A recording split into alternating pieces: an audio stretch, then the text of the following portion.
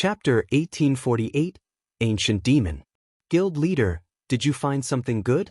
Aqua Rose asked curiously as she watched Shifeng's blank expression. The rest of the team turned to look at Shifeng, as well, anticipation flashing in their eyes. They all wanted to know what kind of treasure a fine gold treasure chest had to offer. A fine gold treasure chest was almost impossible to find in level 50+ maps. The best players normally found were secret silver rank. Meanwhile, even mysterious iron treasure chests could cause a heated struggle between guild teams. The higher quality treasure chest players found, the more of a commotion activating the treasure chest would cause. In turn, this would lead to more players finding out about the treasure chest.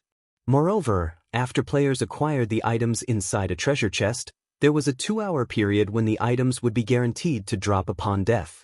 Hence, whenever a treasure chest appeared in the fields, a slaughter would soon follow. Fortunately, Zero Wing's team didn't have to worry about being attacked. After all, this place was the Flame Demon's Valley. The only other players that might see the glow from the fine gold treasure chest were the 9th Heaven members. Even if other players with hostile intentions discovered them, they had no fear that anyone would try to rob them. Something good has dropped, Shifeng said, laughing. He then retrieved the Flame Demon's crown and shared its statistics in the team chat. Flame Demon's crown, head, fine gold rank.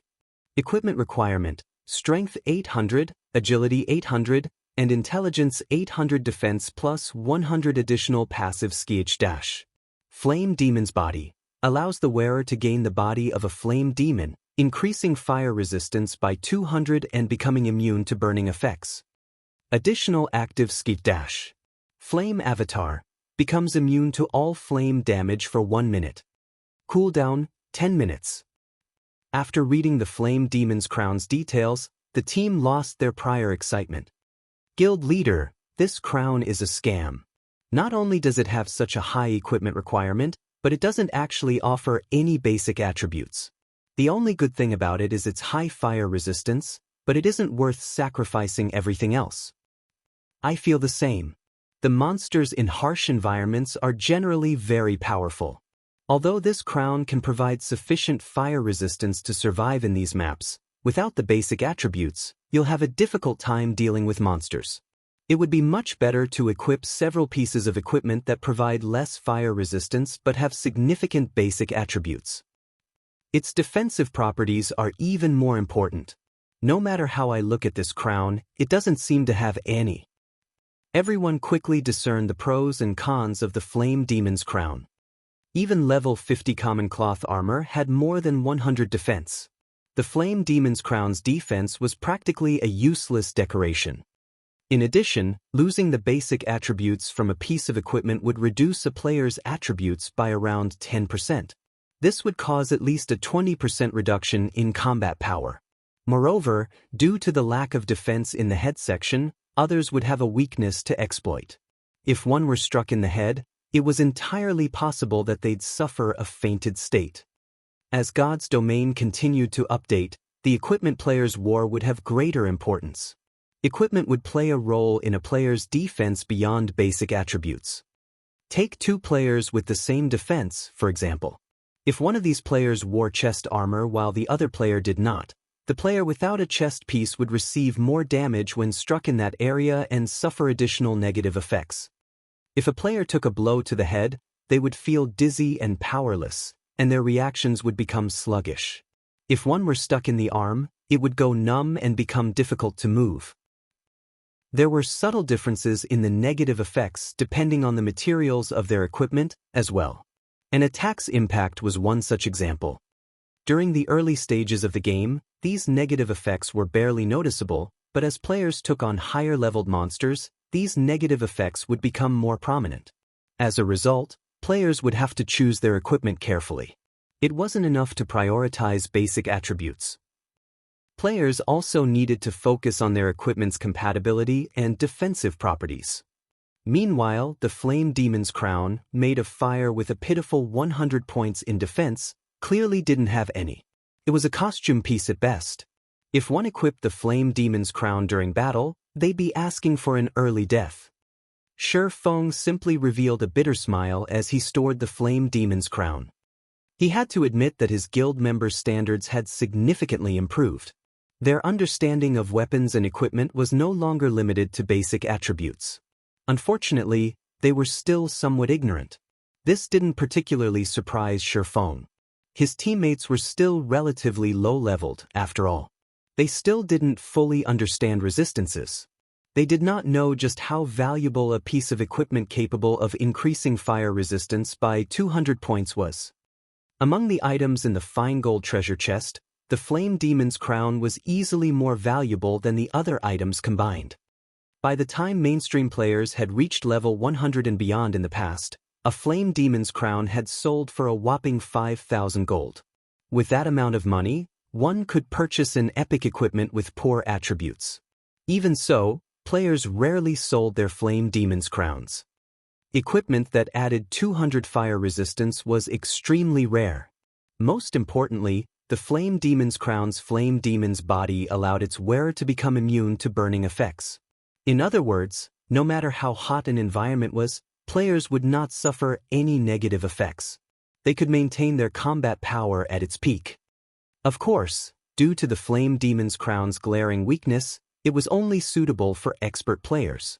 Ordinary players would be better off wearing several pieces of equipment that provided both basic attributes and fire resistance.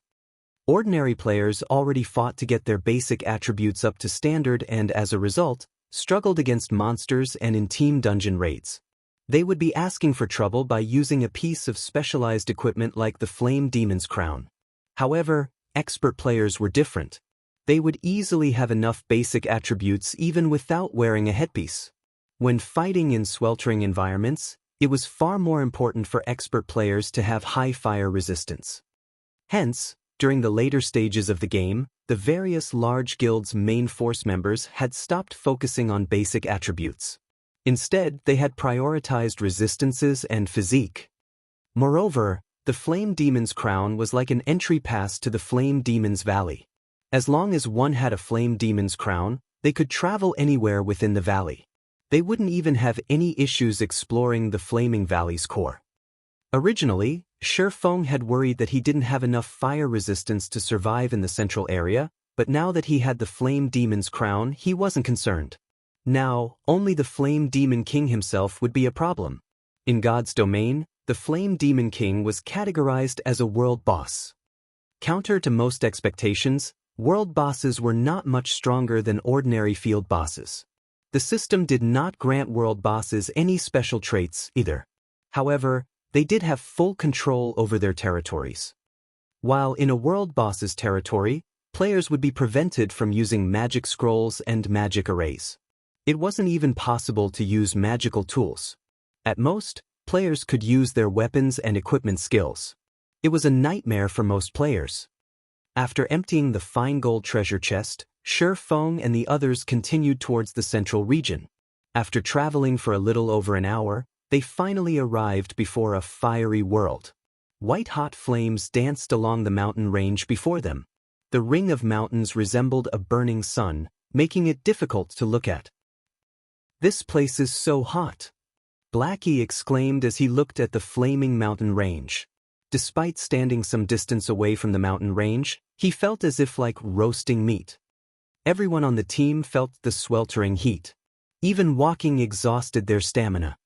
Meanwhile, a gigantic figure wielding a trident patrolled the center of this mountain ring. Every one of this figure's movements stirred the flames around it as lava rose into the air. Even from several thousand yards away, Zero Wing's team could feel the figure's fierce aura. When they saw the Flame Demon King's true appearance, they couldn't help their gasps. Even Shi Feng was shocked. Flame Demon King, elemental creature, ancient fiend, mythic, level 83. HP 720, 000/720, 000/000. An ancient fiend. How is this possible? Shi Feng was indescribably shocked when he saw the Flame Demon King's statistics. Shouldn't it be an archaic species? Chapter 1849, World Gate. Guild Leader, Don't tell me we're supposed to fight that boss. Is that really a mythic monster? The Flame Demon King was a 50-meter-tall giant. Every one of its movements stirred up a storm in the sea of fire around it. Zero Wing's team could tell how terrifying this monster was just by looking at it. When he saw the Flame Demon King, Cola, who had brimmed with confidence, felt his scalp tingle. This boss could likely even slay a 1,000-man team of level 80, Tier 2 experts. Compared to the mythic monsters they've encountered thus far, the Flame Demon King was on an entirely different level. Could the new expansion pack I triggered have made the Flame Demon King stronger? Xianxia pondered as he looked at the Flame Demon King. The more he thought about it, the more his theory seemed plausible. After all, the Flame Demon's Valley was only a level 70+ map. It wasn't a level 100+ map. An ancient fiend shouldn't be here. An ancient fiend was an elemental creature that had fully unlocked its bloodline and reverted to its ancestral form. Although ancient fiends were no match for dragons in terms of life rating, they were fully capable of rivaling ferocious beasts. Even an expert team that was 20 levels higher wouldn't be a match for a mythic-ranked ancient fiend, much less an expert team of the same level. In addition, the Flame Demon King had a world boss's special ability. Not even a 100-man team of level 100, Tier 3 players could defeat this monster. There's no helping it, I can only adjust my plans. Following which, Xianxia addressed his team. I had thought that I could complete this quest and get everyone out of here safely, but that's no longer possible. I'll have to ask you all to sacrifice yourselves to lure the Flame Demon King away from its territory. Try to buy as much time for me as possible. Violet, you won't be joining the fight. I need you to hide in the distance. Once the battle is over, you'll be responsible for resurrecting the team. All he could do now was lure the Flame Demon King away from the World Gate. The players that would be responsible for buying time would die, but with the resurrection skill he had given Violet Cloud, they could reduce the death penalty his teammates suffered. I understand. Violet Cloud nodded. None of his teammates had any objections to Xianxia's proposal. They were the guild's main force members. Their weapons, equipment, and levels had been granted by their guild. It wasn't unusual to die for their guild's benefit very quickly. The team followed Xianxia's instructions. Cola would be the first player responsible for attracting the Flame Demon King's attention and luring it to the designated area. After Cola died, Turtledove and Iwumien would take over. Once all 3 MTs had died, the rest of the team would split up and flee, forcing the Flame Demon King to waste as much time as possible chasing them down. Move out! Xianxia commanded once he was in position a short distance away from the valley's entrance. Following his orders, Cola charged into the flaming valley. Shortly after he had set foot in the sea of fire, a deafening roar echoed from the valley's center. Little human, you dare trespass in the Flame Demon King, Monacoland's, territory? I'll show you just how frightening fire's anger is. As the voice faded, the Flame Demon King emerged from the raging flames, its movements causing waves of fire that washed over Cola. Not daring to be careless, Cola immediately activated Power of Darkness and hid behind Titan Guard. Boom! As the firestorm slammed into him, Cola stumbled 3 steps backward, a damage exceeding -20,000 appearing above his head. So strong. Just its movements caused such a powerful attack. Aqua Rose, who watched from afar, could not help her shock when she saw Cola lose 1/8 of his HP despite his active berserk skill. Normally, Cola could face a level 70 mythic monster head-on after activating his berserk skill, yet he had just lost so much HP after an indirect attack from the Flame Demon King. The team's other members paled when they saw this. If they had received that indirect attack, they would have likely lost over 50% of their HP. They felt like ants before this world boss. As the Flame Demon King's frightening strength stunned Zero Wing's players, the boss had arrived before Cola. The Flame Demon King then thrust its trident at the Guardian Knight with so much speed that the attack had been invisible to the naked eye. Fortunately, Cola had already raised Titan Guard and blocked the attack in time. After blocking the attack, however, Cola had lost all feeling in his arms. Like a cannonball, he had been thrown back, only stopping as he crashed into a massive boulder. Kola's HP instantly fell by over 80,000, more than half of his total. The team was stunned. Just one attack had left Kola so miserable. The gap in strength was despairing. "Heal him quickly," Feng shouted through the team chat. The outcome didn't surprise him. After all, their opponent was a mythic-ranked ancient fiend. If not for the fragmented legendary rank Titan Guard, Kola might have died instantly. Upon hearing Feng's command, the Tier 2 healers snapped out of their daze and cast healing spells on Kola, instantly restoring the Guardian Knight's HP to 70%. However, the Flame Demon King was already stabbing its trident at Kola again, the weapon releasing white-hot fire. The white-hot flames shocked Kola. Hurriedly, he activated Protection Blessing. After its upgrade to Tier 2, Protection Blessing reduced the damage he took by 60%. However, when the trident met Kola's shield, the stone under his feet shattered, forming a crater. Meanwhile, Kola's HP fell by more than 60,000, dropping his HP into the red. By the time the Flame Demon King executed another attack, the team's healers only recovered Kola's HP to 50% of his total. Realizing how precarious his situation was, Kola used Titan's Heart, forming 3 layers of protective energy, which could absorb up to 10 times his maximum HP around him. With Titan's Heart in effect, Kola quickly fled the Sea of Fire. Seeing Kola pull away from the valley, Feng breathed a sigh of relief. Fortunately, he had upgraded Titan Guard to the fragmented legendary rank earlier. Otherwise, the 3 MTs wouldn't be able to lure the Flame Demon King away before they died, even if Kola, Turtledove, and Yi Wumian worked together.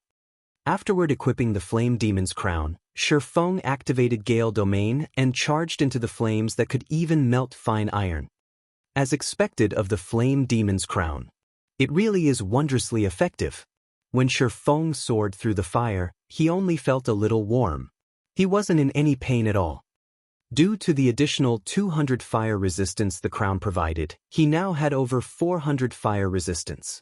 His HP only fell by a little over 100 each second he remained in the fire. After flying for about 40 seconds, he noticed Kola's name darken among the list of his team members. It was obvious that the Flame Demon King had killed Kola. So quickly?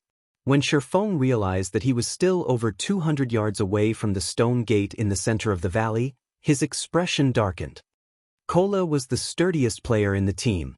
He had thought that the Guardian Knight alone would be able to buy him enough time to reach the World Gate, but it seemed that the Flame Demon King was much stronger than he had expected.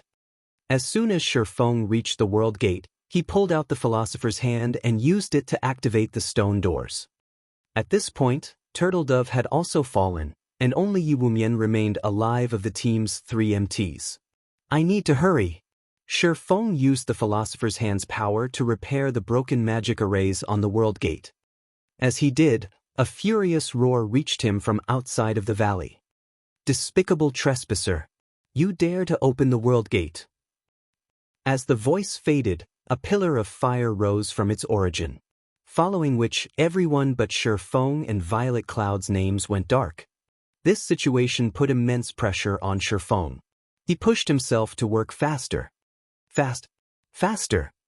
While Feng repaired the World Gate's magic arrays, he could feel the space around him boil.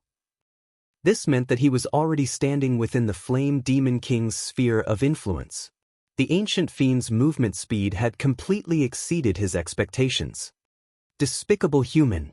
Vanish alongside your sins! When the Flame Demon King caught sight of Feng, it threw its flaming trident at the swordsman.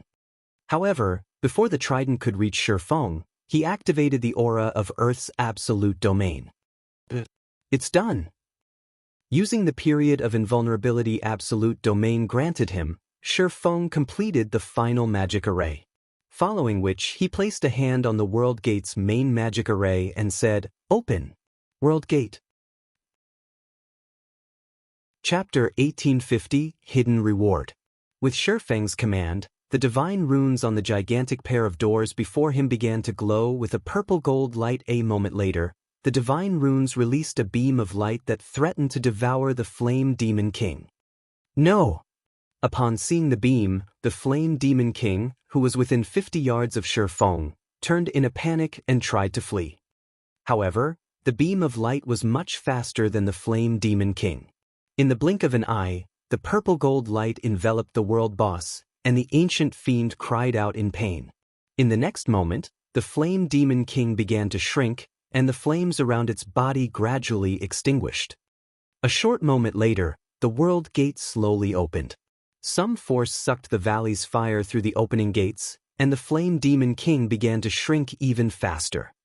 From its original height of 50 meters, the Flame Demon King quickly shrunk to 40 meters, 30 meters, 10 meters.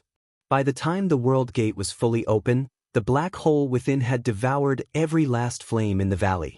The Flame Demon King had also been dragged towards the world gate by the black hole's powerful gravity. "No! This is my power!"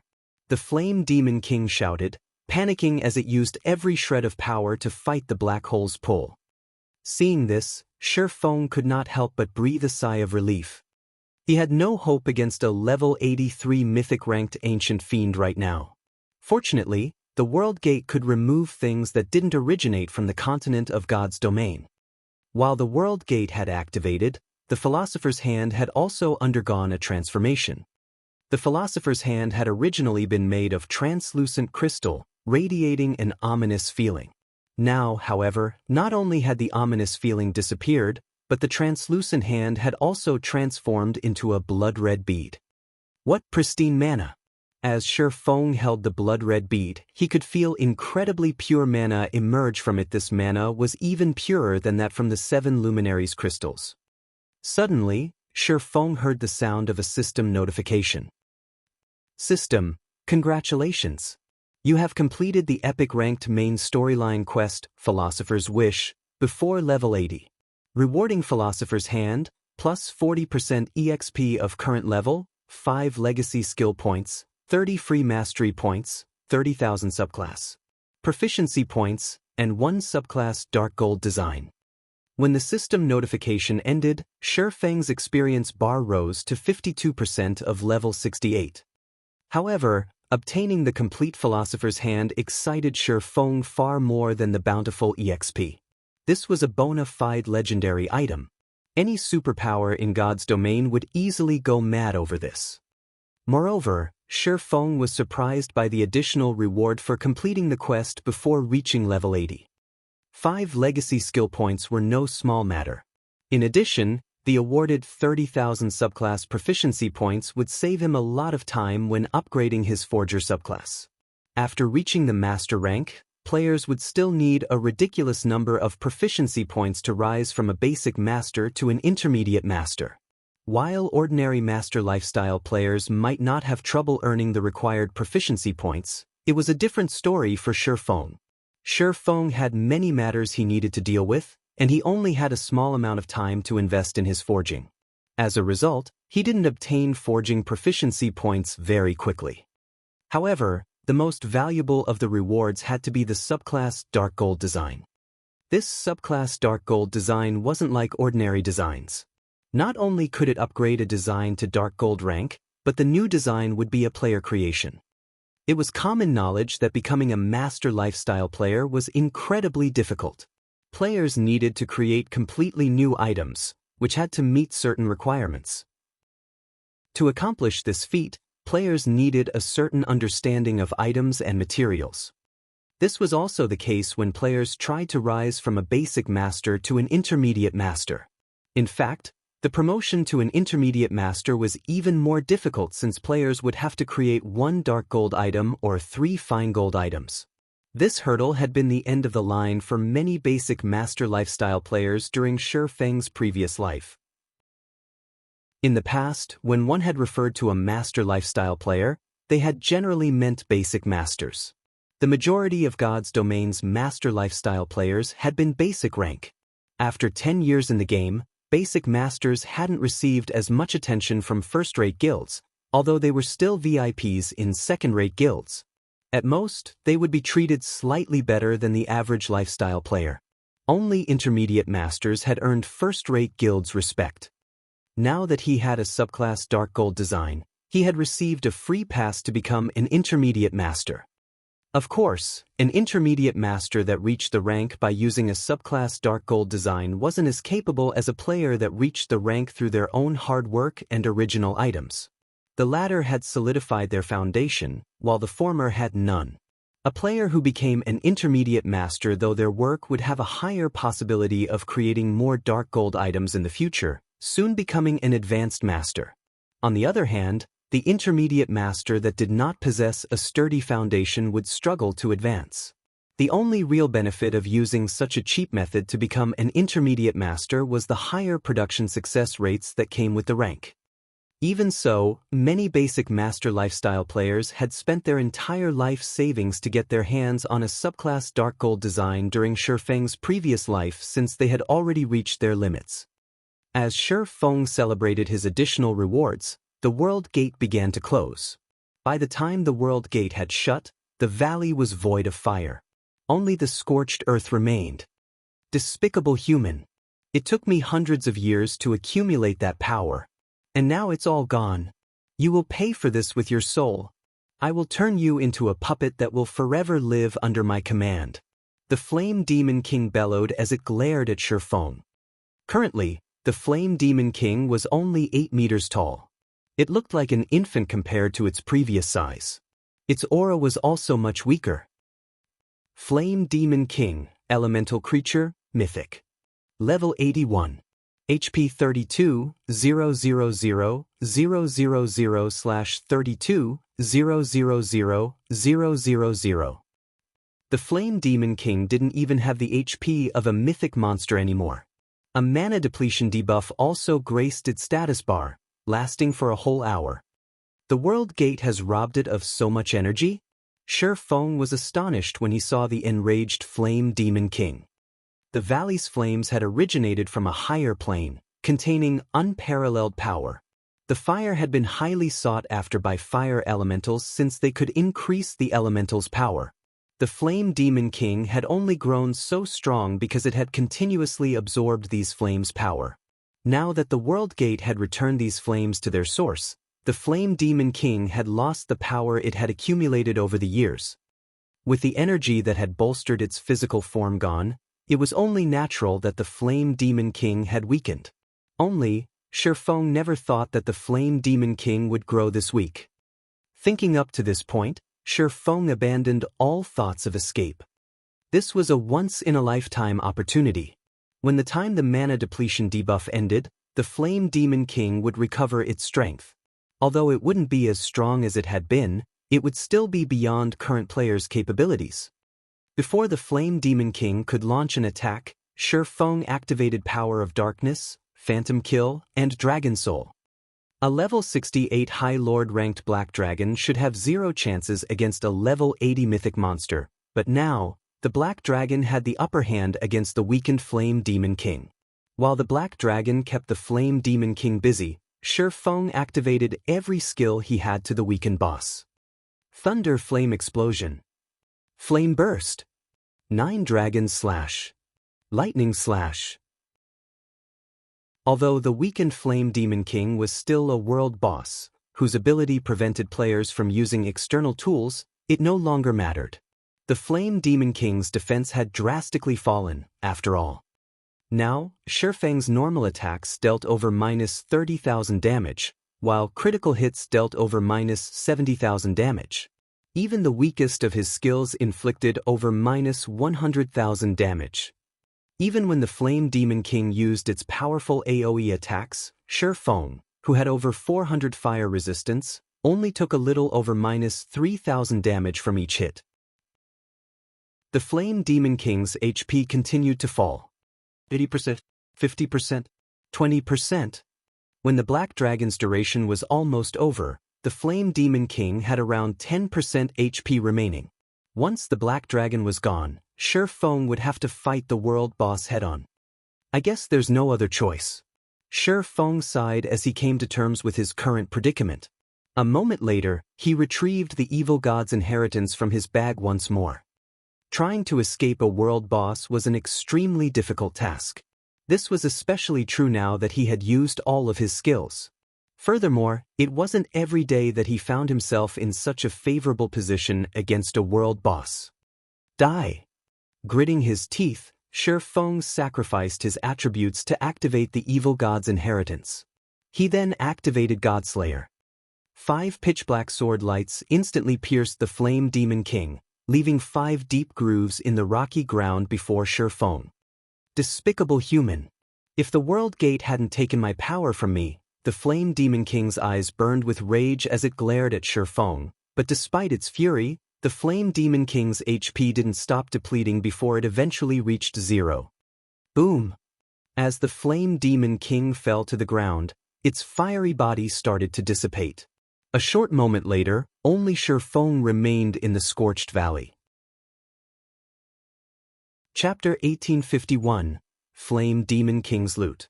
After the Flame Demon King died, the rampaging mana in the valley settled down. It's finally dead. Shi Feng breathed out a sigh of relief as the Black Dragon disappeared, shortly after the Flame Demon King died. If not for the Black Dragon's assistance, he wouldn't have been able to defeat the Flame Demon King. After all, even though the Flame Demon King was weakened, it was still a mythic monster. The boss had possessed not only superior strength but also far more HP. Even if the Flame Demon King had only 10% of its HP left, it would still have had more than enough time to kill him. Although he had to sacrifice another 10 points of every basic attribute to kill the Flame Demon King, he forgot about the loss when he saw the small mountain of items the boss dropped. The Flame Demon King was a world boss. Although it had been weakened due to his quest, it was still a mythic-ranked world boss, hence the extremely bountiful loot. Not to mention, as this was the first time the Flame Demon King was killed, it was guaranteed to drop a 4-star guild promotion order. Future Flame Demon Kings killed would have only a certain chance of dropping the promotion order. This item was also the reason why he had persisted in killing the Flame Demon King to the point of permanently weakening himself.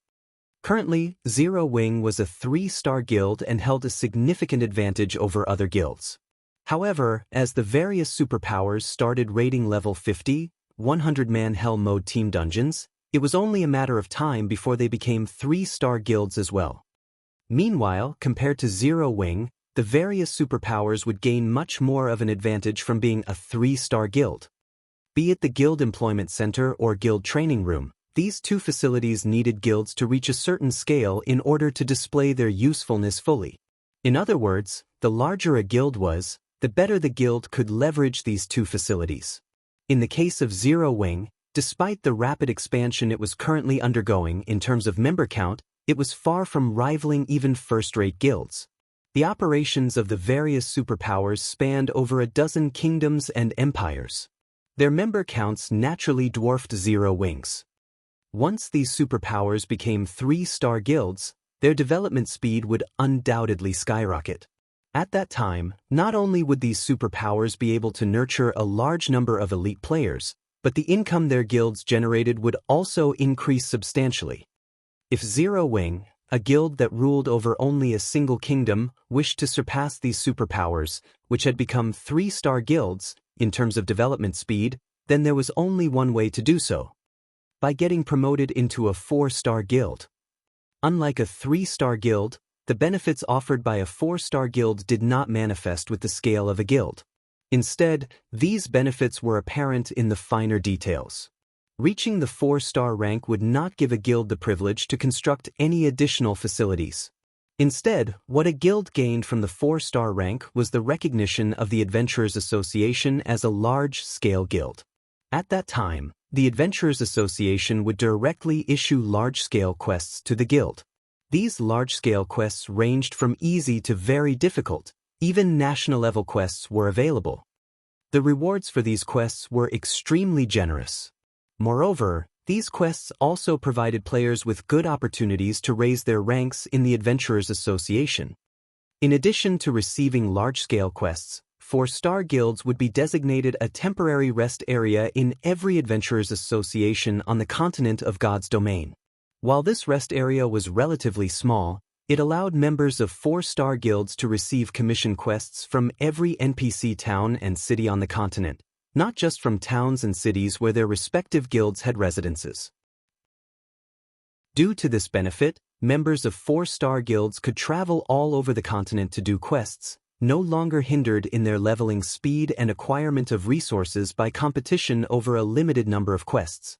The only downside to this was the Adventurers Association's tax on players' quest rewards when completing commissioned quests accepted from these designated rest areas. This, in turn, reduced the guild's income from these quests. Even so, this benefit would still help guilds generate much more wealth than before. At the same time, guilds would also be able to raise their popularity in the various NPC kingdoms and empires significantly, killing 2 birds with 1 stone. This was the distinguishing feature of a 4-star guild.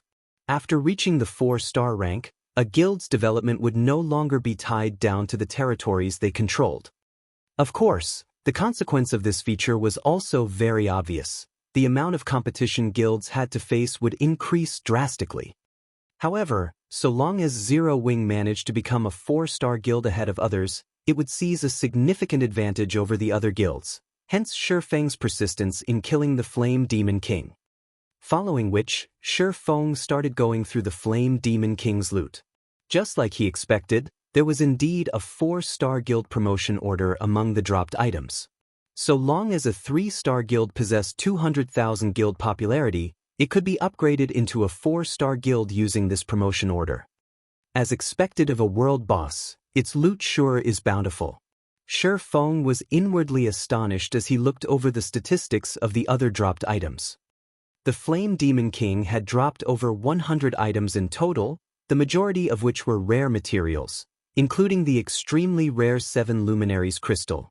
Although only 3 7 Luminaries crystals dropped, the equivalent often units, the value of these 7 Luminaries crystals still exceeded that of the other materials by a large margin. The rest of the loot were level 70+ weapons and equipment. Practically every one of these weapons and equipment was of fine gold rank, only one of them was epic rank. Among the fine gold equipment dropped, 4 pieces belonged to the level 70 fine gold ranked Sins of Thunderfire set. The boss also dropped the entire level 70 fine gold ranked Scorching Wind set. While the weapons and equipment dropped looked subpar at best, Shi Feng's eyes glowed with excitement when he saw them. His reaction was because the Sins of Thunderfire set was top-tier set equipment for magical classes. This was set equipment that only level 70+ mythic ranked field bosses dropped. The set had a total of 6 pieces, and even superpowers would need to expend a lot of effort to collect the complete set. As for the Scorching Wind set, it was similarly top-tier set equipment but for plate armor classes instead of magical classes. Not only did the Scorching Wind set provide higher fire resistance than the Dark Corrosion set, but its 6-piece set effect was also extremely heaven-defying. It allowed players to transform into a war god of fire and acquire a life rating that could rival archaic species. Although players would incur double damage from ice and water-type attacks than they normally would, it was still plenty amazing.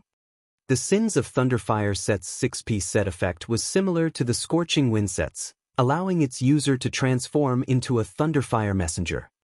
Due to these 2 set effects, despite the ordinary basic attributes the 2 sets provided, they had ended up publicly recognized as the strongest level 70 set equipment available in the game.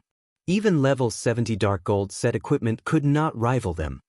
Shi Feng had never thought that he would be able to obtain the entire Scorching Wind set. As for the Sins of Thunderfire set, he was just short of 2 set pieces to complete the set.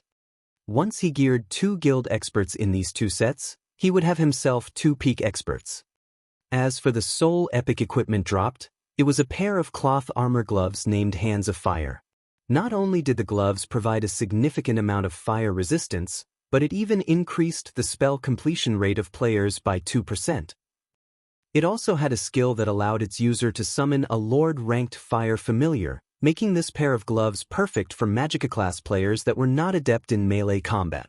After Shi Feng was done going through the Flame Demon King's loot, he then took out the Philosopher's Hand from his bag and inspected it, suppressing the excitement in his heart as he looked through its attribute panel.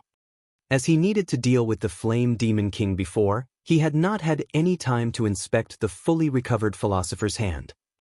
Now that the Flame Demon King was dealt with, he naturally had to take a good look at this legendary item, which had disappeared from God's domain in his previous life. Chapter 1852, Complete Philosopher's Hand. The instant Shi Feng retrieved the Philosopher's Hand from his bag, he felt the space around him grow heavier. It felt as if space itself couldn't withstand the pristine energy within the Philosopher's Hand. Now that Shi Feng had the chance to get a better feel for the Philosopher's Hand, he felt a powerful inspiration well within him. His mind felt sharp and focused like never before. It was as if the world had faded away, leaving him alone with his thoughts. So, this is the true Philosopher's Hand? Shi Feng could not help his excitement as he gazed at the crimson bead in his hand. Philosopher's Hand, legendary rank item. A special gemstone crafted by the philosopher Erhard, containing incredible power that is capable of manipulating the soul. Additional passive effect. The wielder of the Philosopher's Hand will have all of their subclasses temporarily raised by 1 rank. Additional active skill 1-. Philosopher's Soul offers players guidance for 10 hours when crafting items. Cooldown, 12 hours. Additional active skill 2-. Soul Fantasy allows players to enter an imaginary world for 8 hours. During this time, players may use the materials that they know of to produce items without limit. Cooldown, 15 hours. Although the Philosopher's Hand only possessed 3 skills, these skills were heaven-defying. Based on Shi Feng's knowledge, only the epic-ranked Icarus's Heart could temporarily raise a lifestyle player to master rank. In Shi Feng's opinion, Icarus's Heart's ability to do so was already heaven-defying, but compared to the Philosopher's Hand, Icarus's Heart was a cheap knockoff. However, compared to the Philosopher's Hand, Icarus's Heart couldn't even be considered a cheap knockoff.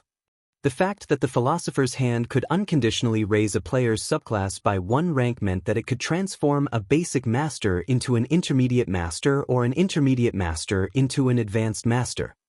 The Philosopher's Soul also offered the system's guidance, which would be a great help to players when they produced items. Originally, the skill had been limited to a 1-hour duration. Unfortunately, it was almost impossible to accomplish anything useful in that time.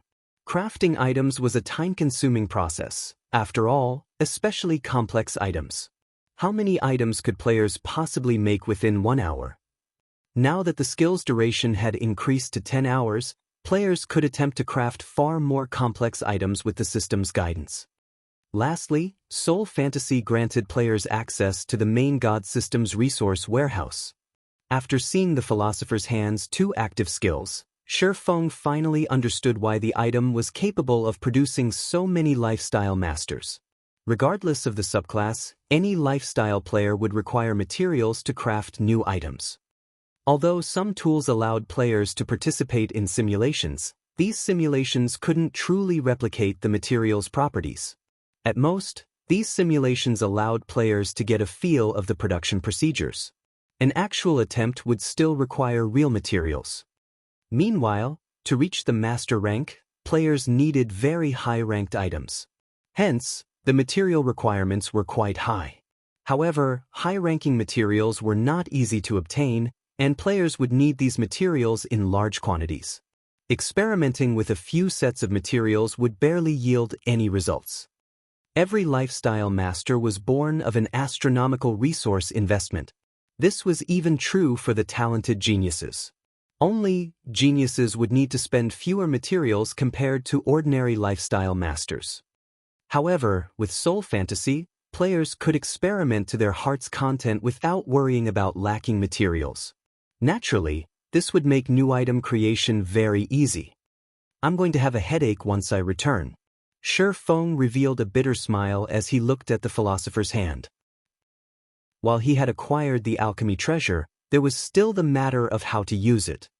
There was only one Philosopher's Hand, yet the candlelight trading firm had tons of advanced lifestyle players waiting to use it. He would have to decide which players were worthy of the privilege. Most importantly, he'd have to worry about information leaks. Due to an information leak, Kingdom's Sword, the Philosopher's Hand's owner in the past, had become a target for the various superpowers, eventually vanishing from God's domain altogether. Although Zero Wing was impressively powerful right now, If multiple superpowers decided to make it their target, it would suffer a similar fate.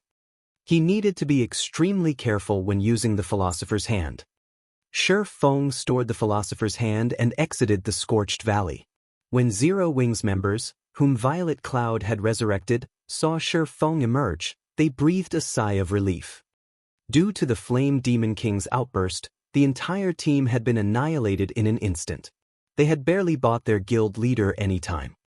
"Guild leader, how did the quest go?" Aqua Rose asked worriedly. Not only were high-ranked quests incredibly dangerous, but they also gave players very few chances of success. Plenty of quests only gave players a single attempt, and since their deaths had been so unexpected, they knew it was likely that this attempt had been a failure. Hence, Aqua Rose wondered if they'd have a second chance.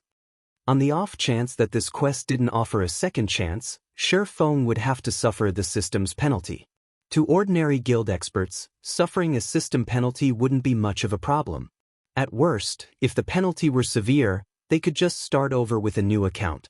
However, Shi Feng was different. He was Zero Wings guild leader. If he suffered such a severe penalty, it would shake the very foundation of the guild. "Relax. I completed my quest," Shi Feng said, chuckling at the worried expression on Aqua Rose's face. "That's wonderful. I worried that we had failed the quest and you'd have to pay a high price for it. Now that the quest is complete, we didn't waste our trip here," Aqua Rose said, breathing a sigh of relief. She then looked at Shi Feng curiously and asked, "But, guild leader, you really are amazing. You actually escaped the Flame Demon King after completing your quest. Looking at the terrain, there should only be one path out of the valley. How did you manage to hide from the boss, guild leader?" She had experienced the Flame Demon King's frightening might personally. The world boss had been beyond terrifying. It was basically a god to current players. She found it very difficult to imagine any players defeating the Flame Demon King, even after reaching the same level. She didn't even know if a 100-man team of level 100 players had any hope against the Flame Demon King. Hearing Aqua Rose's question, the rest of Shi Feng's team turned towards him, curious. The Flame Demon King had slain Turtledove, a tier 2 metric tons who had activated her berserk skill, in just 3 hits, yet Shi Feng had escaped the boss unharmed. It was incredible. "Hide? I wish I could have hidden from it, but the valley is only so large. Where would I possibly hide?" Shi Feng said, shaking his head. "But if you didn't hide from it, how did you get away safely, guild leader? Didn't the Flame Demon King discover you as you left?" Shi Feng's reply on confused Aqua Rose further. When the Flame Demon King had killed her, she had caught a glimpse of the boss as it charged back into the valley, where Shi Feng had still been. "It discovered me, of course," Shi Feng said, smiling. "But rather than wait for it to attack, I decided to strike first." "Then, guild leader, how did you get out?" Aqua Rose asked, utterly confounded. "Did you use an auto-resurrection tool?" Although auto-resurrection tools were very rare and precious in God's domain, they were nothing new. Aqua Rose couldn't think of any other way that Shi Feng would have escaped the Flame Demon King's pursuit. "Take a look at this," Shi Feng said, smiling as he retrieved a gigantic, crimson crystal ball from his bag.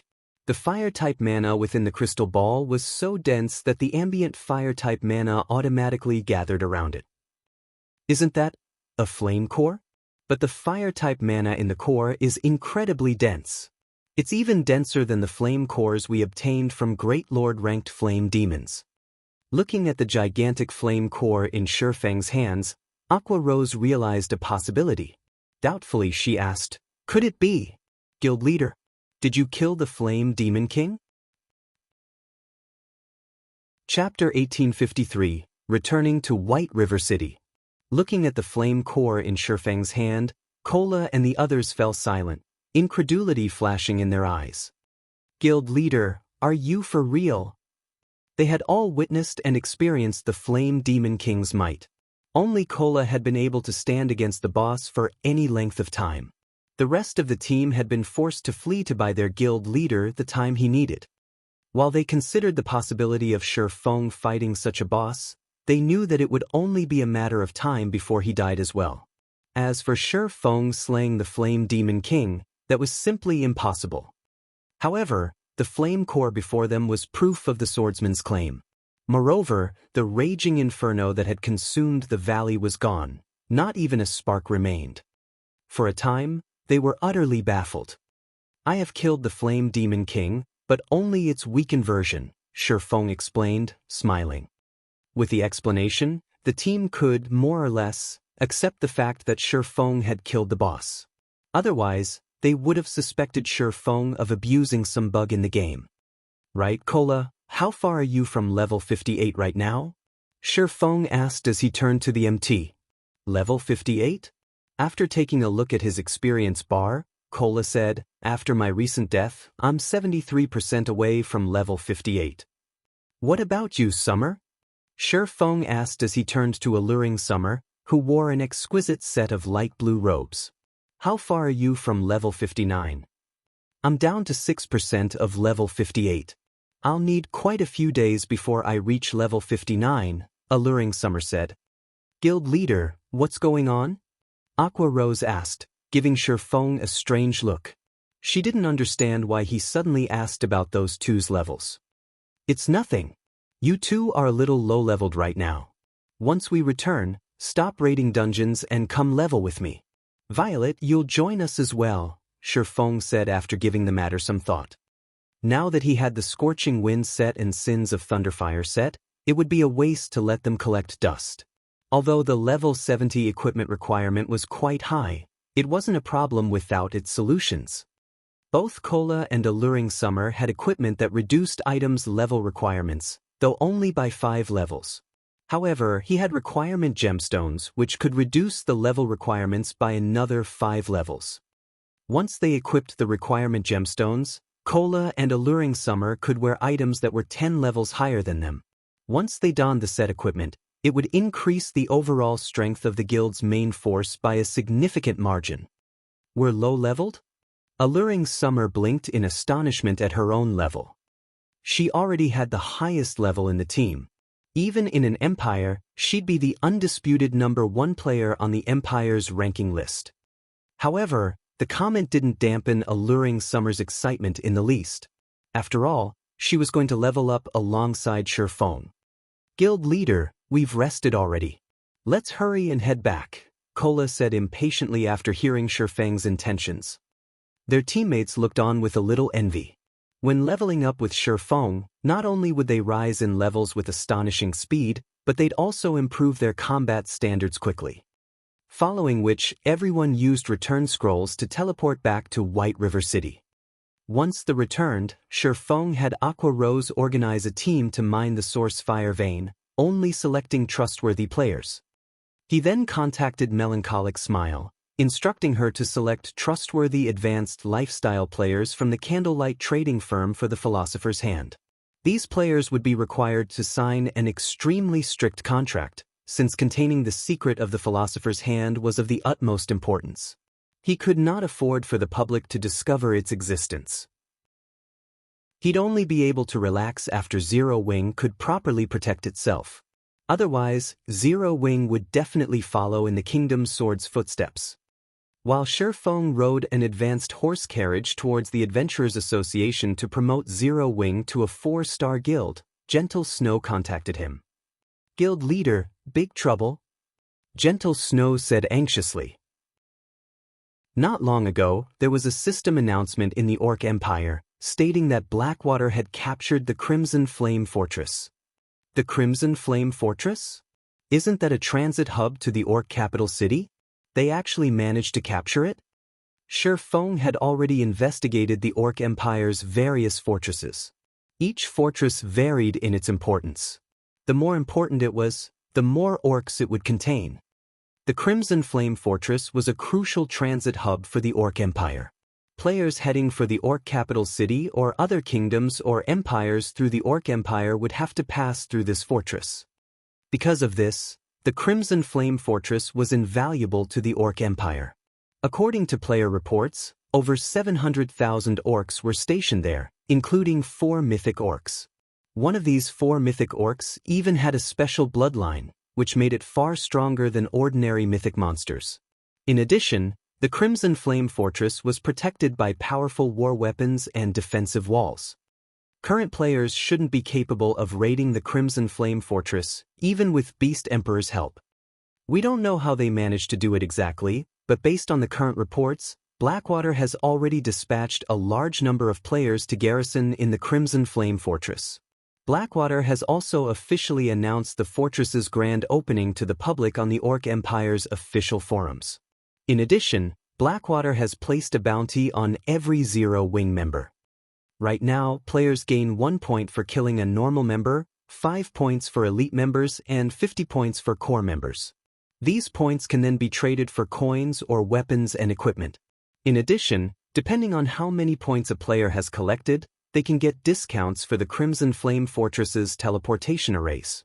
Players will receive a 10% discount for 500 accumulated points, 20% if they accumulate 3,000 points, and 30% if they accumulate 10,000 points.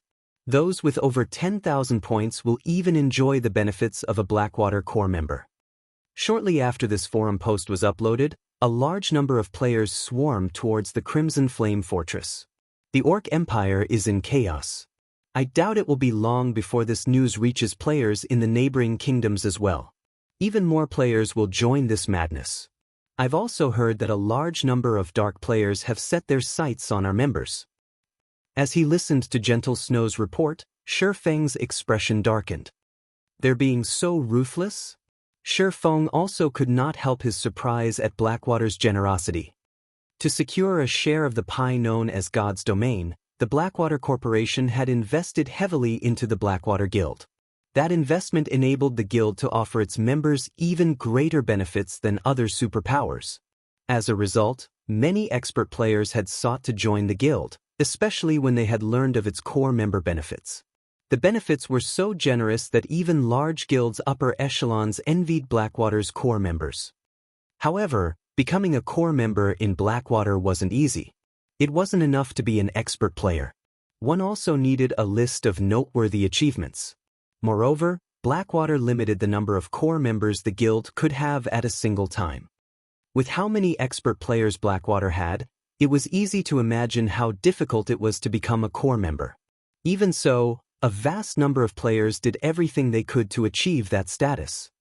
Now that Blackwater offered those same benefits for kill points, how could players ignore the temptation?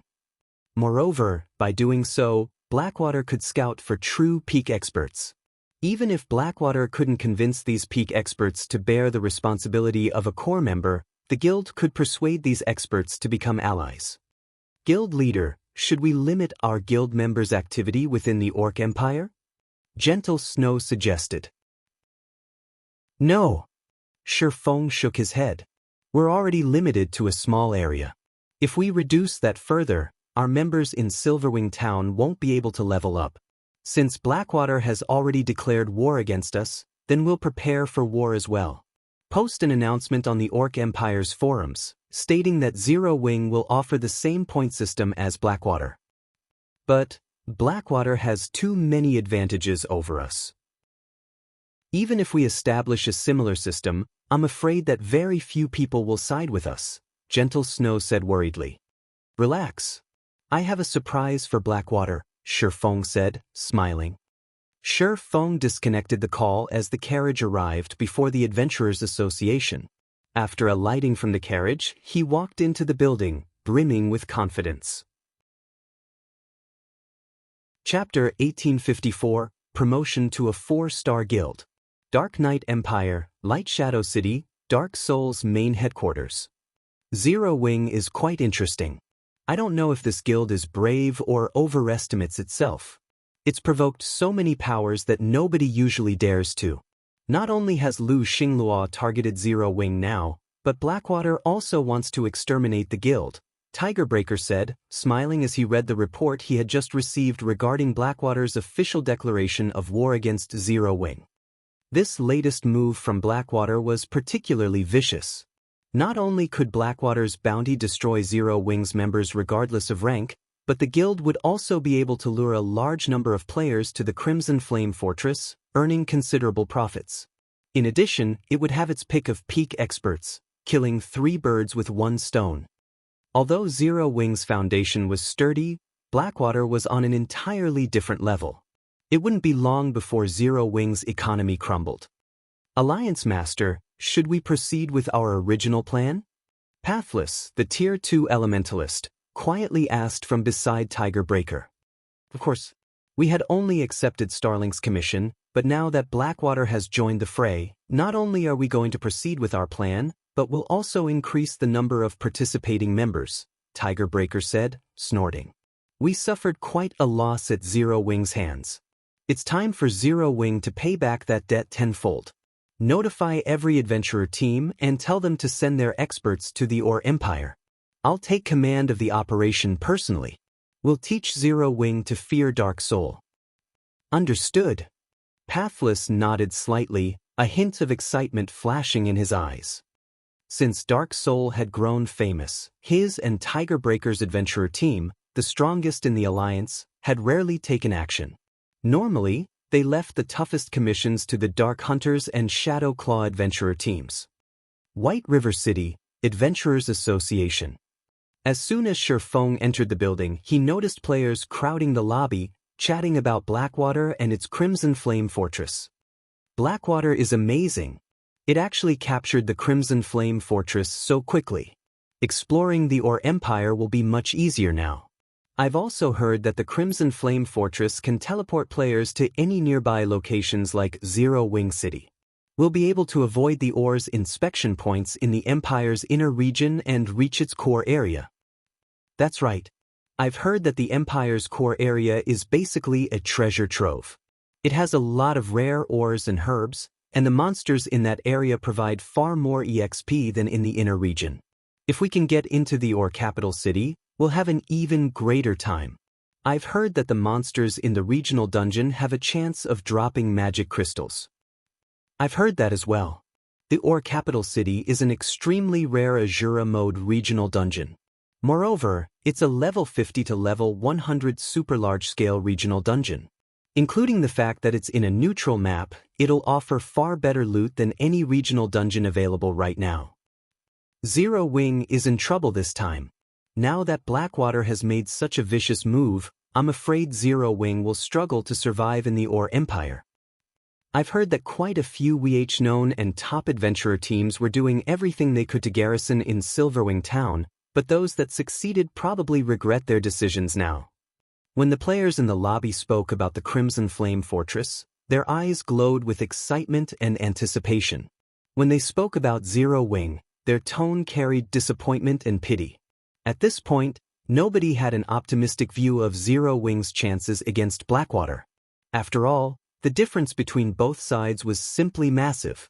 Previously, Zero Wing had held its ground thanks to Silverwing Town, but now that Blackwater had secured the Crimson Flame Fortress, Zero Wing had lost the advantage Silverwing Town granted. News sure spreads quickly. Shifeng revealed a bitter smile when he overheard the conversations around him. It seems Blackwater had prepared to advertise this matter, waiting for the right moment. Blackwater's successful capture of the Crimson Flame Fortress had only been announced recently, yet White River City's public was already talking about it. No matter how he thought about it, this shouldn't be possible.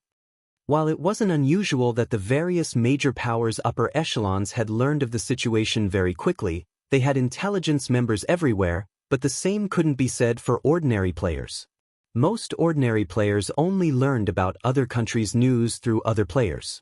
Normally, it took a few hours or even days before White River City's populace would learn of something happening in the Ore Empire. Yet, as soon as he had received news about the Crimson Flame Fortress from Gentle Snow, the ordinary players in the Adventurers Association were already talking about it. The information had spread too quickly. The only explanation was that Blackwater had sent some of its members to White River City to talk about the news, secretly spreading the word. However, Shifeng did not particularly mind as he headed toward the association's second-floor hall. As Shifeng arrived before the VIP counter on the second-floor hall, he received a call. The caller was none other than Phoenix Rain. Guild Leader Black Flame, I've just heard about Blackwater's declaration of war on Zero Wing. As an ally, how can I be of help? Phoenix Rain asked. Zero Wing's development had progressed well lately. Moreover, Zero Wing's naval force continued to grow stronger, assisting her on Thunder Island. This help gave her more leeway.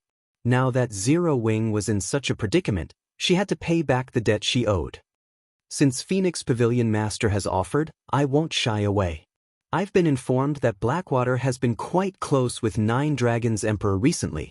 I'm guessing that Nine Dragons Emperor helped the guild capture the Crimson Flame Fortress.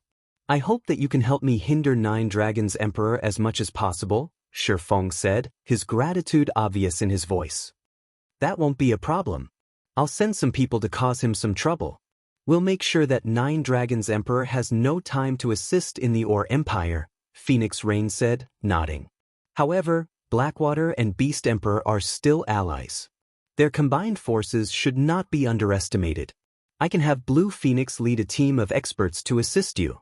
Although they wouldn't be enough to contend with Blackwater and Beast Emperor's forces, they can deter dark players from participating. That won't be necessary. Blue Phoenix is your capable and trusted aide. She must have a lot to do as well, Shifeng said, chuckling. As for Blackwater, Beast Emperor, and the dark players, I have a plan to deal with them. They'll soon learn that Zero Wing shouldn't be trifled with. He knew that Phoenix Rain had her own issues right now. The struggle on Thunder Island was far more troublesome than the struggle in the Ore Empire. Every competitor on Thunder Island was a superpower with an extraordinary foundation, and a single misstep could eliminate one from the competition. If Phoenix Rain could prevent Nine Dragons Emperor from joining the fight in the Ore Empire, that would be enough. Alright, if you need extra funds, you can contact me for help at any time. Phoenix Rain was a little surprised that Shifeng had rejected her goodwill, but it wouldn't be right to insist on sending him reinforcements. After discussing the Dark Corrosion set, Phoenix Rain disconnected the call. Big Sis Rain, how did things go with Zero Wing? Should I lead some of my men over? Blue Phoenix asked curiously. Not at the moment. It seems that Zero Wing has already prepared for this. However, since Blackwater has decided to go all out, I doubt those preparations will last very long. It's best if you are ready to head out at a moment's notice, Phoenix Rain said. I understand. Blue Phoenix nodded. She felt as if Zero Wing was being too stubborn this time. Blackwater had occupied the Iron Empire, and its development speed was ridiculously fast. Even the Great Pavilion Master was awed by Blackwater's success. Blackwater even had more experts than the Dragon Phoenix Pavilion right now. The guild only lacked Domain Realm experts.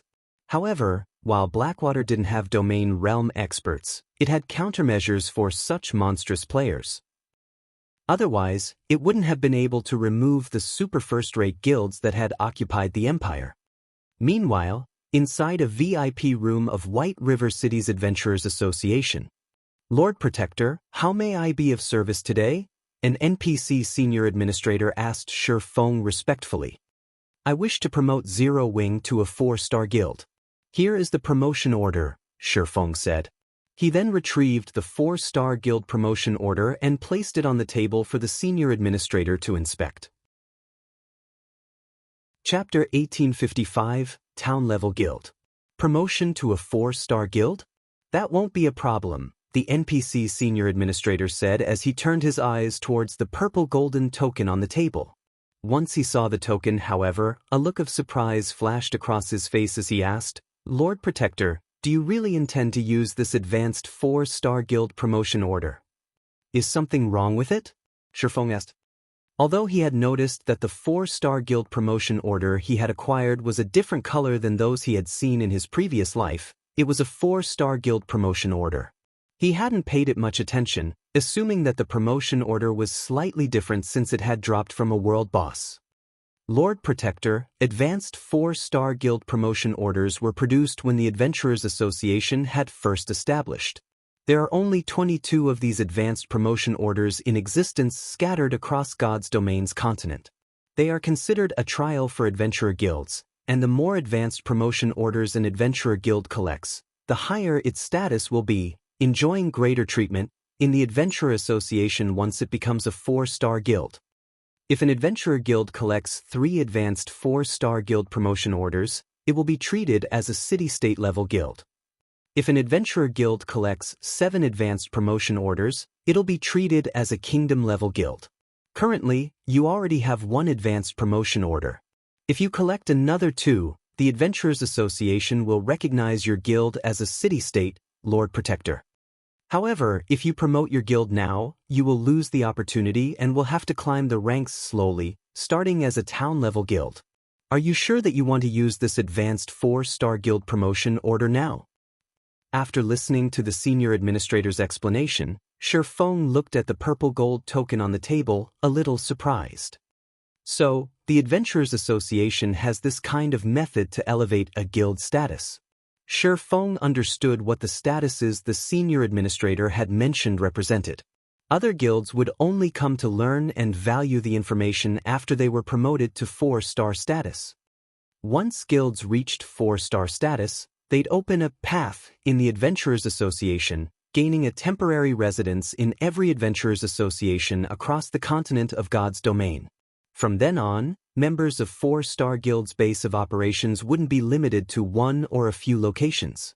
They could expand their development across the entire continent and use the opportunity to increase the EXP and income they earned. This so-called path meant recognition from the Adventurers Association as an official guild. Official guilds would then be able to engage in adventurer guild work. However, even after becoming an official guild, guilds would receive varying benefits from the Adventurers Association. When a guild first became a 4-star guild, it would be treated as an ordinary level guild. If the guild wished to receive more support from the association, it would have to raise its status. The simplest method of doing so involved upgrading the guild's status from ordinary to town level, city-state level, kingdom level, and finally, empire level. Depending on the guild's rank in the Adventurers Association, the guild would have access to different degrees of problems. At the ordinary level, guilds would be commissioned to solve civilian problems. Generally, these problems were similar to large-scale guild quests that required guilds to wipe out some demonic beasts harassing the civilian population. Only, they might reward more EXP than ordinary large-scale guild quests. After an adventurer guild reached the town level, the Adventurers Association would acknowledge the guild's ability to solve a town's problems. Normally, town-level guilds would receive commissions from town nobles, and the rewards would be much better than ordinary-level commissions. Even when a town-level guild accepted a civilian commission, the quest would reward more than what an ordinary-level guild would receive. After all, a town-level guild was much stronger than an ordinary-level guild. When a guild reached city-state level, it proved to the Adventurers Association that it was strong enough to solve issues that plagued an entire region. Commissions city-state level guilds generally received involved crusades against the dark forces in a particular area. Normally, to rise from ordinary level to city-state level, a guild had to complete a significant number of large-scale guild quests, slowly accumulating prestige in the Adventurers Association. Large-scale guild quests only awarded 3 to 5 prestige points, but becoming a town-level guild required 700 to 1,000 prestige, depending on where the guild's main headquarters was located. The number and quality of large-scale guild quests would differ depending on the size of its NPC city, so the more prosperous the city was, the more prestige a guild needed to increase its rank. Thank you for the advice, but I have decided to go through with the promotion, Shifeng said after giving the matter some thought. The revelation was indeed surprising. After all, just one advanced promotion order was enough to promote a guild to town level. Normally, it would take a large guild several years to achieve such a feat as for reaching the city-state levels. Not many large guilds would rise so high within their lifetimes. This was because promotion to the city-state level required a guild to complete a large-scale promotion quest in addition to earning enough prestige. This promotion quest was despairingly difficult. In the past, only a small number of second-rate guilds had completed the quest, yet a guild only needed 3 advanced promotion orders to become a city-state level guild. As for kingdom level, only a small number of first-rate guilds had reached that rank in the past. However, Shifeng didn't have the time to search for more advanced 4-star guild promotion orders. Most importantly, he didn't have a clear idea of where to obtain them. Even if he knew that world bosses dropped them, he wasn't strong enough to hunt those bosses yet.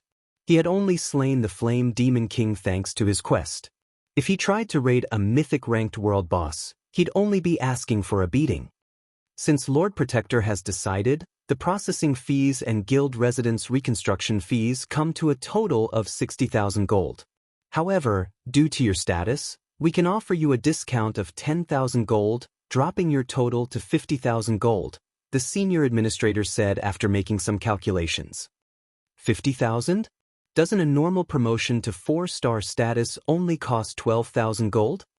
Shi Feng had already begun to retrieve the money from his bag, but after hearing the total cost, he froze with shock.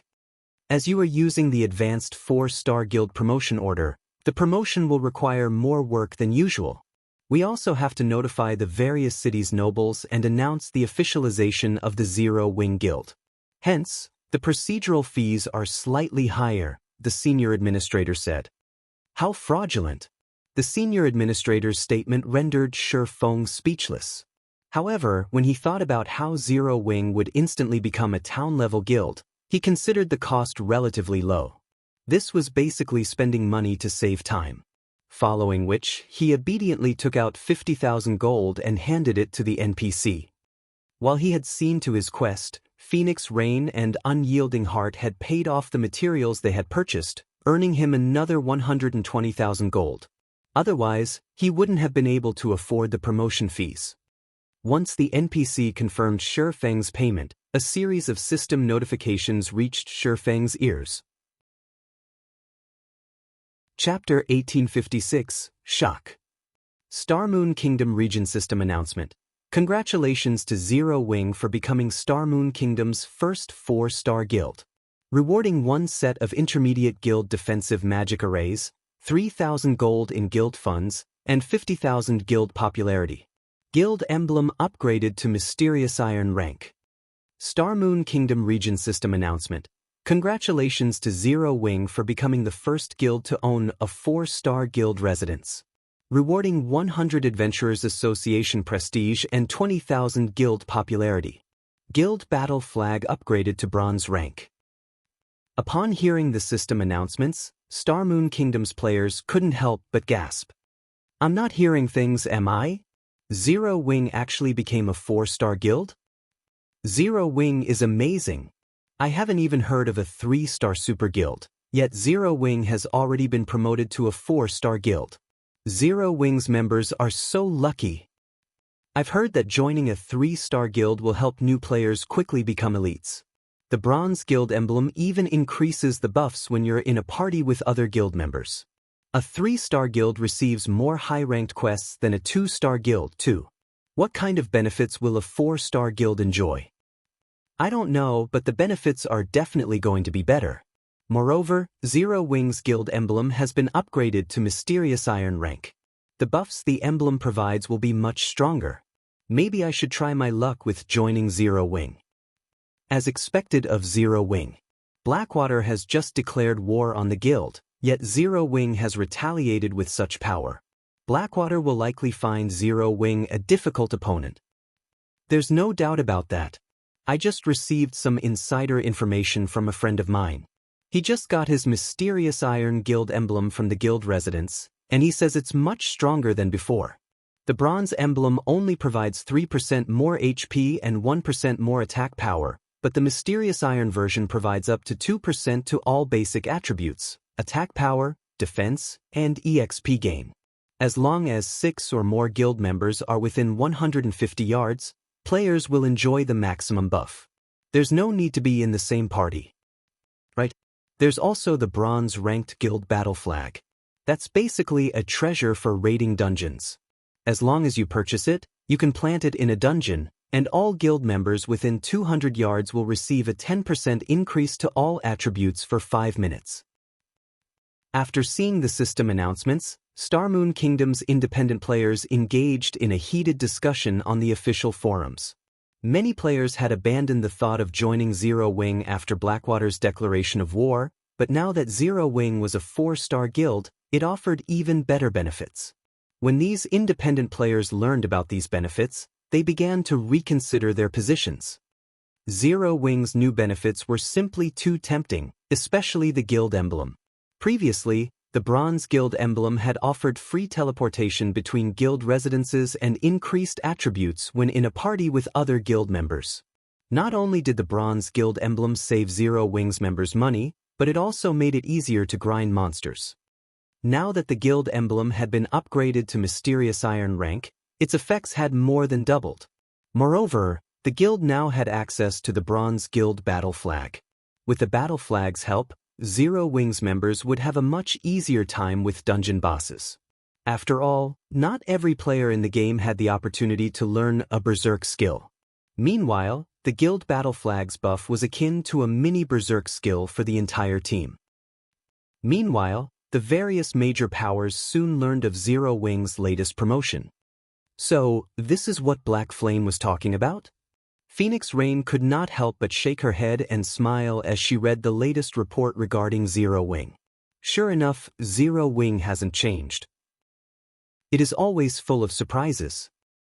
Big Sis Rain, I wish I could see the expressions of Blackwater and Nine Dragons Emperor's people when they hear about this, Blue Phoenix said, giggling. Even she was tempted by the benefits a 4-star guild enjoyed, not to mention independent players. She could already imagine the massive crowd that would form outside of Zero Wing's guild residences.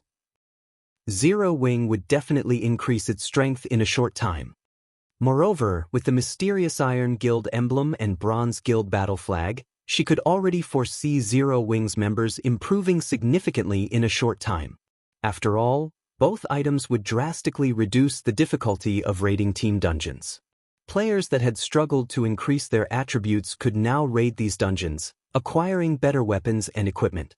These players could then use these weapons and equipment to raid team dungeons of greater difficulty and acquire even better items, creating an endless cycle. Black Flame's latest trump card is certainly impressive. With the benefits of a 4-star guild hastening its development, Zero Wing has a chance in a war of attrition against Blackwater in the Orc Empire. As more time passes, Zero Wing will also be able to include more members in the fight. On the other hand, Blackwater severely lacks manpower, Phoenix Rain said, nodding. She hadn't actually thought that Shifeng was capable of such a move. It was no wonder why the man had rejected her offer for reinforcements. Orc Empire, Crimson Flame Fortress. After the Crimson Flame Fortress had opened to the public, a large number of players had gathered there, seeking the Orc capital city's treasures. The fortress's player population was even more frightening than Silverwing Town's. However, while the town was quite lively, the meeting room in the castle was not. Vice Guild Leader, according to our investigation, many experts from the neighboring kingdoms have begun to consider visiting Starmoon Kingdom to join Zero Wing due to its promotion to a 4-star guild, Falling Fire said, reading the report in his hands with a grim expression.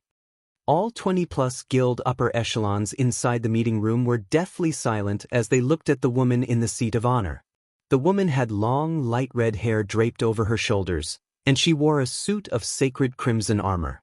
The woman looked to be around 25 or 26 and radiated a majestic charm. However, when everyone present looked at this charming beauty, fear and cowardice overwhelmed them, clear on their faces. Even Falling Fire, who was responsible for Blackwater's forces in the Orc Empire, only engaged this woman with trepidation. Their reaction was not because she was a level 57, Tier 2 shield warrior.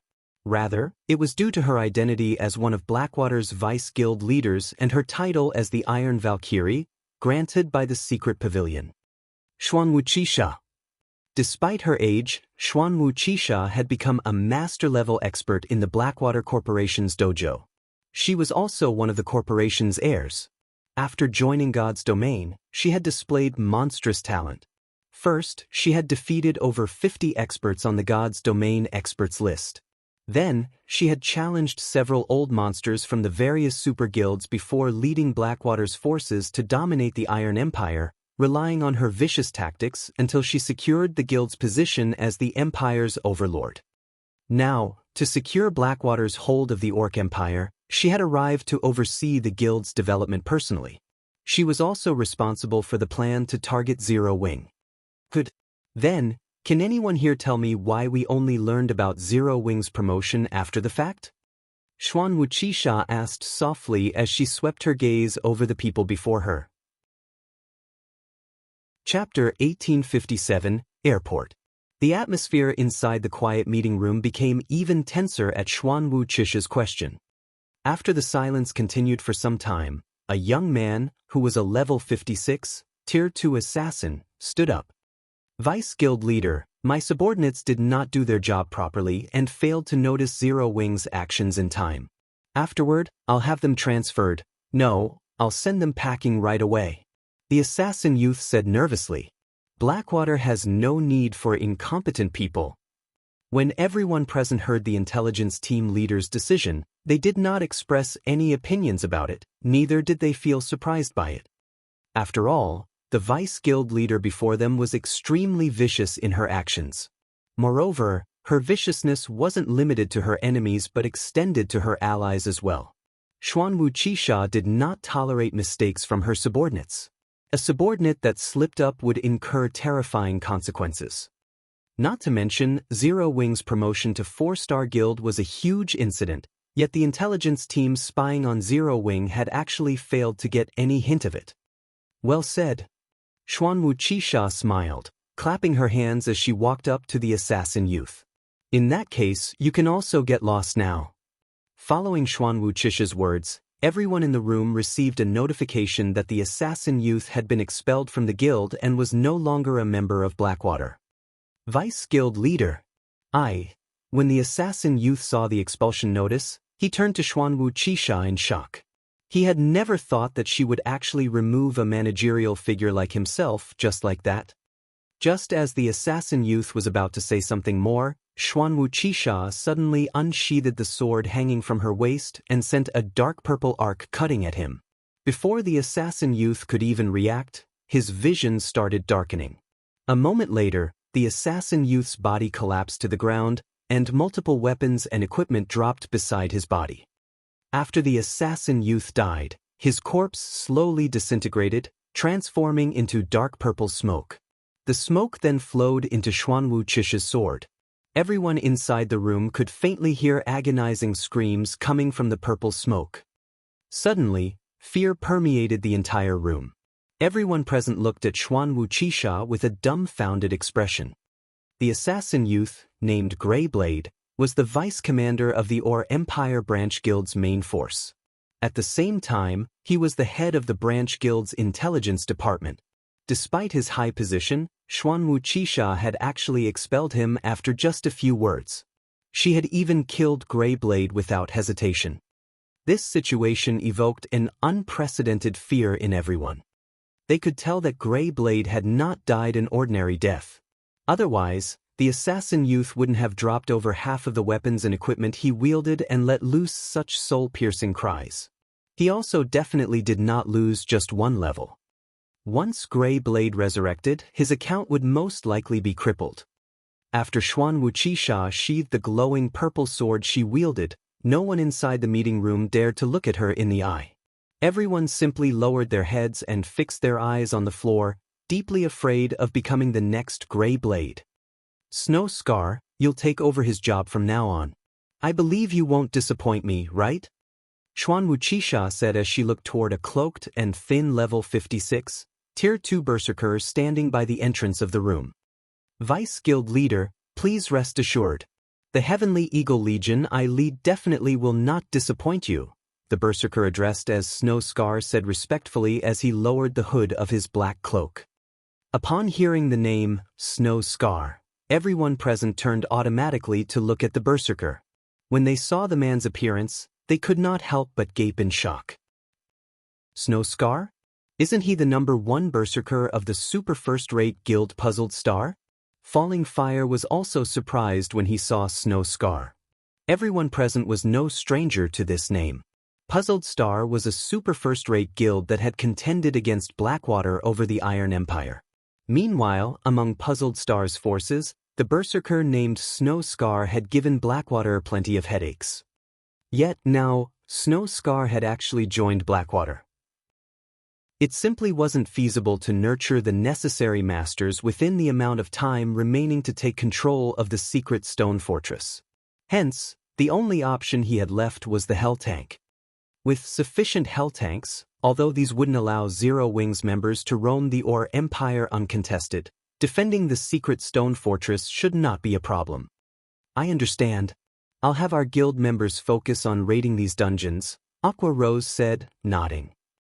She then started making the necessary arrangements.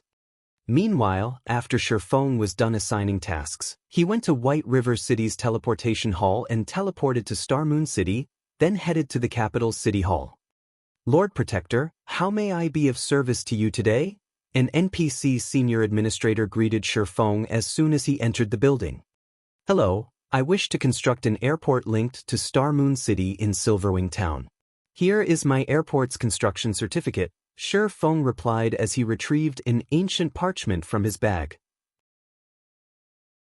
Chapter 1858, Medium Airship. After the senior administrator verified the airport building order's authenticity, he presented a list of airport designs for Shifeng to choose from. Unlike other advanced constructions, players only needed an airport building order to construct an airport. The airport size would depend on the player's budget. Players had 3 sizes to choose from: small, medium, and large. The larger an airport was, the more airship docks it would have. Moreover, the system would allocate higher quality airships.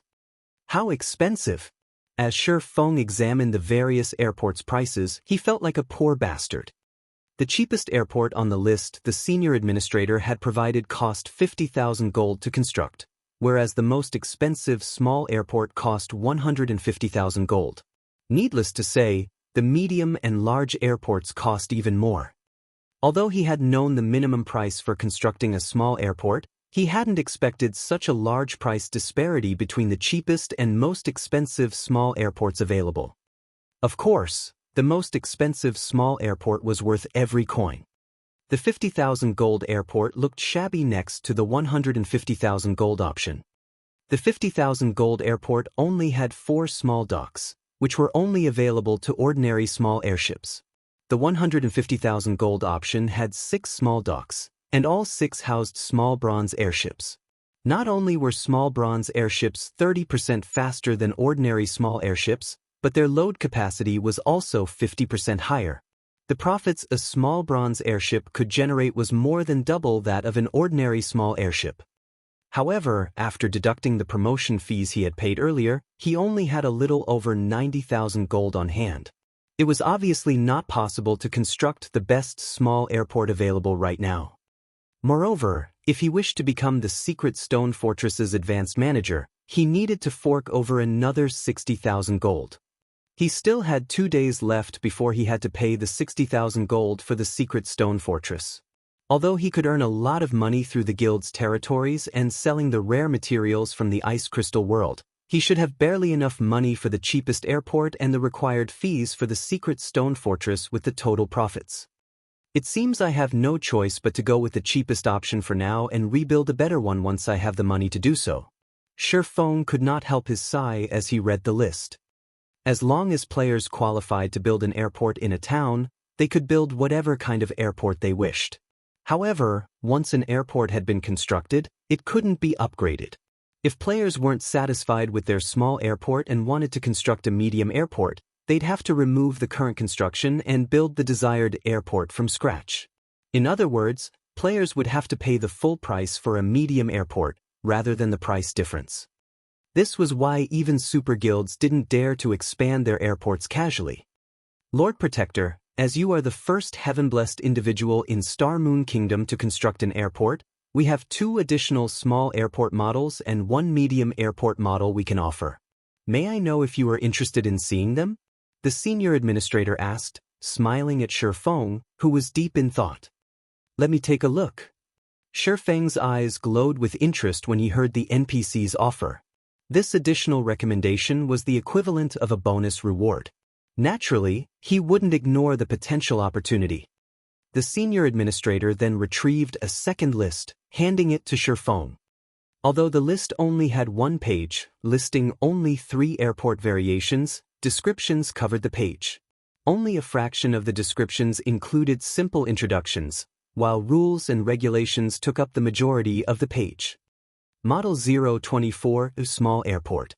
Price, 150,000 gold. Has 5 small docks, each equipped with a small bronze airship. Has 1 medium dock, equipped with a medium bronze airship. Installment plan, down payment of 60,000 gold and pay an additional 200,000 gold within 1 month. If payment is not completed within that time, the airport will be repossessed. Model 039, small airport. Price, 180,000 gold. Has 6 small docks, each equipped with a small bronze airship. Has 1 medium dock, equipped with a medium bronze airship. Even after killing an army of several hundred undead, one wouldn't earn enough money to cover the cost of a single holy light potion. After making the necessary arrangements for Cola and alluring Summer's leveling, Shi Feng returned to his special forging room in the candlelight trading firm. He then took the subclass dark gold design from his bag. Anticipation flashed in Shi Feng's eyes as he gazed at the blank parchment before him. He then pulled the Hell Tank design from his bag. The Hell Tank required multiple subclasses to craft its various components. The Forger subclass was only one of them. Among the parts the Forger subclass had to craft, the most important were the power source and the sturdy, outer shell. As an intermediate tank, both were fine gold rank. If he could upgrade one of them to dark gold rank, it would definitely improve the overall Hell Tank. With his current forging standards, modifying the Hell Tank's power source or outer shell would be impossible. Not even an advanced master forger was guaranteed to accomplish the task. However, the subclass dark gold design before him could forcefully modify and upgrade a low-ranked design to dark gold rank, making the impossible possible. Of course, he had never actually heard of anyone achieving the feat, so he wasn't sure if it was possible, but if he succeeded, the Hell Tank would become far more powerful. Improving the outer shell will only increase the tank's defense and durability, but the tank's offensive abilities are more important. Let's go with the power source. After examining the Hell Tank design before him for some time, Shi Feng decided to upgrade the tank's power source. Shi Feng activated the subclass dark gold design and designated the Hell Tank's power source design as the target. A loading bar then appeared as the system analyzed and modified the design. Please succeed. Shi Feng silently prayed as he watched the loading bar slowly fill. TL notes. Hell Tank, changed Hell Chariot from Chapter 1771, Hell Tank. Chapter 1859, Improved Power Source. As the light blue loading bar filled, the analysis began to take more time to complete. Once the analysis reached 90% completion, each subsequent percentage took over a dozen seconds. Don't tell me it's going to fail? Shi Feng couldn't help his growing nerves as he watched the loading bar. Blank subclass designs generally had a 100% modification success rate, but as far as he knew, no one had ever tried to modify parts of a design. The subclass design was a one-time use item, vanishing regardless of whether the modification succeeded or not. Nobody would take the risk of losing an opportunity to upgrade their subclass to the next rank. Finally, after more than 10 minutes, the modification finished. And Shi Feng heard the sound of a system notification. System, congratulations. You have modified the Hell Tank's power source and acquired the dark gold ranked Hell Tank power source design. System, congratulations. You have created the dark gold ranked Hell Tank power source design. Wonderful. Shi Feng was ecstatic as he watched words and diagrams appear on the blank parchment before him. Now that he had created a new dark gold item, he only needed to accumulate 100,000 forging proficiency points to become an intermediate master forger. Following which, Shi Feng eagerly clicked to inspect the dark gold power source design. The upgrade would improve the power source's transfer of energy throughout the Hell Tank. Not only would this increase the Hell Tank's movement speed, but it would also increase the power of the tank's cannons. Amazing! It's so much stronger after the modification. Shi Feng was astonished as he inspected the upgraded power source. At the fine gold rank, the power source could supply anywhere from 200 to 300 units of energy per second. This energy would power the Hell Tank's movement, defenses, and attacks. After its upgrade to Dark Gold rank, the power source could generate between 320 and 400 units of energy per second. In terms of performance, the power source had improved by more than 30%. Moreover, the new power source's energy output was far more stable. Now, the Hell Tank's Dark Gold power source could rival the power source of an advanced tank. Although advanced tanks' power sources were also Dark Gold rank, they required far more precious materials to construct. The required materials for the Hell Tank's modified power source, on the other hand, hadn't changed. Only, the design now required a higher quantity of materials. The fact that it could rival an advanced tank's power source was amazing. The various empires commanded advanced tanks to combat mythic monsters. These war weapons weren't available to players. Guild leader, I've already collected all the materials you've requested in Blackwing City. Abyss and the others have also returned from Ocean Viewing Town, Melancholic Smile reported joyfully as she entered Shifeng's forging room. Should I bring them to you? Send them here, Shifeng said, nodding. Now that he had completed the modifications, he could start the Hell Tank's production. With Titan City and Burning Abyss's tutelage, the Candlelight trading firm had gained 2 more master engineers, bringing the total to 3, the minimum required to craft the Hell Tank. Although Shifeng wasn't an intermediate master forger yet, with the Philosopher's Hand, he could perform like one. In addition, he had a much higher success rate when forging the power source than ordinary intermediate master forgers since he had created the upgraded power source. A short moment later, Burning Abyss and the 2 other master engineers stepped into Shifeng's special forging room. Despite these 3 players' status as master engineers, they still looked at Shifeng with nervous and excited energy. Anywhere else, even a first-rate guild's guild leader would have to treat them with respect due to their identities as master engineers. However, as employees of the Candlelight trading firm, they knew their place in the trading firm. Master lifestyle players might be good, but they were not irreplaceable. With the Candlelight trading firm's strength, it would have no issues nurturing more masters in the future. They were proof of this. Guild leader, do you need us for something? Burning Abyss asked. I've asked you here today to help me produce an item. However, before we do, you'll need to sign a confidentiality agreement, Shifeng told Burning Abyss's group of 3. If any of you don't wish to do so, I won't force you. I'll just find someone else to replace you later. If there are no problems, the contracts are on the table. Burning Abyss and his companions revealed confused expressions. Before they had become master engineers, they had signed Candlelight's core member contract, which was already quite strict. Logically, there should be no need to sign an additional confidentiality agreement. Although these 3 were curious, they didn't hesitate to sign the new contract Shifeng had presented. Good. Since you've signed the contract, take a look at this, Shifeng said as he revealed the Hell Chariot design to the 3 master engineers. If you don't have any issues with it, you may begin production right away. When the 3 master engineers saw the design, they were dazed. Amazing! This is an intermediate tank. Burning Abyss's eyes glowed with excitement as Head read the Hell Tank's introduction. The other 2 master engineers couldn't tear themselves away from the design after seeing it, and they wanted nothing more than to test their skills on the Hell Tank's production. Although they had learned a lot while producing speedboats, the knowledge they had gained was a drop in the ocean compared to what they would learn as they crafted this intermediate tank. If they grasped the Hell Tank's production method, it could even help promote them to intermediate masters. Guild leader, we don't have any problems with the engineering aspects of this design, but some of its components will require an intermediate master forger, Burning Abyss said awkwardly. Don't worry about that. I'll send the components to you soon, Shifeng said. Shifeng's decisive, confident replies stunned the 3 engineers. Has the guild leader already been promoted to intermediate master forger? This thought popped into the master engineers' minds. They couldn't think of any other explanation for how Shifeng would acquire the required components. An intermediate master. They had only become basic masters after a long struggle, and even now, they had no idea how to become intermediate masters.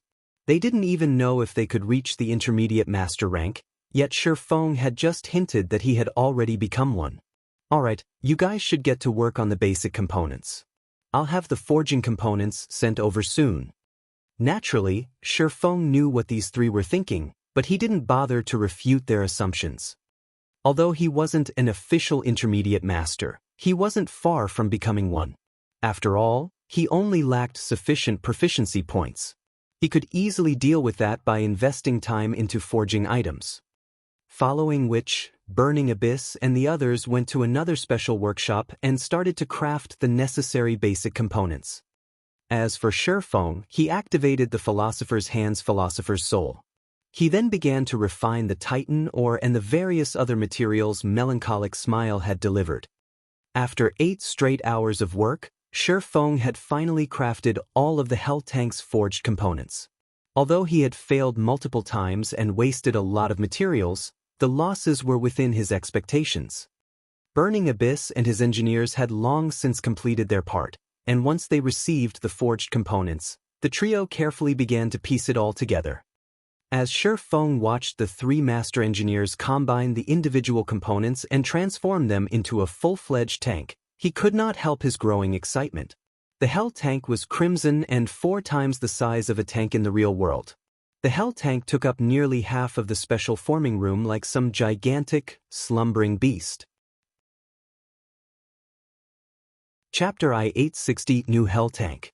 Burning Abyss's joyful voice echoed inside the spacious and messy special workshop. When the other 2 master engineers saw the cold, pitch-black Hell Tank before them, they, too, could not help but become excited. As the makers of the Hell Tank, they knew very clearly just how amazing it was. The Hell Tank's armor was made from Titan ore, an incomparably tough material that was basically indestructible to current players. If players couldn't damage the Hell Tank's armor, then they wouldn't be able to reduce its durability either. With the frightening mana output of the Hell Tank's power source, the tank would be capable of rolling over any Tier 3 monsters in its path. As for Tier 2 players, they were no different from powerless children before the Hell Tank. The destructive power of the Hell Tank's body itself was already plenty troublesome to players. What more the firepower the Hell Tank possessed. When they thought about fielding the Hell Tank in combat in the future, they could easily imagine the Hell Tank's destructive power instilling fear into their enemies. They really wished they could put the Hell Tank to use right away. Excellent! Shifeng also could not help a little excitement as he looked at the completed Hell Tank. Burning Abyss and the other 2 only understood that the Hell Tank was a very powerful weapon. However, they failed to appreciate what an intermediate tank represented, never having witnessed how frightening an existence an intermediate tank was when used against players out in the fields. Even a 100-man, Tier 2 expert team would be helpless against a fully armed intermediate tank. There would only be one outcome: death. The powerful armor of an intermediate tank was not something that Tier 2 skills and spells could destroy.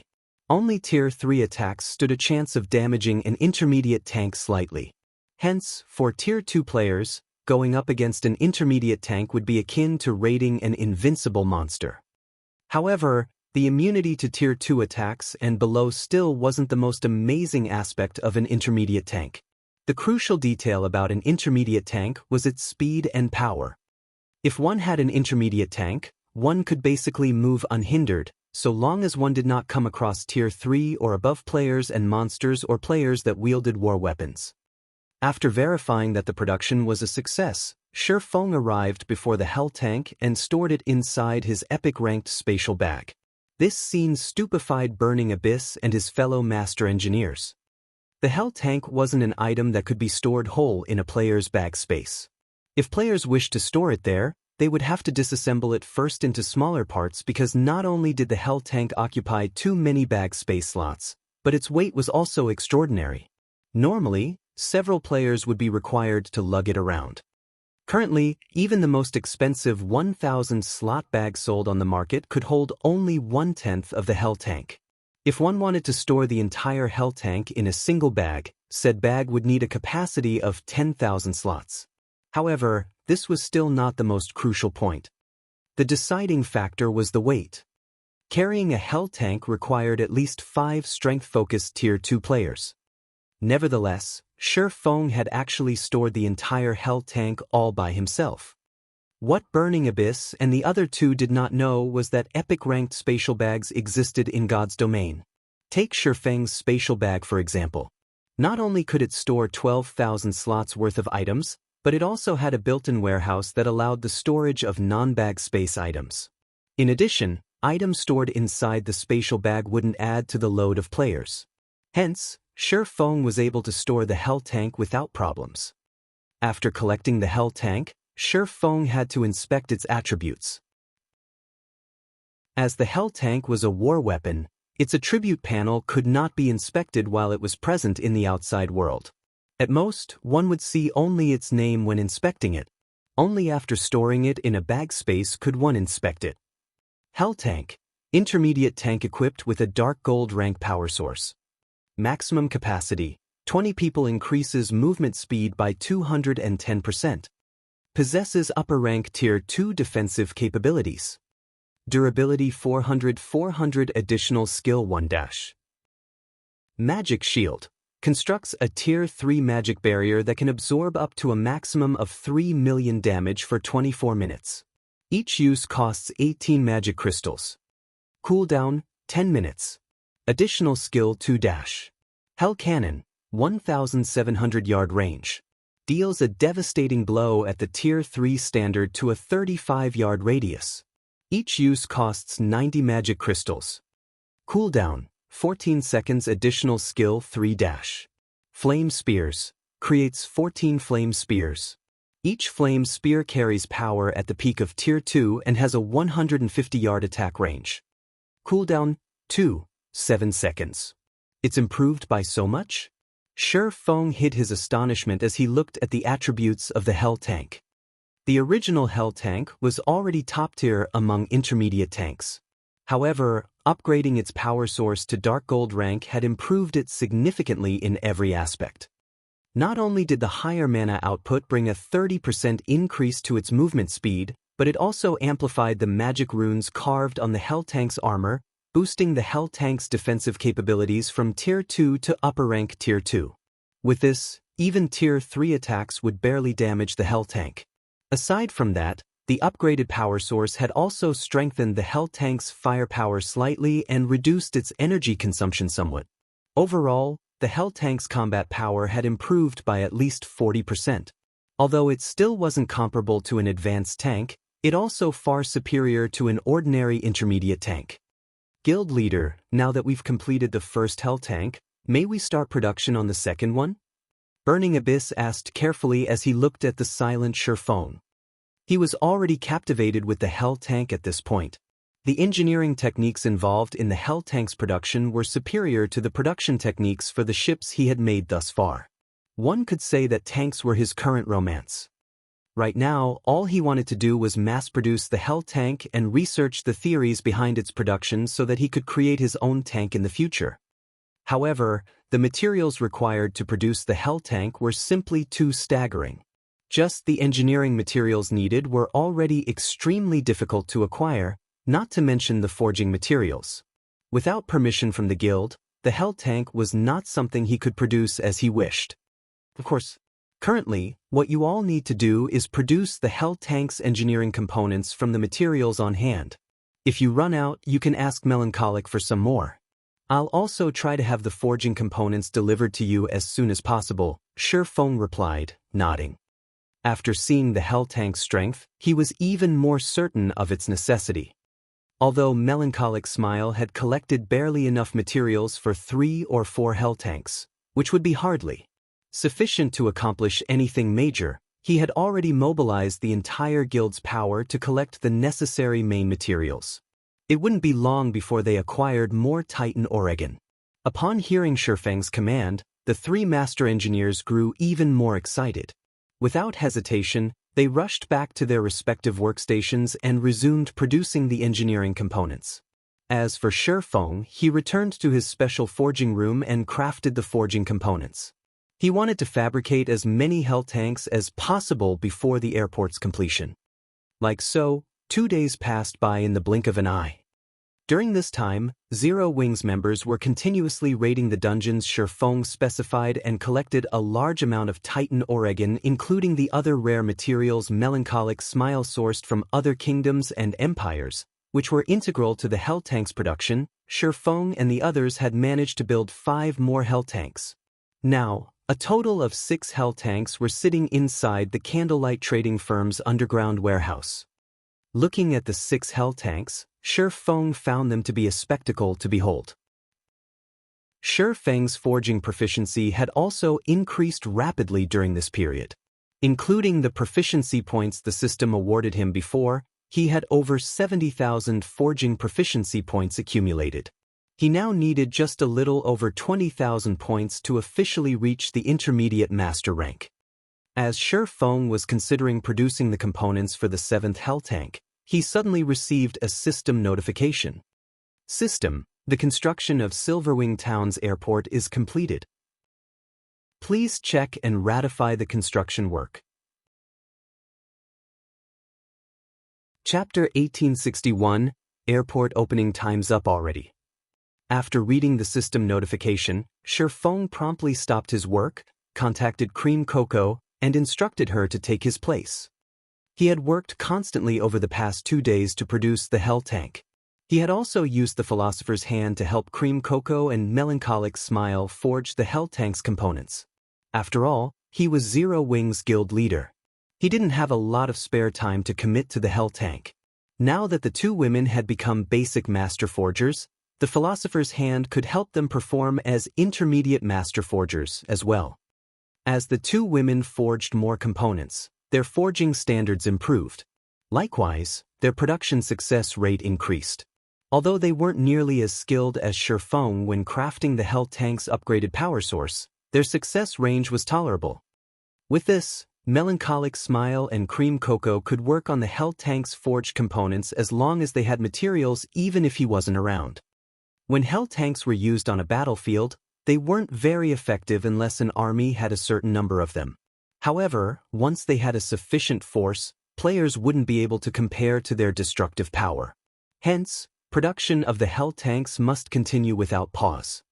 Moreover, once she used and familiarized herself with the Philosopher's Hand, Melancholic Smile could use the alchemy treasure effectively to nurture Candlelight's advanced lifestyle players. With it, she could gauge which players would quickly reach master rank. This, in turn, would increase Candlelight's strength far more quickly. After passing his work off to Cream Cocoa, Shi Feng used a guild transfer scroll to teleport to Silverwing Town. Or Empire, Silverwing Town. As Shi Feng walked through the streets, he could see that the town's player population had significantly decreased. The previously crowded main street alone had lost over half of its players. A strange depression had descended on the town.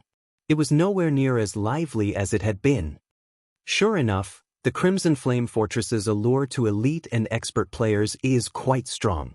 With a glance at the streets, Shi Feng noticed that the majority of these players were ordinary players. Very few were elites or experts. The Crimson Flame Fortress definitely couldn't compete with Silverwing Town in terms of facilities, but it could teleport players to various locations near the Ore capital city while evading the Ore army's strict patrol. It was a fatal attraction for elite and expert players since this allowed them to reach the Azura mode regional dungeon with far more ease. In contrast, although Silverwing Town was very close to the primordial divine ruin, a limited number of players were allowed to enter the ruin at any one time. Meanwhile, the various large guilds and superpowers monopolized the entry slots. Independent players had no chance of entering the ruin. It was natural that these players wanted to head towards the Ore capital city in search of treasure and EXP. After all, every player wanted to grow stronger and get rich overnight. The Ore capital city provided a golden opportunity.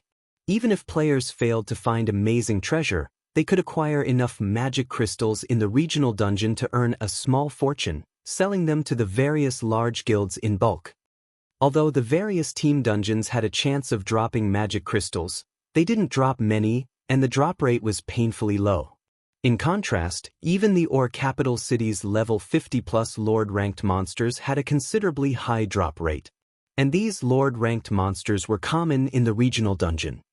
Damn the Blackwater Guild. They've gone too far. We're not even Zero Wing members. We are just here for a few Silverwing Town transportation quests, yet they treat us like Zero Wing members, annihilating our team without a second thought.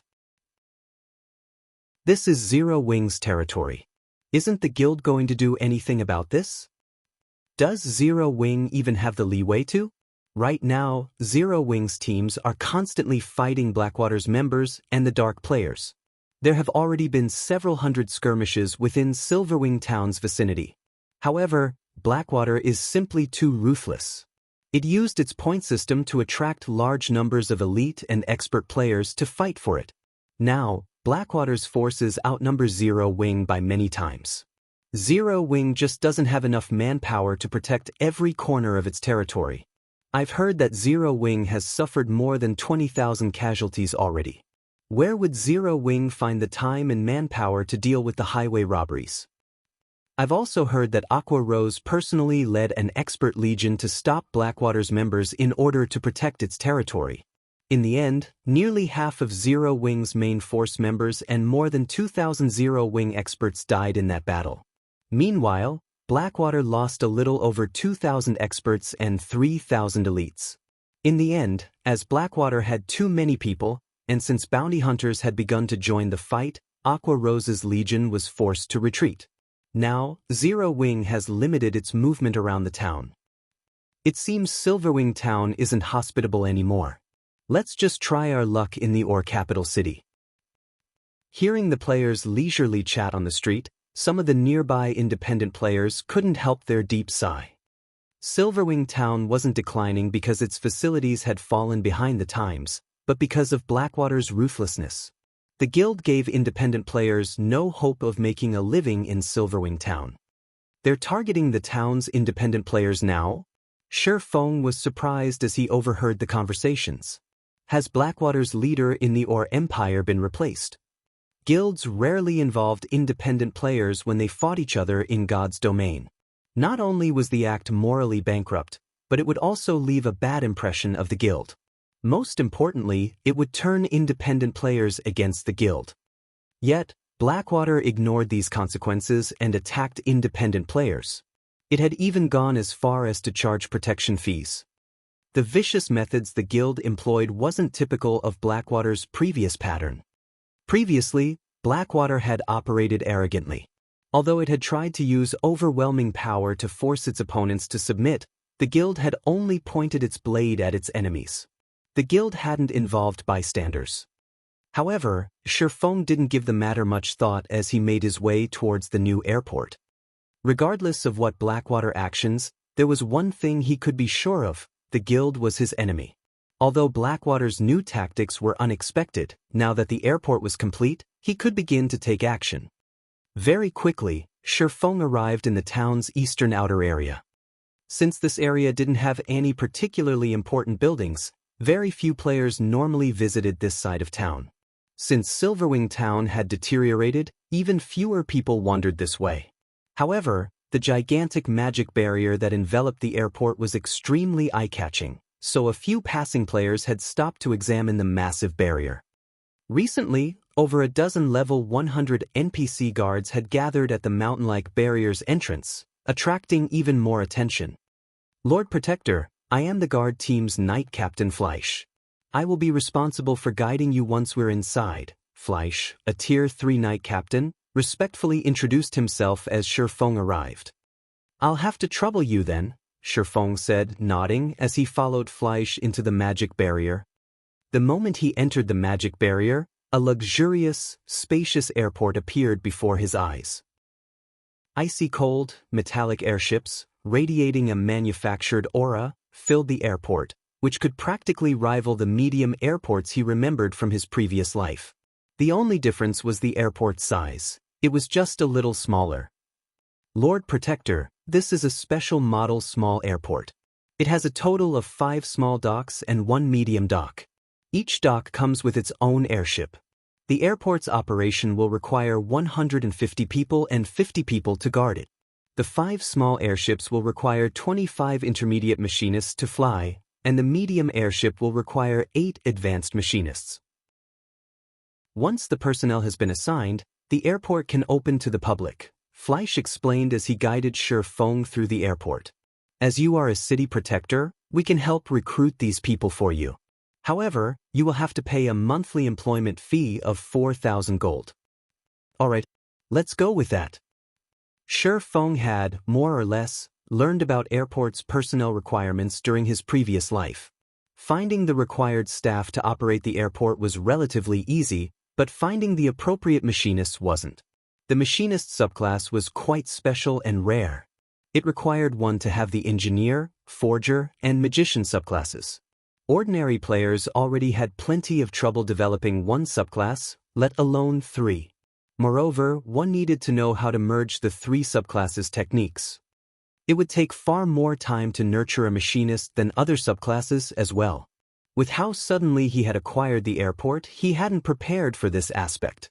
Naturally, the fact that the system was willing to handle this issue was a welcome reprieve. Following which, Shi Feng paid the 4,000 gold monthly employment fee. I have received the 4,000 gold. All staff members will arrive in 10 minutes. Once they do, we can open the airport to the public when you're ready. If there are no issues, I will take my leave, Fleisch said before turning to exit the airport. Following which, Shi Feng toured the airport to pass the time. 10 minutes flew by in the blink of an eye. System, do you wish to open the airport to the public? Chapter 1862, Situation Changes. When the system alerted him of the notification, Shi Feng, who stood on one of the flight platforms, noticed that NPCs had already begun their work in the airport. He then called up the airport system interface and chose to open the airport to the public. Immediately, the pitch-black barrier that enveloped the airport began to disintegrate. As it did, it revealed a colossal building which was over 100 meters tall and as large as a stadium that could accommodate 50,000 people. 6 airships were suspended on their flight platforms, which were located on the airport's top floor. In the blink of an eye, the airport had become the most iconic building throughout Silverwing Town. Crap, is that an airship? How is this possible? How does Silverwing Town have airships? I thought only NPCs could have them. What's going on? Zero Wing has constructed an airport in Silverwing Town? The airport's revelation shocked every player in Silverwing Town. It was difficult to ignore since the 6 airships were so eye-catching. The town's players would see these massive vessels by simply lifting their heads, especially the medium airship. It was nearly the same size as a large passenger plane in the real world. It looked like a flying battleship. As everyone discussed the airport, the sound of a system notification reached their ears.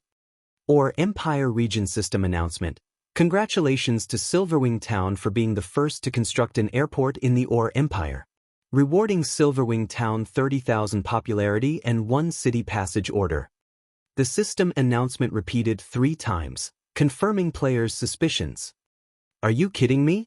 That's really an airport. Zero Wing actually built one. Now that Silverwing Town has an airport, doesn't that mean we won't have to run all the way to visit the town anymore? We just board an airship. That's exactly what it means. What other use would an airport have? I wonder which NPC city this airport is connected to? Silverwing Town's independent players couldn't help but cheer with joy. They might not know an airport's exact purpose, but they knew that it would make travel to Silverwing Town far easier and more convenient. Instead of running from their home countries to the Or Empire, they could simply board an airship to Silverwing Town. They were incredibly excited just thinking about it. Meanwhile, when they heard the system announcement, the players grinding in the Or Empire read it with glowing, excited expressions. They had long since learned to loathe running from place to place, especially when venturing into a dangerous, neutral map like the Or Empire. Now, however, they could just hitch a ride on an airship. This new convenience would allow them to travel between the Or Empire and their home countries frequently, saving on repair fees, particularly because the repair fees in the Or Empire were unusually high. Meanwhile, a large number of Dark players fought Zero Wing's members on a gravel hill not far from Silverwing Town. However, due to the unexpected system announcement, the battling Dark players froze in shock. Big Sis Aqua, Our guild leader is simply too awesome. He actually got his hands on an airport as well. Operating in the Ore Empire will be much easier now. With the airport, players that had avoided the Ore Empire due to the troublesome travel can take an airship straight to Silverwing Town. As more players visit, these dark players will have a harder time near Silverwing Town.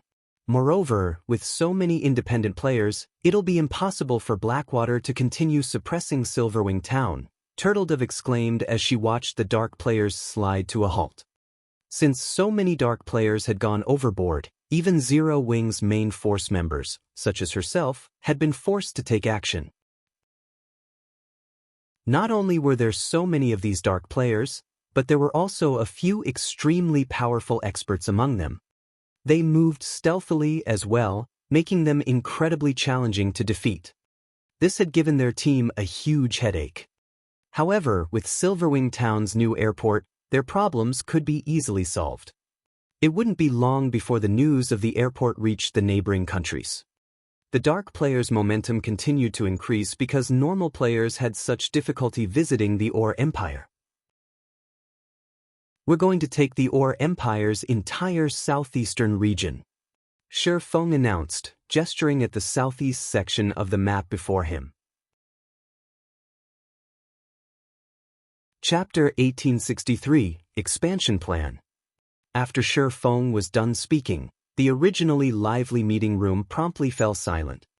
Everyone inside gaped in shock as they took in Shi Feng's calm expression. It was as if he considered what he had just mentioned something trifling, something that could be accomplished easily. The Orc Empire was an extremely large map. Although it might not be comparable to an actual empire, it was at least 10 times larger than an ordinary neutral map. Even now, the territory they occupied in the Orc Empire covered only the vicinity of the primordial divine ruin in the outer area of the Orc Empire's eastern region. On the other hand, the Empire's entire southeastern region was more than 10 times larger than their current territory. Executing such a large-scale territorial expansion might be possible if their guild did not have any enemies in the Orc Empire, but they were currently at war with Blackwater. This meant that there would be territorial disputes over the scarce high-resource areas. In order to ensure that guild members would be able to develop themselves normally in these areas, they would have to increase the manpower allocation to these areas in order to ensure their advantage. However, their forces were already stretched thin, just defending their current territory. Spreading their forces further would allow Blackwater and Beast Emperor to deal them a severe blow. Nowadays, not only did Blackwater's members in the Orc Empire greatly outnumbered Zero Wings, but due to Blackwater's bounty system, there were also a large number of experts hunting Zero Wings members. Now, the only reason why they could afford an expansion was the solution of the dark player problem. Doing so guaranteed that guild members could grind efficiently and acquire all sorts of resources. However, attempting to expand their territory in the Orc Empire to more than 10 times its current size would simply be counterproductive. After all, Zero Wing did not have the strength or manpower to defend such a large area. Without sufficient manpower for surveillance and patrol squads, the guild's teams would very easily be surrounded and annihilated by Blackwater's and Beast Emperor's armies. In God's domain, guild teams caused quite a commotion when grinding or conducting large-scale quests, especially when operating in high-resource areas. Their movements were easily detectable. Hence, whenever guild teams were conducting an operation, they needed people constantly patrolling and monitoring the surroundings to prevent getting ambushed and surrounded by enemies. Moreover, even if they dealt with the manpower problem by moving more members from Starmoon Kingdom to the Orc Empire, the players tasked with surveillance and patrols needed to have sufficient strength. Otherwise, they would end up getting killed by some random party from the enemy. It might be fine if these players were killed once or twice, but if the frequency grew too high, these players would end up crippled. Not to mention, the players tasked with surveillance and patrol had to be capable of executing proper defenses and buying time. After all, compared to a large team of players, a small group of players would have an easier time escaping. Hence, players tasked with surveillance and patrol needed to be able to buy time for the larger team to retreat. Without sufficient strength, players simply wouldn't be up to such a task. Guild leader, although we can acquire more high-resource areas by expanding our territory and increase the guild's development speed, with our current strength, we simply can't afford to defend such a large area. This expansion will just end up backfiring on us and give Blackwater the opportunity to weaken our expert and elite players. Aqua Rose then added, my suggestion is to occupy 2 or 3 high-resource areas first. If it's just that much, we'll have enough manpower and strength to defend these areas. Once we stabilize our strength, we can then proceed with occupying more high-resource areas. The crowd inside the room expressed their agreement after hearing Aqua Rose's suggestion. While expanding Zero Wings territory by more than 10 times would indeed increase the guild members' leveling speed significantly and rake in a lot of wealth, that was dependent on them being able to defend their territory. If their members were to get killed repeatedly by Blackwater's and Beast Emperor's forces, then the expansion would just do more harm than good to their guild.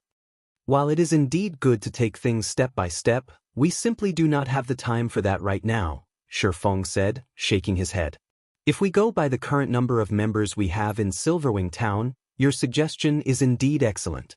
However, I plan to transfer at least 150,000 members from Star Moon Kingdom once we're done with the expansion. If we occupy just 3 high-resource areas, there simply wouldn't be enough resources to go around. 150,000? Aqua Rose could not help but be shocked by Shifeng's words. Why are we suddenly transferring so many people over? Thus far, Zero Wing had only 120,000 members operating in Silverwing Town. Moreover, this number was a result of Silverwing Town recently becoming an intermediate town. If the number of guild members operating in Silverwing Town more than doubled, the current leveling resources available around Silverwing Town wouldn't be enough to allow them all to develop rapidly. Moreover, due to the appearance of the airport, the leveling resources available within the vicinity of Silverwing Town would soon face further pressure from the influx of independent players. Everyone else in the meeting room also gasped at Shifeng's statement. They simply could not understand what was going through Shifeng's mind. Their guild leader's plan was ludicrous. While increasing the number of guild members operating in the Orc Empire would bolster Silverwing Town's strength, at the end of the day, God's Domain was still a virtual reality game. In every virtual reality game, leveling resources were finite. Each leveling area had only so much resources available. Too many players sharing them would impact the leveling speed of these players. Although transferring so many guild members over would increase Zero Wing's momentum in the Orc Empire within a short period, as more time passed, Zero Wing's members would fall behind Blackwater's members in terms of both levels and equipment. This was also the reason why the various superpowers did not concentrate all their members in a single location, despite having a huge advantage in strength and numbers. Even if a superpower were trying to target a power in a particular area, it would only dispatch a small number of expert and elite members. This way, not only would it increase the guild's overall strength in the area, but it also wouldn't affect the other guild members operating in the affected area. In the case of Blackwater, the reason why it could dispatch so many players into the Orc Empire without affecting its guild members' development was the Crimson Flame Fortress and the guild's cooperation with Beast Emperor. With these two factors, Blackwater was free to monopolize all kinds of resources in the Orc Empire. The current super guilds and super first-rate guilds definitely wouldn't be able to match Blackwater's feat. I believe you all know about the secret stone fortress that recently appeared in the Orc Empire, Shifeng said. Mitchum. It's the only NPC fortress in the Orc Empire operated by the human race. The fortress comes equipped with all kinds of facilities. At the same time, it is extremely close to the Orc Empire's inner area. One could say that it is a rest stop for players trying to move from the Orc Empire's outer area to the inner area. Moreover, it is also close to the inner area's Copper Mountain Fortress, which is extremely rich in resources. If we utilize the secret stone fortress's teleportation ability, we could teleport to the vicinity of the Copper Mountain Fortress. Due to this reason, many guilds have set their sights on the secret stone fortress already. They are thinking of ways to raise their status in the fortress so that they can garrison it and use it as a foundation to capture the Copper Mountain Fortress. After hearing Shifeng's sudden non sequitur, Aqua Rose gave a detailed introduction of the secret stone fortress. At this point in time, the secret stone fortress was already a competition ground for the various large guilds. Particularly, after witnessing the Crimson Flame Fortress's daily income, the various superpowers were extremely eager to control a fortress of their own. That's right. Originally, I wanted to keep this matter a secret. However, there is no longer a need to do so, Shifeng said, nodding. He then swept a glance at everyone present and added, through completing a quest, I have already acquired the rights to garrison the secret stone fortress. I believe you all should understand what this entails.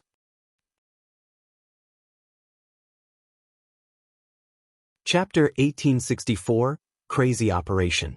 The garrison rights to the secret stone fortress. What? With the rights to garrison the secret stone fortress, doesn't that mean our guild is now the fortress's manager? Upon hearing Shifeng's words, everyone immediately revealed surprised and excited expressions. The various large guilds were currently contesting crazily over the secret stone fortress. They were all looking for ways to become the fortress's manager, so that they could use it as a springboard to acquire the nearby resources, particularly those around the Copper Mountain Fortress. A fortress allowed players to gain control of an area much more easily than a town. This was because the fortresses in the Ore Empire allowed players to teleport to anywhere within their vicinity. In other words, a fortress's entire teleportation range was its defended territory, and guilds could send large numbers of reinforcements at any time. With this, enemy players would have difficulty mounting ambushes or encirclements. In addition, the secret stone fortress was partly managed by human NPCs, which made it the safest location in the entire Ore Empire. It was not a fortress that current players could threaten. Hence, becoming the manager of the secret stone fortress was equivalent to taking control of an impregnable fortress. Due to this reason, the various large guilds were doing everything they could to become the fortress's manager. Yet now, Shifeng suddenly informed them that he had already acquired the garrison rights to the secret stone fortress. How could this revelation not surprise them? I understand. I'll head back to White River City immediately and start gathering the required manpower. Aqua Rose's eyes glowed brightly when she heard Shifeng's words. At this moment, she finally understood why Shifeng wanted to transfer an additional 150,000 guild members over to the Ore Empire. The acquisition of the secret stone fortress meant that Zero Wing's territory had grown to include all areas within the secret stone fortress's teleportation range.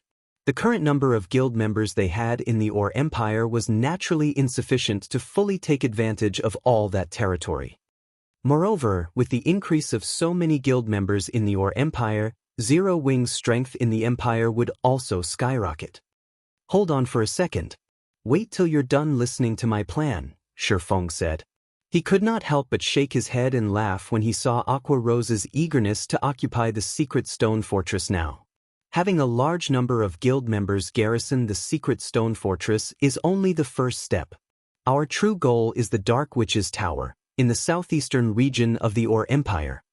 The Dark Witch's Tower was originally an abandoned tower. However, after the Dark Forces and the Ore Empire became allies, it became a temporary teleportation point for the Dark Forces. Due to the existence of this tower, Dark players have easy access to the Empire's southeastern region from the Ore capital city. Destroying this temporary teleportation point would not only hinder Dark players' operations in the Empire's southeastern region but also prevent them from cooperating with the Blackwater Guild in targeting us. Although everyone in the room agreed with Shifeng's sentiments, they still had to shake their heads in disapproval after giving the matter some thought. Guild leader, although the Dark Witch's Tower's defenses aren't comparable to a fortress's, it is still guarded by Dark NPCs. A large number of Dark players normally gather there as well.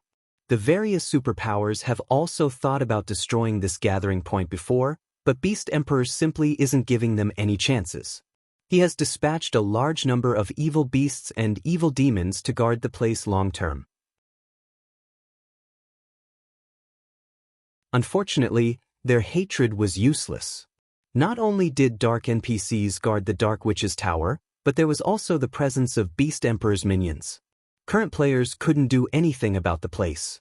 If not for these reasons, the various superpowers would have long since eliminated the tower from God's domain and curbed the activity of dark players in the Or Empire. Relax. I've already thought about this point.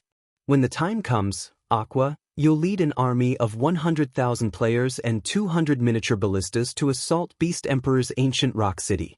If we do that, Beast Emperor will definitely gather his minions to defend the fortress, drawing down his forces at the Dark Witch's Tower. Not to mention, those dark players will no doubt come seeking to take advantage of the siege battle, which will further reduce the number of players defending the tower. When the time comes, I'll personally lead a 1,000-man team and thoroughly destroy the Dark Witch's Tower. Shifeng said. Destroy the Dark Witch's Tower with just 1,000 players? Guild leader, isn't this too dangerous? After all is said and done, that place is a gathering point for the dark forces. No matter how deserted it becomes, there should still be around 2,000 or 3,000 players inside the town. Not to mention, there are also several hundred dark NPCs there. Everyone in the room chimed in worriedly. A team of 1,000 is just right. Any more and our movements will be discovered very easily. Plus, even if our team of 1,000 is discovered, our enemies will just treat us as a team that's going out to grind or do a quest.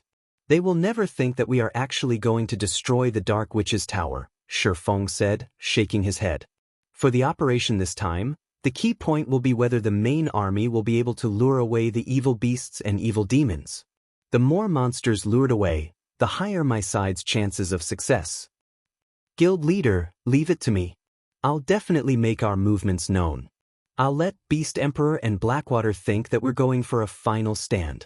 At that time, they'll surely spare no effort in trying to deal us a heavy blow, Aqua Rose said. Only, are you really fine with just 1,000 players? 1,000 is more than enough, Shifeng replied, chuckling. If nobody has any problems, we'll start the operation right away. With this battle, Zero Wing will claim the entire southeastern section of the Or Empire in one fell swoop. The 1,000-man team he planned on bringing with him to the Dark Witch's Tower wasn't actually meant for battle. The team would be there only to serve as support and scouts. The main actors in this operation would be the 6 hell tanks he produced. Although 6 hell tanks were still far from enough to siege a city, destroying a small gathering point for dark players would not be a problem for them. Moreover, he also wished to take a good look at the power of the hell tanks. Understood.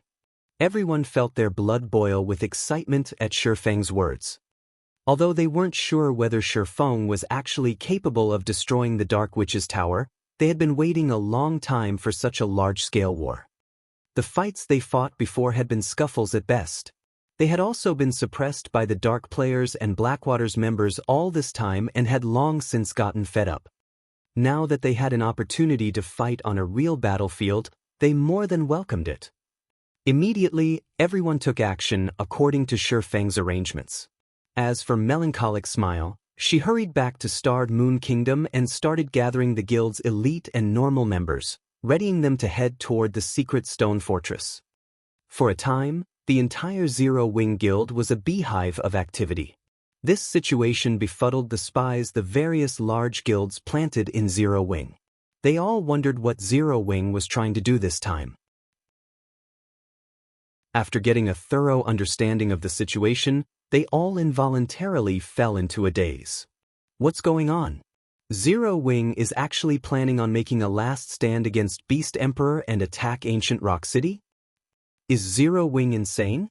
It has just obtained an airport, and it is already trying to pick a fight with Beast Emperor?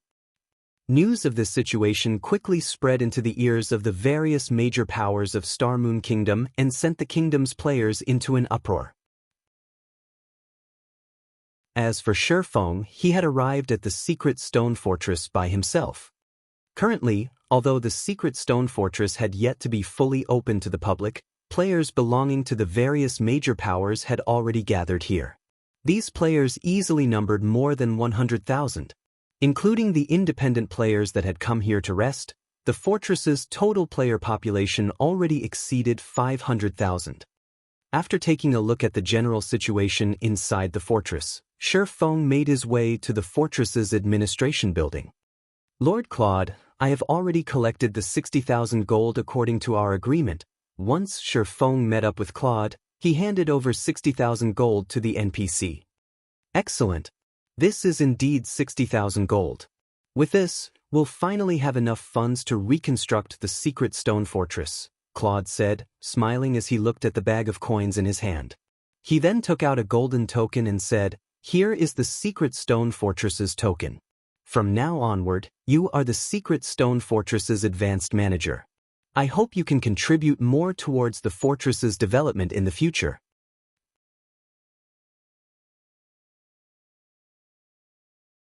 Chapter 1865, Garrisoning the Fortress. After Feng received the golden token, he could not help but breathe out a sigh of relief.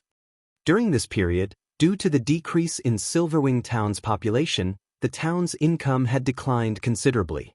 Fortunately, thanks to the rare materials acquired from the Ice Crystal world and the continuous growth of Zero Wing City's popularity, he had just barely managed to earn the 60,000 gold required. Now that he had become the secret stone fortress's advanced manager, he could officially allow Zero Wing to garrison the fortress. Although doing so would incite the jealousy of the various superpowers, so long as the next step of his plan succeeded and Zero Wing displayed sufficient strength in the Orc Empire, these superpowers would think twice about attacking Zero Wing. Following which, Feng made his way to the administration building's office hall. Currently, over 1,000 players were seated inside the office hall, every one of whom was level 55 or above. They were also fully equipped in level 50 secret silver equipment, with some powerful ones even sporting several pieces of level 50 fine gold equipment. Aside from being high-leveled and well-equipped, these players also shared another similarity: they were all guild players. Currently, these guild players were grouped in parties as they waited for their turn to meet with the NPCs at the front desks. The queue is moving so slowly. Hopefully, the leader will pick up a good quest. The previous quest we got was simply fraudulent. It actually required us to collect 500 orc weapons yet gave only 3 guild contribution points in return. There weren't even any additional rewards. You guys got it a lot better. Our quest was the real fraudulent one. We were actually required to steal 3 medium rapid-fire ballistas from an orc fortress. The designated orc fortress was chock-a-block with orcs at the chieftain rank and above. Even level 60+ Great Lord ranked orcs were present in large numbers. Our party got wiped out twice doing this quest. If not for our party's healer having the intermediate resurrection skill, which reduced the death penalty we suffered, every member in our party would have lost 2 levels already. The various guild parties in the hall were all grumbling about the contribution quests given out by the secret stone fortress. Not only was the difficulty of these quests extremely high, but the rewards given were not particularly good either. However, they also couldn't refuse to do the quests. Otherwise, their guilds wouldn't be able to gain the garrison rights to the secret stone fortress. Just as the various parties were conversing with each other, Feng, who was wearing a black cloak, arrived at the exchange counter a short distance away from the quest counters. His presence soon attracted the attention of the players inside the hall. Crap, who is that person? Is he actually using his contribution points to exchange for items? Impossible. Just activating the exchange counter function requires an individual to have 200 CPs and be an honorary warrior of the secret stone fortress. After my party did a high-ranking quest, each member only got between 5 to 10 CPs, and that quest took my party over 5 hours to complete. Even if that guy doesn't sleep and does quests one after another, there's no way he would have 200 CPs right now. He should be asking about the available items for exchange. Currently, the secret stone fortress had been opened for only 4 days. Gaining access to the fortress's exchange function was simply impossible at the moment. Meanwhile, just as everyone was having such thoughts, the NPC beauty, who wore an indifferent and aloof expression on her face, suddenly smiled and bowed respectfully after seeing Feng. "Lord Protector, how may I be of service to you today?" the NPC beauty asked respectfully. "Here is 500 gold. Feng said, handing over the money, before he started filling up the form before him. Meanwhile, the NPC beauty's actions immediately had the guild players inside the hall gaping in shock. Who is he? Why is the NPC being so respectful toward him? That guy is carrying out the guild garrisoning procedures. How is that possible? Didn't they say that the exchange function is only available after an individual has accumulated 200 CPs? How can he complete the guild garrisoning procedures already? For a time, the members of the various large guilds failed to react to what was going on. When Feng was done filling up the form and the NPC beauty confirmed that Zero Wing had become a guild recognized by the secret stone fortress, the sound of a system announcement suddenly entered everyone's ears. Orc Empire Region System Announcement. Congratulations to Zero Wing for becoming the first guild to garrison the Secret Stone Fortress. Rewarding 500 Secret Stone Fortress Guild contribution points and the rights to rent a large residence in the Secret Stone Fortress. The system announcement repeated 3 times. Only after the system's voice faded away did the various guild players inside the office hall snap out of their daze. Zero Wing. Damn it. How did Zero Wing acquire the garrison rights so quickly? There must be a secret to this. We need to report to our superiors immediately. At this moment, the eyes of the various guild players present had already turned bloodshot. The large guilds had long since made the Secret Stone Fortress a priority. In order to secure the garrison rights to the fortress, their guilds had invested a ridiculous amount of manpower. However, even now, their guilds still had little to show for their efforts. Nevertheless, Zero Wing acquired not only the garrison rights but even a large residence. This benefit would provide significant help to a guild in competing for the Orc Empire's resources. Very quickly, news of this matter entered the ears of the various superpowers' upper echelons. Isn't Zero Wing just an up-and-coming guild? Now, it has not only an airport but also the garrison rights to the Secret Stone Fortress. Not bad. If our guild can obtain these things, we'll be able to monopolize at least half of the Orc Empire's bountiful resources. Have someone contact Zero Wing and tell them that King's Return is willing to invest in Zero Wing and let it become a subordinate guild of King's Return. Good. Very good. Zero Wing's development speed is truly surprising. It's no wonder Blackwater is constantly trying to devour it and has gone as far as to send that woman over. Immediately have someone contact Zero Wing and tell it that the Crimson Emperor is willing to deal with Blackwater together with it and help it protect the resources it has. In return, however, Zero Wing has to become Crimson Emperor's subordinate guild. Upon receiving this piece of news, the various superpowers all started taking action. Previously, they could ignore the existence of Zero Wing, as the guild still couldn't threaten their interests. However, the Secret Stone Fortress was a strategic location that involved a significant portion of the resources available in the entire Orc Empire. This was not a realm that Zero Wing should be allowed to touch. Shortly after the system announcement, Aqua Rose, who was currently in Star Moon Kingdom arranging for the transfer of members to the Orc Empire, received invitations for a meeting from various superpowers, as many as 7 at this point, which made her scalp tingle. Just dealing with Blackwater, a large guild with a powerful background, was already enough to put Zero Wing in a precarious situation. If Zero Wing were to provoke all these superpowers now, the consequences would be unimaginable. Finding herself at a loss as to what to do, Aqua Rose immediately contacted Feng and asked, "Guild leader, more and more superpowers have sent representatives to meet with me. Do I accept their invitations?" Even if the representatives of the various superpowers did not state their intentions, she could already guess the purpose of these meetings. Back when Zero Wing was still operating solely in Star Moon Kingdom, it could afford to provoke these superpowers, as it had the home ground advantage. At worst, the superpowers would only feel slighted by Zero Wing's rejection. They wouldn't take any real action against Zero Wing. After all, they had more important matters to deal with. They simply didn't have enough time and manpower to do something unprofitable. However, the situation was different now. The Orc Empire was the competition ground for the various superpowers.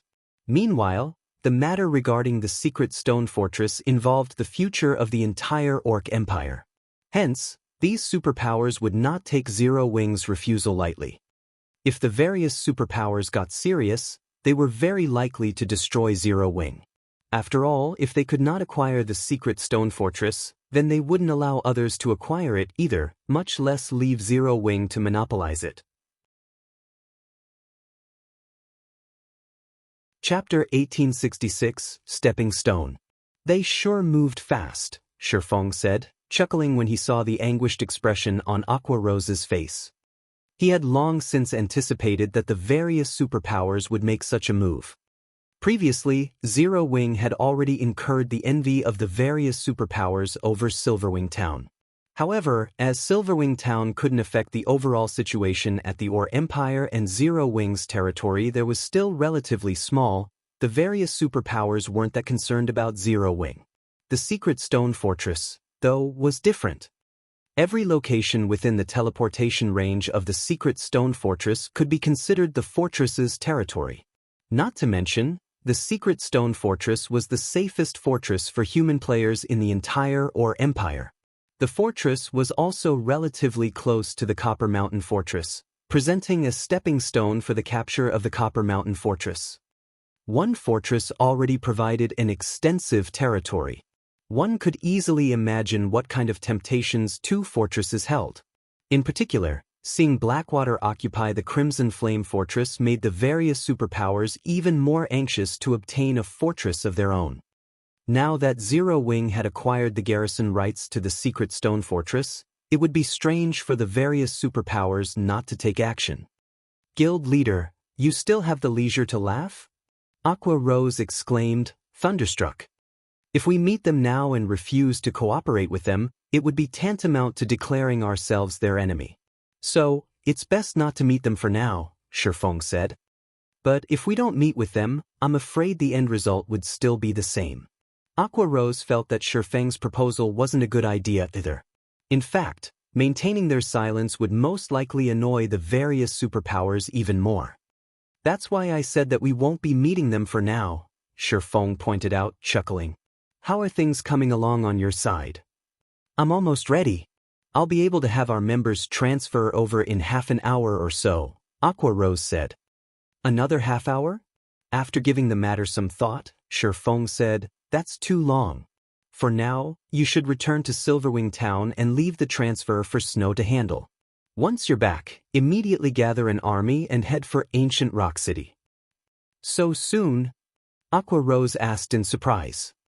With the superpowers already getting antsy, we naturally need to hasten our movements, Shifeng explained. Moreover, if we drag things on for too long, Blackwater and Beast Emperor might alter their plans to deal with us. If that happens, our assault might not go so smoothly. I understand. I'll gather the army right away, Aqua Rose said, nodding. She promptly dropped her current task and proceeded according to Shifeng's demands. As for Shifeng himself, he returned to White River City's candlelight trading firm. The Hell tanks were too large, and transporting them would not be an easy task. Moreover, Shifeng didn't want too many people to know what he was up to. Hence, he decided to transfer the tanks one by one, all by himself. Fortunately, it would take Aqua Rose quite some time to gather an army of 100,000 players at such short notice. After Aqua Rose returned to Silverwing Town, the first thing she did was release a guild announcement stating that she was seeking to gather 100,000 members over at Silverwing Town to execute a siege against Ancient Rock City. Meanwhile, participating members had to be an elite member or above and at least level 50. Shortly after the announcement went public, it sent a commotion throughout Zero Wing. What's going on? Are we going to make a final stand against Beast Emperor? That's Ancient Rock City we're talking about. I recall there being over 1 million evil beasts inside the city. There are even Tier 4 NPCs and a large number of mythic evil demons and evil beasts. We won't even be enough to serve as appetizers if we try to attack all those monsters. Didn't you read the announcement properly? We won't be just 100,000 players. We're also bringing 200 miniature ballistas. Those are war weapons. Even those evil beasts and evil demons won't survive against them for very long. Moreover, since the guild has decided to attack Ancient Rock City, it definitely has other trump cards in store. Haha. This is wonderful. During the last major war, I was only a normal member of the guild. Now, I'm finally qualified to participate in a war. Zero Wings members had an intense debate over this sudden decision to attack Ancient Rock City. This was especially true for the guild members that frequently operated within the Or Empire. Thus far, they have been constantly suppressed by Beast Emperor's evil beasts and evil demons. Now that a good opportunity to vent their pent-up frustration was before them, they were naturally eager to jump at the chance. Meanwhile, word of Zero Wings' large-scale operation naturally entered the ears of the various major powers almost as soon as it was announced. Interesting. Zero Wing has just acquired the garrison rights to the secret stone fortress, and it is already planning to assault Beast Emperor's Ancient Rock City? How rich! Zero Wing is actually mobilizing 200 miniature ballistas in addition to an army of 100,000 elites. Is Zero Wing trying to use this as an opportunity to demonstrate its strength and solidify its position in the Or Empire? Does Zero Wing want to prove itself to be qualified for the secret stone fortress's garrison rights? The various major powers easily discerned Zero Wing's motives for besieging Ancient Rock City this time, especially the superpowers who were trying to recruit Zero Wing. Guild leader, Zero Wing is showing our king's return no respect. Should we take action immediately? Hell Fiend asked, a sneer on his face as he looked at the white-clad, middle-aged man on the screen before him. He never held any goodwill for Zero Wing. If not for his guild leader ordering him to come to negotiate personally with Zero Wing, he would have liked nothing better than to annihilate the upstart guild. Let's wait for a bit. I'm interested to see just how much strength Zero Wing has to actually think that it can defend the secret stone fortress. The middle-aged man replied, smiling as he took a look at the report he just received. Understood. At his guild leader's words, Hell Fiend had no choice but to suppress the rage in his heart and wait quietly in White River City. I'll let you remain arrogant for now, Zero Wing. Once you lose to Beast Emperor Dash. Many superpowers desired the ancient rock city that Beast Emperor occupied. However, even until now, not a single superpower had managed to do anything to the city. Needless to say, the likelihood of Zero Wing successfully capturing Ancient Rock City was even lower. Like King's return, the other superpowers also chose to wait and see in regard to Zero Wing's sudden movement this time. They intended to look at the outcome of this impending battle before deciding. A defeat in this battle would force Zero Wing to acknowledge its inadequacy. If that happened, negotiations would go much more smoothly afterward. Zero Wing really is overestimating itself.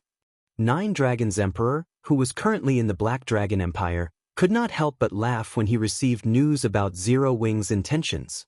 Originally, I was planning on advising the Great Pavilion Master to hinder Phoenix Rain from providing aid to Zero Wing. Now, it would seem that I won't need to waste the effort. However, I also have to admit that Black Flame is very smart. Had he asked Phoenix Rain to help him and the Great Pavilion Master actually agreed to it, I would have had an excuse to send people over to manage both the Secret Stone Fortress and Silverwing Town. Pavilion Master, what should we do now? Martial Dragon asked. The struggle for the position of Great Pavilion Master has already entered a crucial period. Absolutely nothing must go wrong. Bring a legion of experts over to Ancient Rock City right away. Once Zero Wing's members start escaping, cooperate with Beast Emperor to slaughter Zero Wing's members. It's fine even if you can't wipe them out completely. Just make sure to deal enough damage so that Zero Wing's development stagnates, to prevent Zero Wing from helping Phoenix Rain, Nine Dragons Emperor said. Once I'm done dealing with Phoenix Rain, it'll be Zero Wing's turn to die. In response, Martial Dragon nodded and took his leave.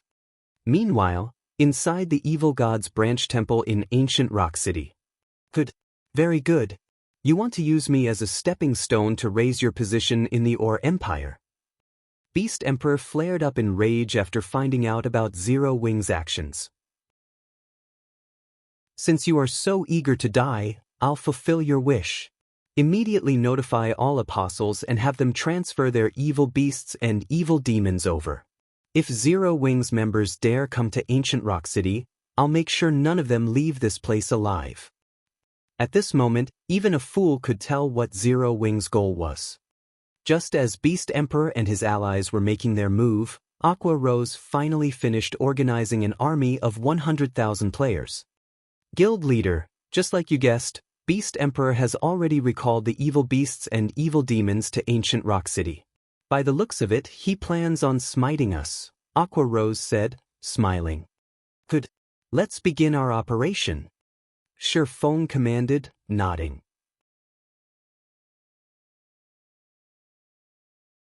Chapter 1867, Battle at Ancient Rock City. On Xianxia's command, Aqua Rose gathered the army of 100,000 elite and expert players in Silverwing Town, boldly advancing on Ancient Rock City. A total of 100,000 Zero Wing members atop majestic Thunder Wolves exited Silverwing Town. Some of these Thunder Wolves had even been promoted to bronze rank, and not only were they much larger than their ordinary counterparts, but faint arcs of blue electricity also danced along their bodies. In comparison, ordinary Thunder Wolves only gave off electricity from their paws. There were over 5,000 of these bronze-ranked Thunder Wolves, which were also players' companions in battle, wielding skills that could assist their masters. Seeing these Thunder Wolves greatly shocked the players in Silverwing Town. Amazing! Why do these mounts feel even stronger than ordinary players? Crap. My guild has only just built its stable and is preparing to nurture a guild mount, yet so many of Zero Wings members have already nurtured their guild mounts to bronze rank? Although I have heard that Zero Wings members are well equipped, isn't this a little much? Those are 100,000 players we are talking about, yet every single one is wearing at least 1 or 2 pieces of level 50 secret silver equipment. These players can rank among the top of my guild's elite members. Look at the experts wearing the core member emblem. Their weakest piece of equipment is level 50 secret silver rank. They even have several pieces of level 50 fine gold equipment. Although my guild has a lot of experts, those experts have only managed to collect 4 or 5 pieces of level 50 secret silver equipment so far. Zero Wing is cheating. The players in Silverwing Town, in particular, knew that Zero Wing could nearly rival first-rate guilds and had a very large number of experts. However, when they saw Zero Wing's organized and powerful army, they re-evaluated their opinions of the guild. No first-rate guild could hope to amass such an army. As they watched Zero Wing's players march by, many of the guild experts in the town even considered leaving their guilds to join Zero Wing. They had worked arduously in their respective guilds, raiding dungeons and questing every day, but they had only gotten their hands on a few pieces of level 50 secret silver equipment. In contrast, even Zero Wing's elite members possessed 1 or 2 pieces of level 50 secret silver equipment, with the more powerful elite members wearing 5 or 6 pieces.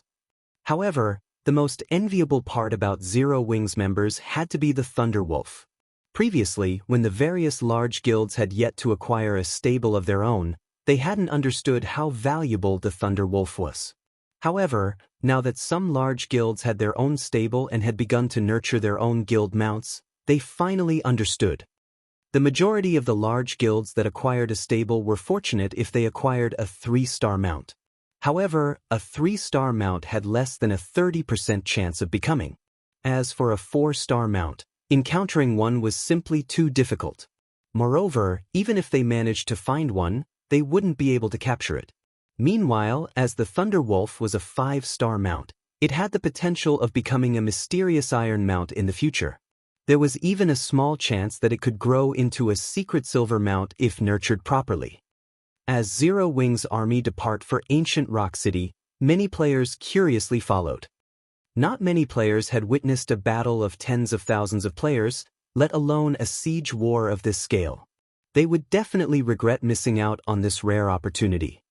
Because of this, many players from neighboring kingdoms, who had learned about the upcoming battle and were confident of their strength, decided to trail after Zero Wing's army.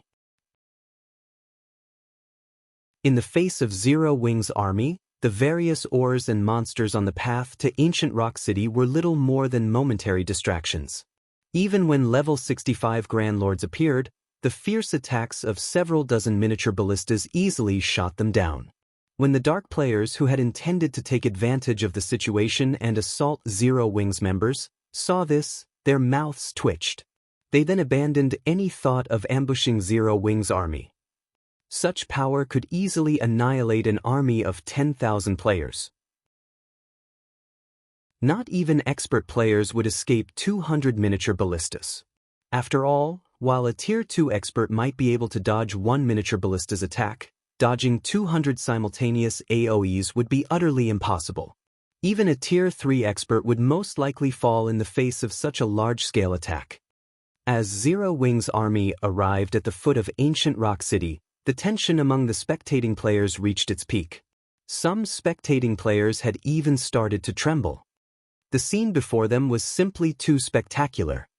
Zero Wings' 100,000 mounted players had stopped a short distance away from Ancient Rock City, and the 200 miniature ballistas the army had brought were sparsely lined up in two neat rows, surrounding Ancient Rock City's small hill. However, Ancient Rock City wouldn't just lie down before this force, with its troops' disposition even stronger than Zero Wings. At a glance, one could easily spot over 300,000 evil beasts and evil demons waiting outside the city walls, ready for battle. Even the weakest among these monsters was a level 60 special elite, and 5, 50-meter-tall, level 80 mythic evil beasts stood at the forefront to current players. This army was invincible. Upon seeing this army of monsters, the players observing the battlefield from several thousand yards away with magic mirrors could not help but shudder. Wiping out a guild town would be child's play for this frightening army. If Beast Emperor wanted to, he could easily drag them into this fight. Zero Wing, do you think that just because I exhausted a large portion of my forces at Crimson Flame Fortress, you will have an opportunity to strike? Beast Emperor sneered at the distant Zero Wing army from atop the city walls. Unfortunately, 100,000 players aren't even enough to serve as a warm-up. Previously, to assist Blackwater, he had exhausted a lot of his forces. During the battle to acquire the Crimson Flame Fortress, he had lost a total of 6 mythic evil beasts and mythic evil demons. The number of Grand Lords and Great Lords he lost was also massive. Even so, he still had 7 mythic monsters under his control, 5 of which were evil beasts, and 2 were evil demons. For this upcoming battle, he intended to use the 5 mythic evil beasts as the main force, while reserving the 2 mythic evil demons as a trump card. Although his current army was far from ideal, it was more than enough to stop Zero Wings' army. In reality, he wished that he could avoid pitting his army against Zero Wings, utilizing his defender's advantage to whittle the enemy forces down. However, as he was responsible for summoning the Evil God's branch temple in Ancient Rock City, he was responsible for protecting Ancient Rock City. He could not allow any damage to come to the city. If the city were damaged, not only would he have to spend his own money to repair it, but he would also lose Evil God's temple contribution points. Boss, Blackwater's members are in position. Blackwater has dispatched 3,000 experts and 20,000 elites. In addition, 9 Dragons Emperor has dispatched a 1,000-man expert legion. Roughly 7,000 Dark players are also participating in this battle. Once we crush Zero Wings formation, these players will eliminate Zero Wings members, Wind Hunter reported. A bunch of scavengers. But so be it in any case, we just need the corpses. It doesn't matter who dies in the end. Beast Emperor said, sneering. Boss, I also received a report stating that a 1,000-man team from Zero Wing has left Silverwing Town and is heading toward the Dark Witch's Tower. I'm not sure what that team is trying to do, but the members are all considerably well equipped, Wind Hunter said. The Dark Witch's Tower? Isn't that a teleportation point for the Dark players? Why is Zero Wing sending people there? Beast Emperor was confused. Could they be trying to attack the Dark Witch's Tower while they attack Ancient Rock City? That shouldn't be the case. That's the Dark Witch's Tower we're talking about. Not only is it guarded by several hundred Dark NPCs, but there are also 3,000 to 4,000 Dark players there on a regular basis, Wind Hunter said in surprise. Even if it's true, it doesn't matter. Zero Wing is doomed regardless of what it does. Beast Emperor said, narrowing his eyes. I recall that Dust Edge is questing in that area. Tell him to head to the tower just in case. Think of it as a chance to collect materials to strengthen the evil dragons. Send Dust? Isn't that overkill? Wind Hunter gaped. Dust Edge was the strongest evil god's apostle under Beast Emperor's command right now. He had acquired one of the evil god's temple's 9 great legacies. Currently, he was only a step away from becoming an evil god's envoy like Beast Emperor. He was the Beast Emperor's greatest trump card. It doesn't matter. Now that we've acquired the Crimson Flame Fortress, we'll have plenty of resources coming our way. There's no longer a need to keep him a secret, Beast Emperor said, waving his hand. He then had Wind Hunter notify Dust Edge of his orders. After Beast Emperor issued his commands, 3 massive, golden magic arrays appeared above Zero Wing's army. These 3 magic arrays were none other than the result of the Divine Beast's Descent magic arrays, which Shifeng had used the guild's accumulated resources to produce. Moreover, all 3 of these magic arrays were powered by elemental sources. In the next moment, 3 golden dragons descended from the sky with deafening roars that echoed throughout Ancient Rock City's area. Go! Destroy Ancient Rock City's defensive magic array. Aqua Rose, who stood on a hill a short distance away from the city, said as she pointed her staff at Ancient Rock City. Immediately, all 3 divine magic dragons charged toward Ancient Rock City.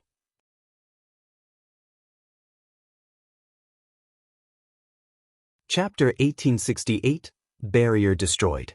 When they saw the 3 divine magic dragons, the rowdy evil beasts and demons fell silent. Each of the divine magic dragons had a wingspan of 600 meters.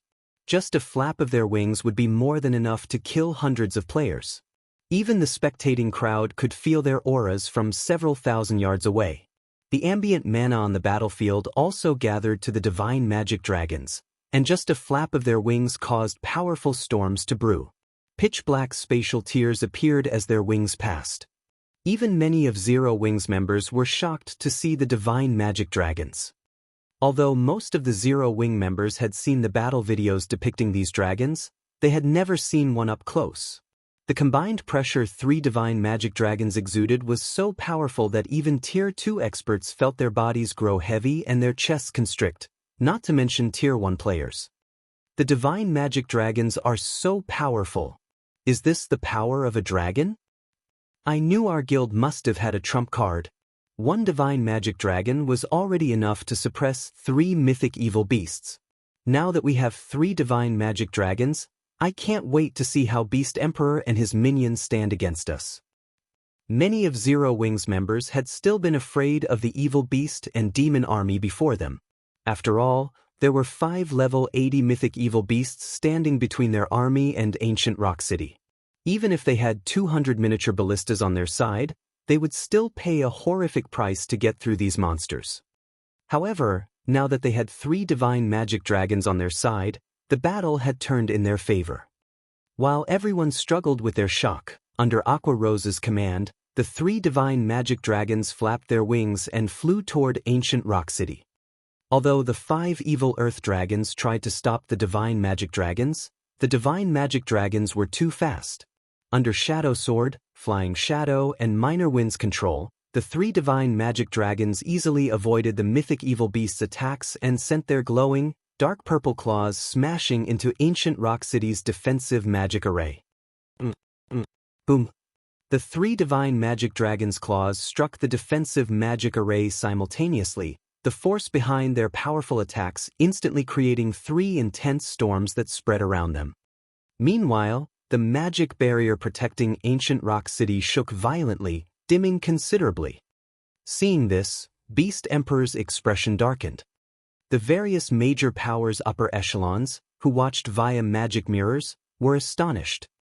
What a powerful attack! When the various superpowers had assaulted Ancient Rock City, that barrier hadn't even faltered under a Tier 4 attack, yet it's trembling after those divine magic dragons struck it. It seems the dragon's damage exceeds the barrier's threshold. At this rate, it will take no time at all to deplete the magic array's energy reserves. 3 divine magic dragons? I hadn't thought that Zero Wing still had such a trump card. It's no wonder why it dares provoke Beast Emperor. It seems Zero Wing really is confident of striking down ancient Rock City. The various upper echelons were similarly shocked by the 3 divine magic dragons' power. However, while they were shocked, they weren't particularly afraid. After all, tools that could summon such powerful monsters certainly weren't indefinite. It simply wasn't a permanent source of strength. Damn it. Just one attack from those dragons depleted nearly 6% of the magic array's energy reserves. We can't let those dragons continue to attack the barrier. Activate the evil god's temple's offensive magic array and annihilate these dragons. Beast Emperor hurriedly commanded when he saw the defensive magic array's energy reserves. Boss, it'll cost us 3,000 CPs to activate the offensive magic array once. Are you sure you want to use it? Wind Hunter hesitantly asked. Evil God's Temple contribution points were extremely difficult to acquire. These points could not be acquired just by completing quests. They also needed to trade a large amount of resources for these points. Although they had acquired a lot of resources from Blackwater to capture the Crimson Flame Fortress, they had expended a considerable amount. Now, they had less than 8,000 CPs available. Do it.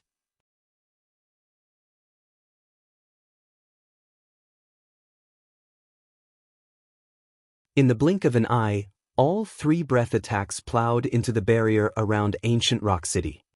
After persisting for 2 seconds, the indestructible magic barrier shattered, transforming into countless particles of light before it disappeared.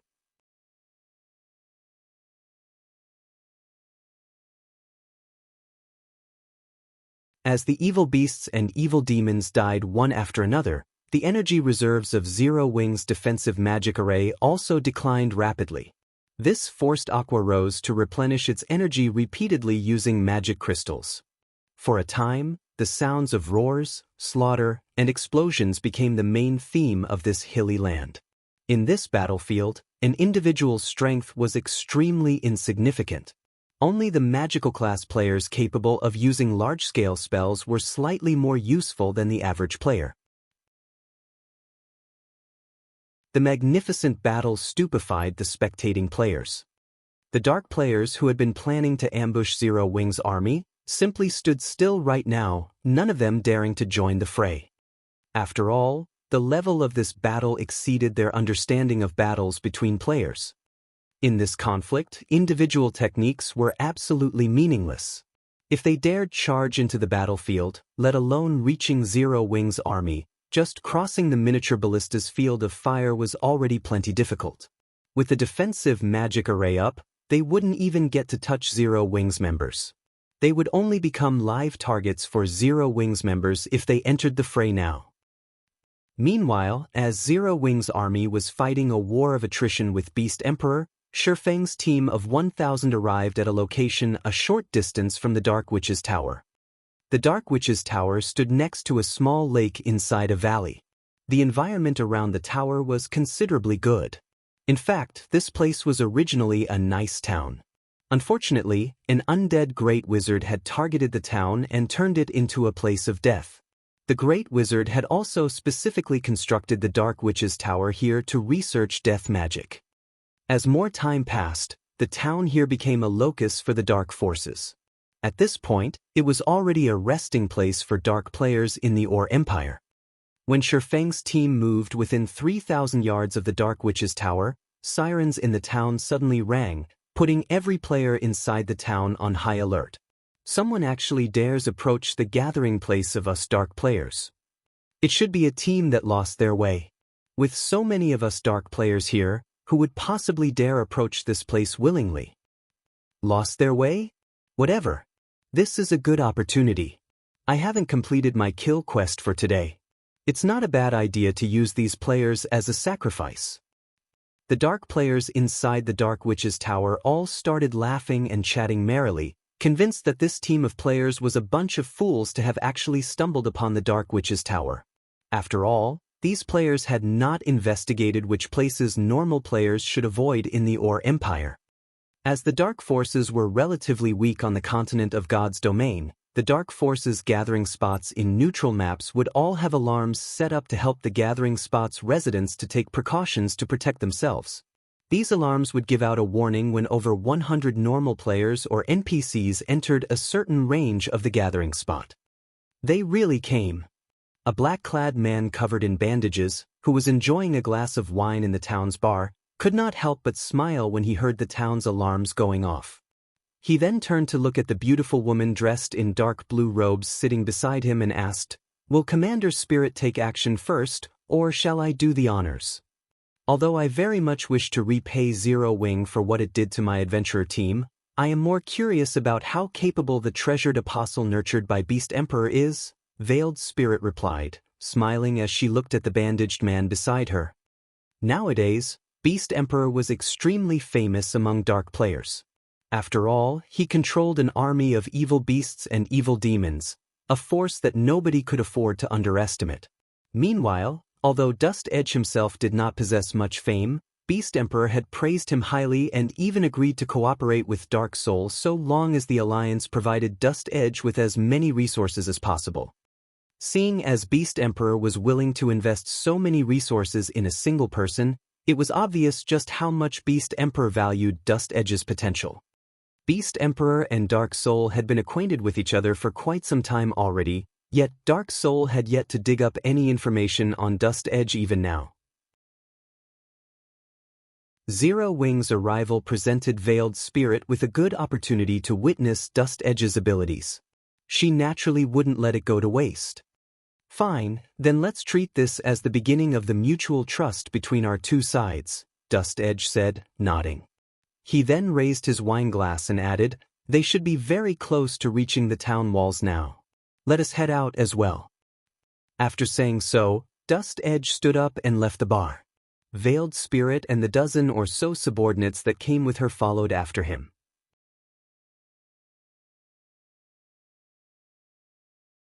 Chapter 1870, Hell Tank's Might.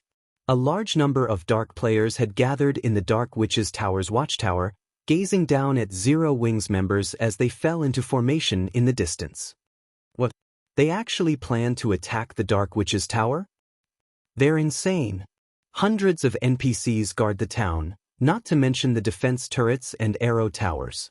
Repelling a 1,000-man team isn't even a warm-up. The dark players could not help but laugh, ridiculing Zero Wing as they watched Shifeng and his companions prepare for the assault. Although the Dark Witch's Tower was a very small town, it had robust defenses. Not only did the town have defensive structures, but it also had a defensive magic array. Furthermore, thousands of dark players occupied the town. Even an army of tens of thousands of elite players would fall swiftly if it tried to attack the town, let alone a 1,000-man force. Even a superpower would have to pay a hefty price to destroy the Dark Witch's Tower.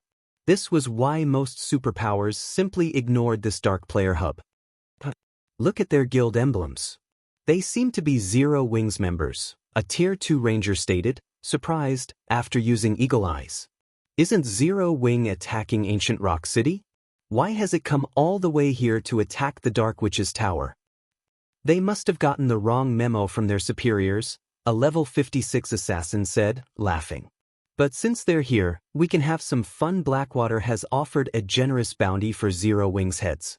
Normally, Zero Wing's members are very challenging prey, but this is a golden opportunity. We have over 3,000 players in the Dark Witch's Tower. Wiping out this 1,000-man team will be a piece of cake. We can't let the town's NPCs get to them first. The various dark players present in the Dark Witch's Tower didn't take these Zero Wing members seriously in the least. Rather, all they saw as they looked at their enemies were walking sacks of cash. Meanwhile, Dust Edge and Veiled Spirit's group had left the Dark Witch's Tower's walls and quietly observed Zero Wing's team, astonishment flashing in their eyes. All of these Zero Wing members were merely elites. Aside from the 100 or so players that wore black cloaks, every member of the force was a Tier 1 player. Moreover, they could tell that the 100-plus cloaked players weren't actually combatants, so they were even weaker than Zero Wing's elite members. Big Sis Spirit, is Zero Wing attempting suicide? It's actually attacking the Dark Witch's tower with such a team? With such standards, we won't even need to get involved. The town's usual players are more than enough to eliminate this force, a level 57, Tier 2 Berserker said, clicking his tongue as he observed Zero Wing's team. They had come all the way to the Dark Witch's tower precisely because they had heard that Zero Wing might attack the town, but this 1,000-man team was simply disappointing. It would have a painful time just trying to reach the town's gates, let alone destroying the Dark Witch's tower. Veiled Spirit pondered the situation in silence. She couldn't figure out what Zero Wing was trying to do. This is indeed disappointing. I had wanted to give Zero Wing a taste of an evil god's apostle's might, but this team isn't worth the effort. Just let the dark players handle them, Dust Edge said, shaking his head. Since that is the case, there's no longer a need for us to stay. The battle in Ancient Rock City is growing increasingly intense. If we hurry, we should be able to claim some scraps. Veiled Spirit agreed with Dust Edge's estimation. They couldn't afford to casually reveal either Shadow Claw or Dust Edge's trump cards. Using them against a 1,000-man expert team from Zero Wing might be worth it, but it would be a waste to use them on a 1,000-man elite team. As Veiled Spirit and the others prepared to leave, the town's dark players were about to make their move. Over 2,000 dark players charged out of the town, not even bothering to organize themselves into any formation as they rushed towards Zero Wing's members. Dark players like them had already participated and grown familiar with large-scale combat. They might have taken the battle seriously if this Zero Wing force had quite a few experts, but all of these players were elites or weaker. Players of such standards weren't worth a serious effort. As the 2,000-plus dark players approached, Zero Wing's elite members began to grow nervous. Guild leader, they're less than 1,000 yards away, a level 55, Tier 1 ranger anxiously reported to Shifeng. The dark players charging toward them were veterans of outdoor PvP, and every one of these dark players radiated a dense bloodlust. Over 40 Tier 2 experts ran among these dark players. On the other hand, they rarely participated in PvP, usually focusing on raiding team dungeons. Defeating elite players like them would be a piece of cake for these dark players. Good. Engineering team, begin the assembly, Shifeng ordered, nodding. In a moment, the engineering team will be responsible for the offensive. The rest of you just need to focus on defending our position. Hearing Shifeng's command, the cloaked engineers removed their black cloaks and retrieved the Hell Tank's components from their bags. When Zero Wing's elite players saw the 100-level 40-plus lifestyle players, they were stunned. They had hoped that these cloaked players were exceptionally strong. They had never expected these comrades to be lifestyle players. On top of that, these lifestyle players were going to fight. When the distant dark players saw the level 40-plus lifestyle players, they were just as stunned. However, their expressions quickly soured, becoming serious. The 100 engineers swiftly assembled 6 colossal tanks, and despite the 1,000 yards separating them, the dark players could hear the engine-whistle roar as the tank's immense power swept over them. Good. 800 yards ahead. Fire at will.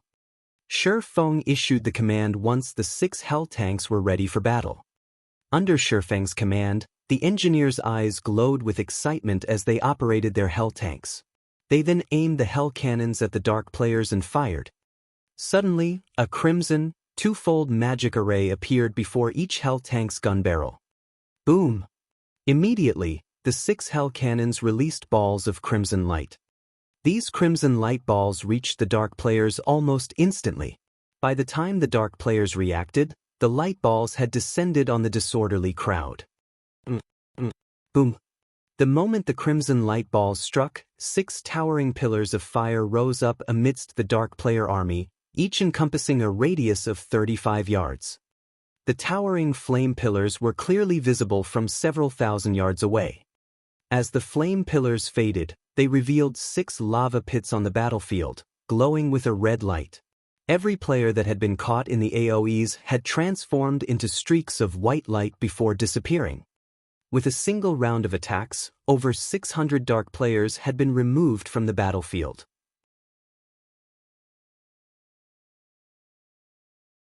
Chapter 1871, Nightmare on the Battlefield. When over 600 PvP experts were suddenly vaporized, the dark players charging towards Zero Wing's team slid to a halt and stared at the empty lava pits before them. Damn it! What are those things? After losing nearly half of their allies, the other dark players panicked. They had seen war weapons in action before, but the Hell Tank's speed and power were beyond their understanding of such weapons. The Tier 2 experts on this battlefield even had a high chance of avoiding defense turrets' attacks from over 500 yards away, especially the speed-type classes.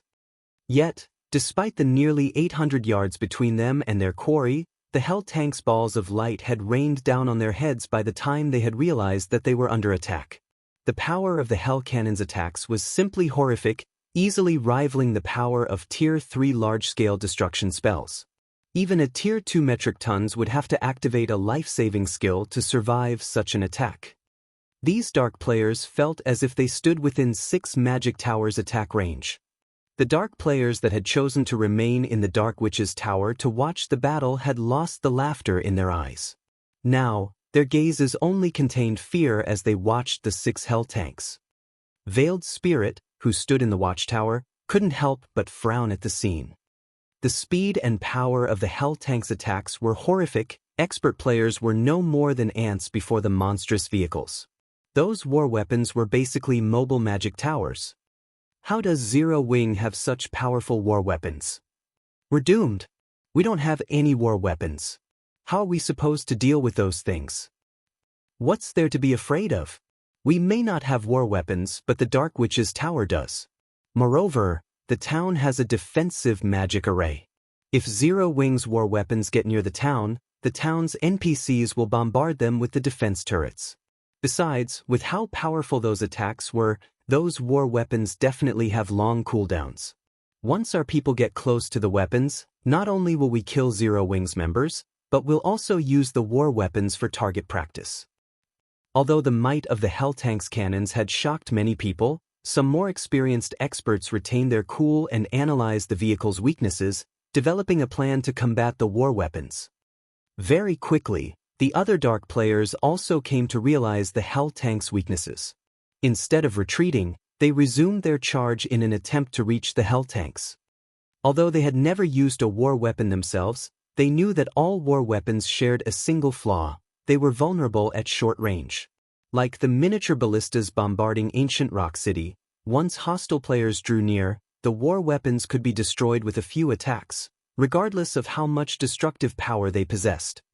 The remaining 1,000+ dark players dashed towards the Hell Tanks in a frenzy, intent on destroying the war weapons before the Hell Tanks' cooldowns ended. Guild leader, they've resumed their charge. Should we form a defensive line? Seeing the dark players draw closer, Zero Wing's elite members grew restless again.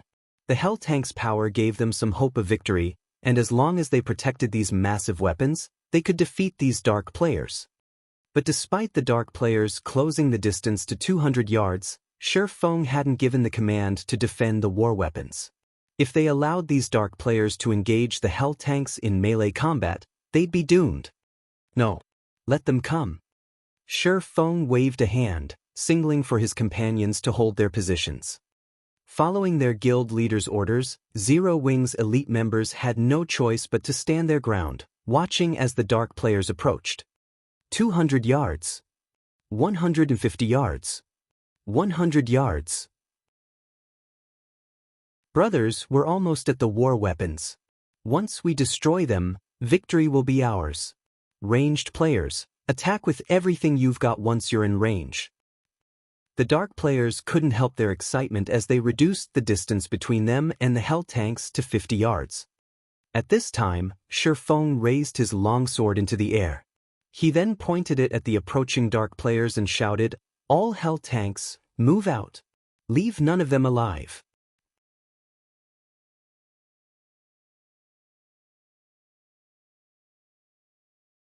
Chapter 1872, Evil God Takes Action.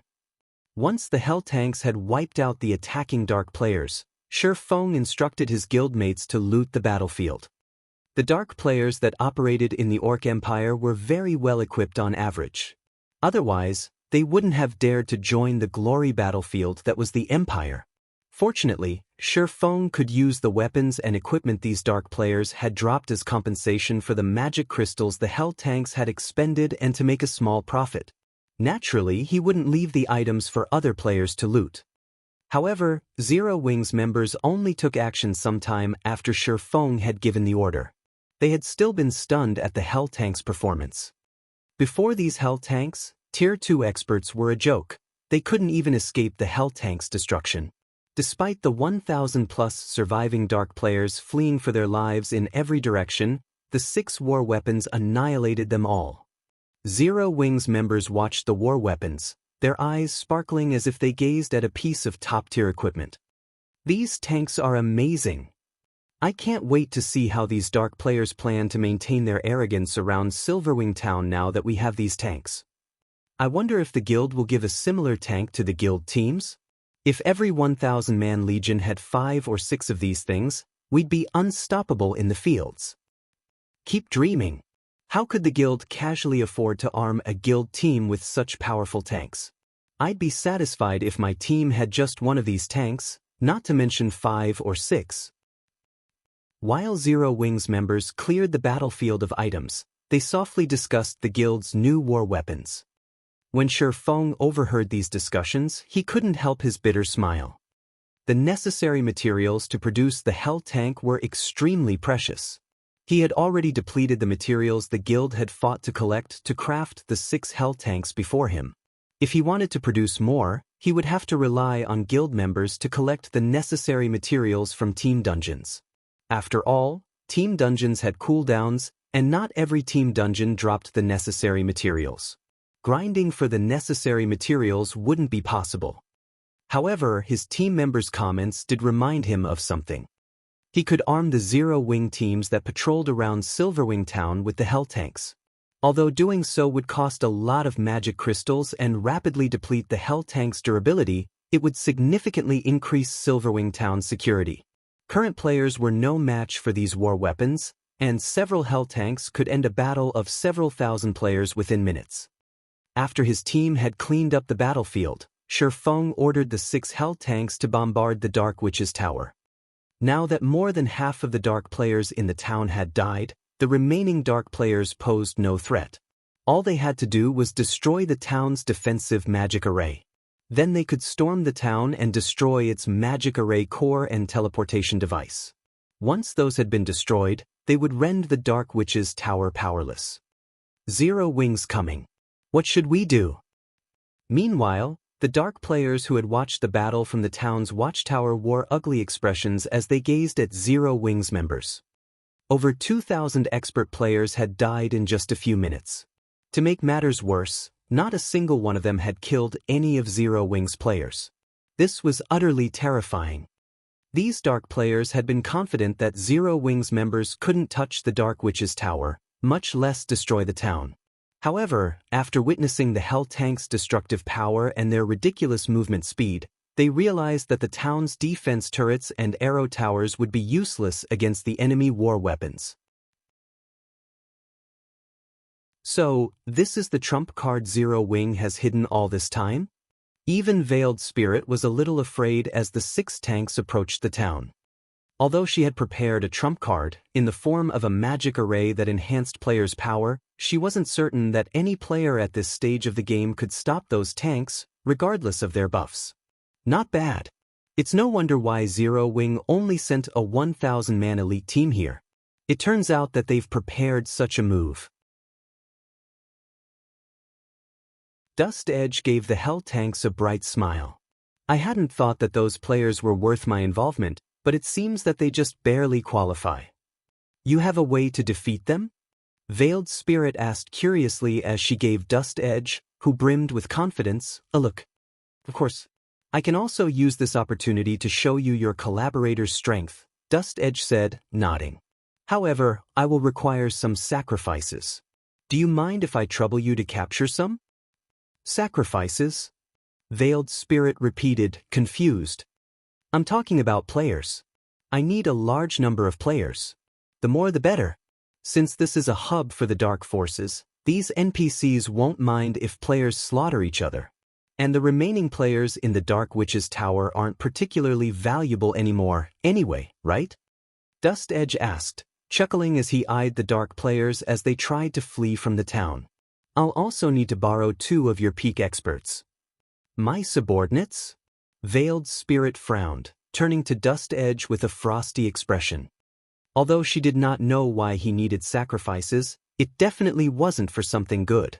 She refused to allow her subordinates to become this madman's sacrifices. Relax. I won't sacrifice your subordinates.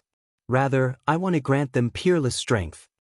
Dust Edge explained when he realized that Veiled Spirit had misunderstood his intention.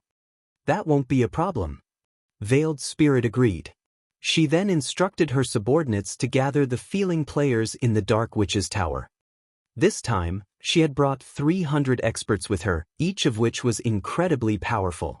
They were far stronger than the dark players who idled in the town. Under Veiled Spirit's command, Shadowclaw's 300 experts took action. Using the tools Dust Edge had granted them, they captured the players that tried to escape the town. What are you trying to do? Why are you capturing us? Shadowclaw's prisoners soon found themselves bound by magical chains, their fear clear on their faces as they looked at Dust Edge and his companions. Oh, it's nothing. I'm just going to make you contribute to the Dark Witch's Tower's defense, Dust Edge said, laughing when he saw over 300 bound players. You should feel so lucky to become a part of my new power. Hurry it up. Zero Wing's team is starting its attack. The town's defensive magic array won't last long. Veiled Spirit snapped anxiously as she watched the 6 hell tanks fire upon the Dark Witch's Tower. Although the Dark Witch's Tower had a defensive magic array to protect it, it was much weaker than the one around Ancient Rock City. If Tier 3 large-scale destruction spells bombarded it, it wouldn't last long. Relax. My preparations are complete. Now, we just need 2 of your subordinates to stand in the center of the magic array. Dust Edge responded as he finished writing over 30 lines of crimson divine runes in the air. He then merged the divine runes with the crimson magic array before him, excitedly proclaiming, "Soon, you'll get to witness the power of the almighty evil god." At Dust Edge's words, the 2 experts Veiled Spirit had chosen began to panic as they stared at the magic array. However, when their leader urged them forward, they had no choice but to steel their resolve and step into the array. Almighty evil God, I offer you immortal souls. Please grant me an immortal body to smite my enemies. Dust Edge sang before tapping the butt of his staff on the array. The 300-plus dark players inside the magic array instantly collapsed like puppets as their strings were cut. In the next moment, the space above tore, leaving a gaping, black wound. A boundless aura then poured out of the spatial tear, and everything within the Dark Witch's Tower froze within its presence.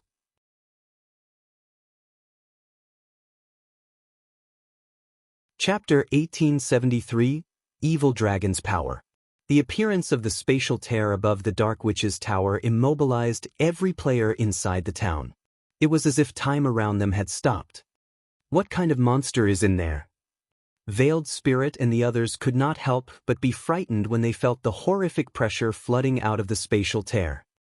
They could sense that this horrific pressure did not originate from the spatial tear itself, but from a creature residing inside the spatial tear. Instead, this was a pressure that they had never felt in all the time they'd played God's domain. They did not doubt that, should the creature inside the spatial tear come out, they would instantly die and disappear just from the pressure the creature exuded. A few seconds after the spatial tear appeared, the 2 Shadowclaw members standing inside the crimson magic array started screaming in agony, their lung-piercing shrieks giving all who heard them goosebumps.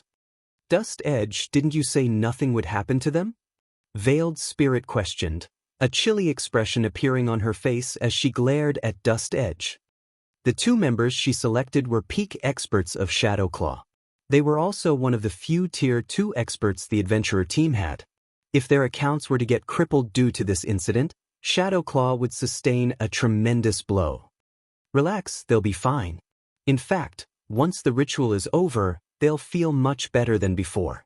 You can even label them as the strongest players in existence in God's domain right now.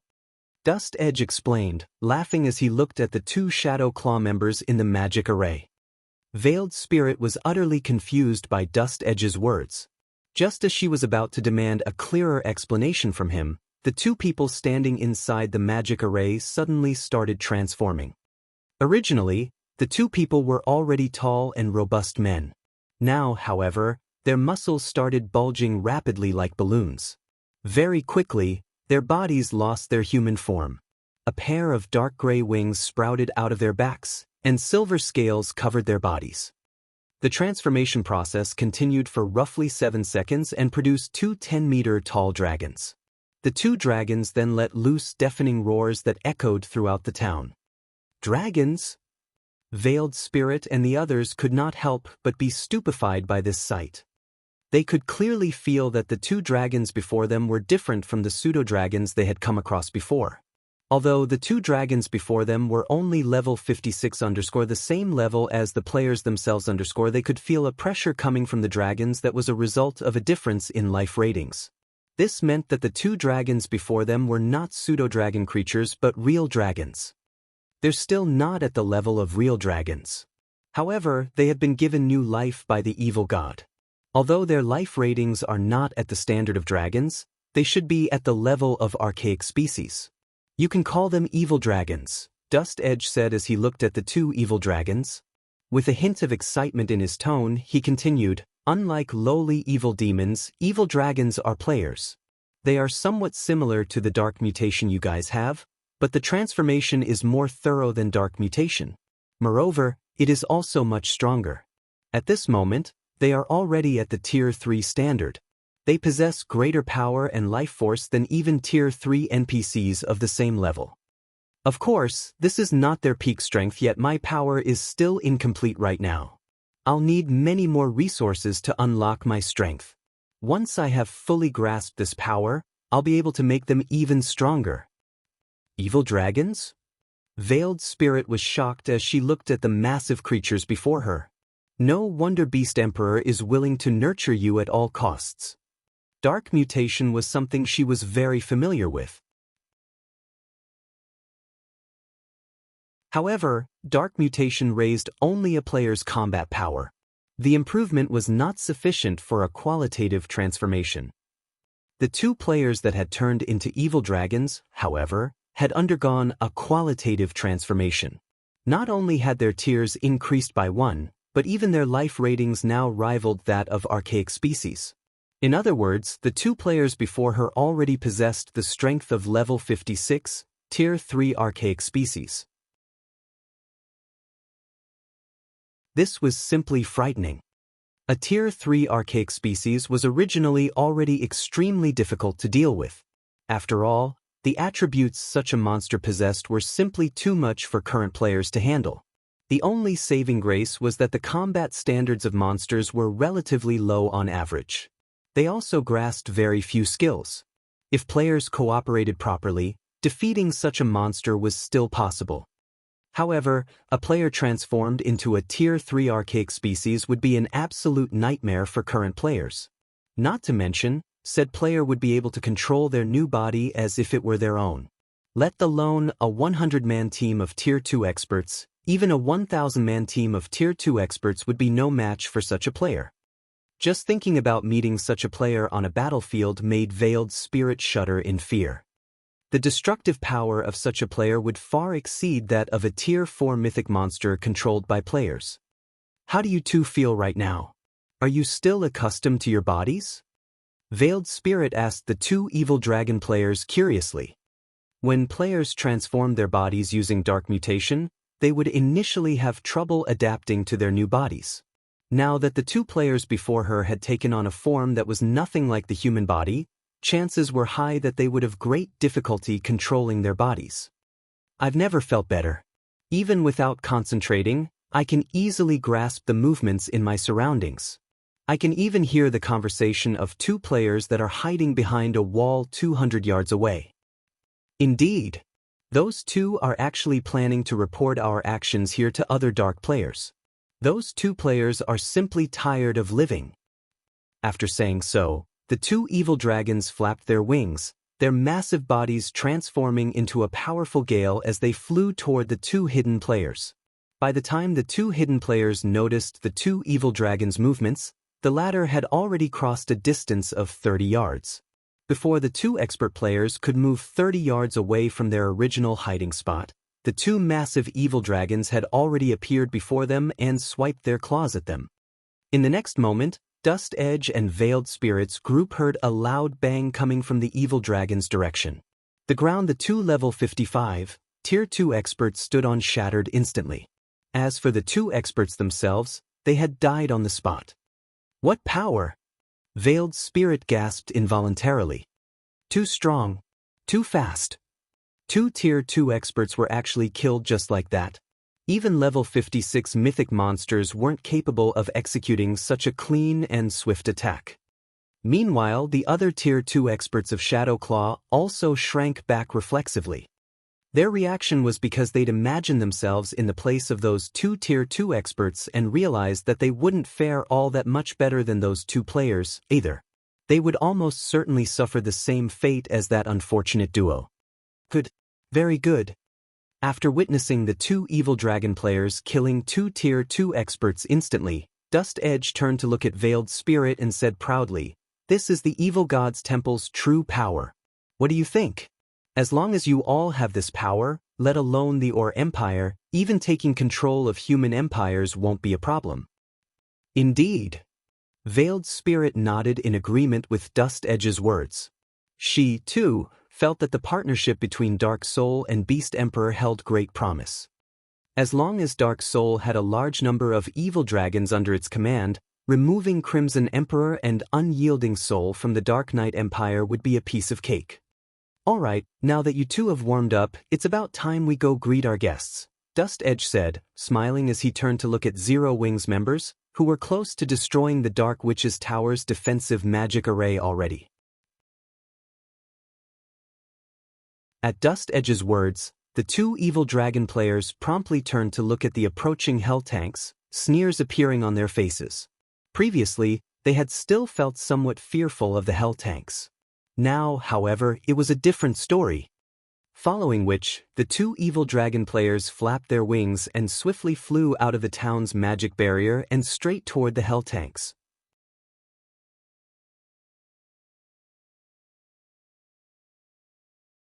Chapter 1874, Evil Dragon vs. Tank.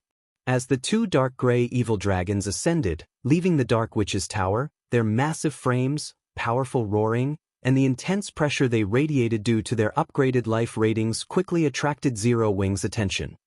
"Are those dragons? How does the Dark Witch's Tower have two dragons? How is this possible? They're actually Great Lord-ranked archaic species." Zero Wings members, who stood some distance behind the hell tanks, watched the two massive beasts fly away from the town with astonished expressions. They could not understand why dragons would be in the Dark Witch's Tower. Tier 3 archaic species were an absolute nightmare for current players, and although the two evil dragons were only level 56, they wouldn't be easy opponents. "Guild leader, what should we do? The dragons are too fast, slightly faster than the hell tanks," the engineers controlling the team's war weapons asked worriedly.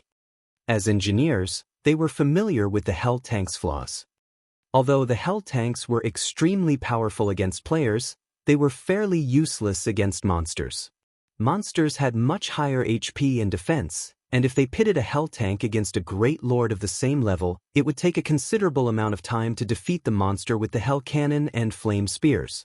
Furthermore, a great lord was considered a tier 3 monster, so it would be more than capable of causing substantial damage to the hell tank, depleting its durability. If the two level 56 evil dragons were allowed to fight the hell tanks would definitely lose. Evil dragons? Shi Feng watched the approaching dragons with a strange look. He could feel that these two were not actual dragons, but pseudo-dragon creatures. If they were actual dragons, his heavenly dragon's breath would have given him a massive basic attribute boost since the fragmented legendary ring hadn't reacted. he knew that these evil dragons were something else. Moreover, he could sense the evil dragons' human-like emotions. When he looked in their eyes, it was as if the two evil dragons were children that had just found a new toy and were eager to play with it. That wasn't an emotion monsters should experience. Zero Wing, die! The two evil dragons bellowed. The two evil dragons widened their jaws and spat a tornado-like breath attack. Space Tor was the attacks flew towards two of the 6 hell tanks.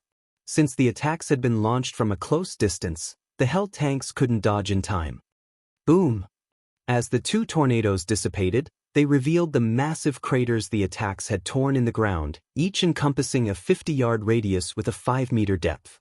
Both of the hell tanks' magic shields had shattered instantly, and the power of the breath attacks left Zero Wing's members flabbergasted. Impossible!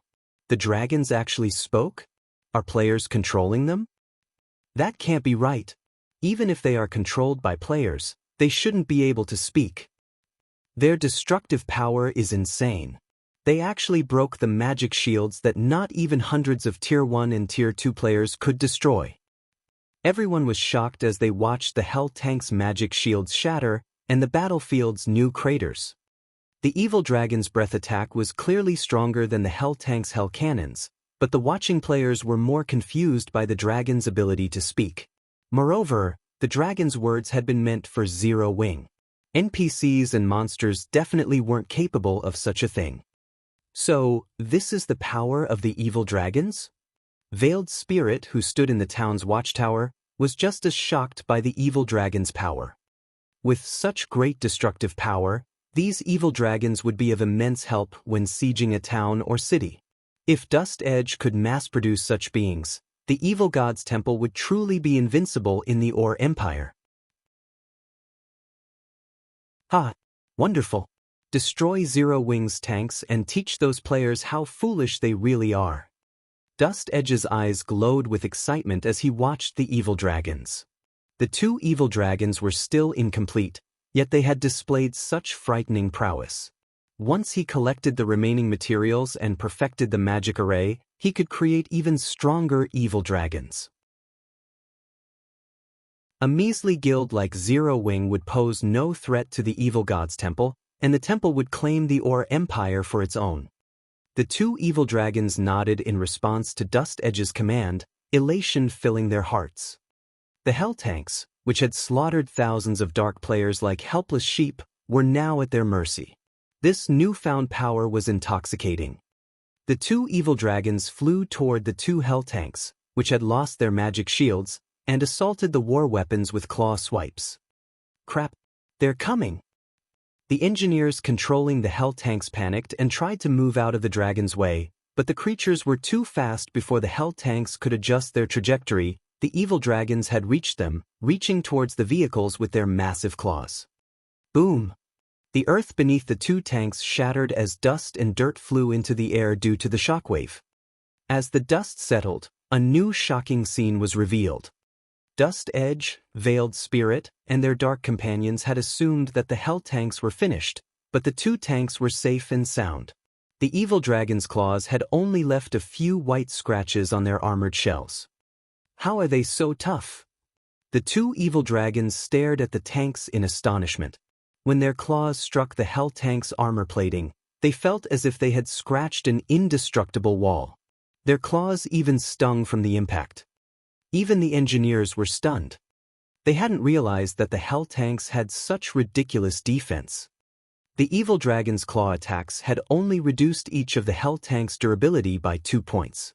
In other words, the evil dragons would have to land 200 claw attacks to destroy the war weapons. Stop daydreaming. All tanks, ignore the Dark Witch's tower and prioritize the evil dragons. Shi Feng suddenly shouted through the team chat. He was not surprised in the least that the evil dragons had failed to do any substantial damage. After all, the hell tank's outer shell had been made with Titan Oregon. Normally, it was a material used to craft epic weapons and equipment. It wouldn't be easily destroyed by a Tier 3 archaic species. However, Shi Feng was relieved that he had upgraded the hell tank's engines, increasing the vehicle's defensive capabilities. Otherwise, those claw attacks would have reduced the tank's durability by at least 4 points. After hearing Shifeng's command, the engineers promptly targeted the two monstrous dragons. Without hesitation, the two tanks before the monsters fired their hell cannons at the hovering evil dragons. Two balls of crimson light then slammed into the evil dragons. Boom! The attacks, which had the power of a peak Tier 3 attack, sent the two monsters flying over 20 yards backward as the evil dragons cried out in pain. The two level 56, Tier 3 evil dragons did not possess as much HP as true Tier 3 archaic species. Each only had 28 million HP. A single hit from the hell cannons had devoured over 3 million HP. While the evil dragons flew back, the two tanks' engineers followed up with their flame spears. 14 flame spears bit into the two evil dragons simultaneously, each dealing over -60,000 damage. After taking all 14 spears, the two monsters had lost nearly 1 million HP. The other 4 hell tanks had reoriented themselves by this time, launching their own attacks. With how fast the hell cannons' projectiles were, the evil dragons had no time to dodge the attack. They were only able to block and dodge the flame spears from the other 4 tanks.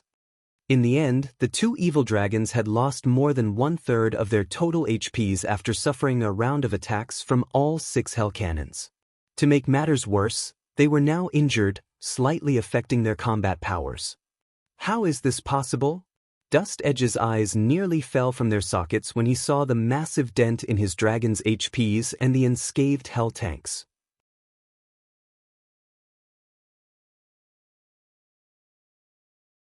Chapter 1875, Zero Wings Guild Leader.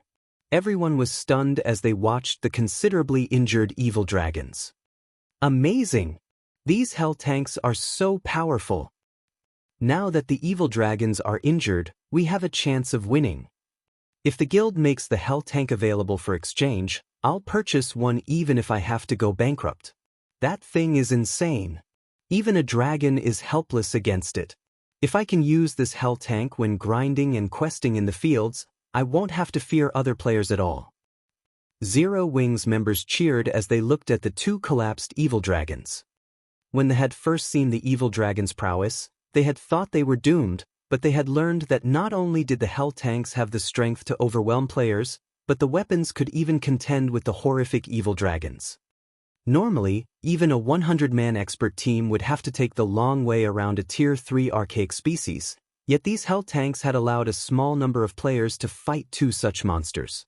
They would definitely be invincible in the fields if they had the assistance of a hell tank. They were excited just thinking about it. Meanwhile, Veiled Spirit and the others, who watched from inside the Dark Witch's tower, wore gloomy expressions after the evil dragons had been beaten down. They had witnessed the strength of the evil dragon's strength personally. With those monsters' speed and destructive power, dealing with war weapons should be child's play, yet.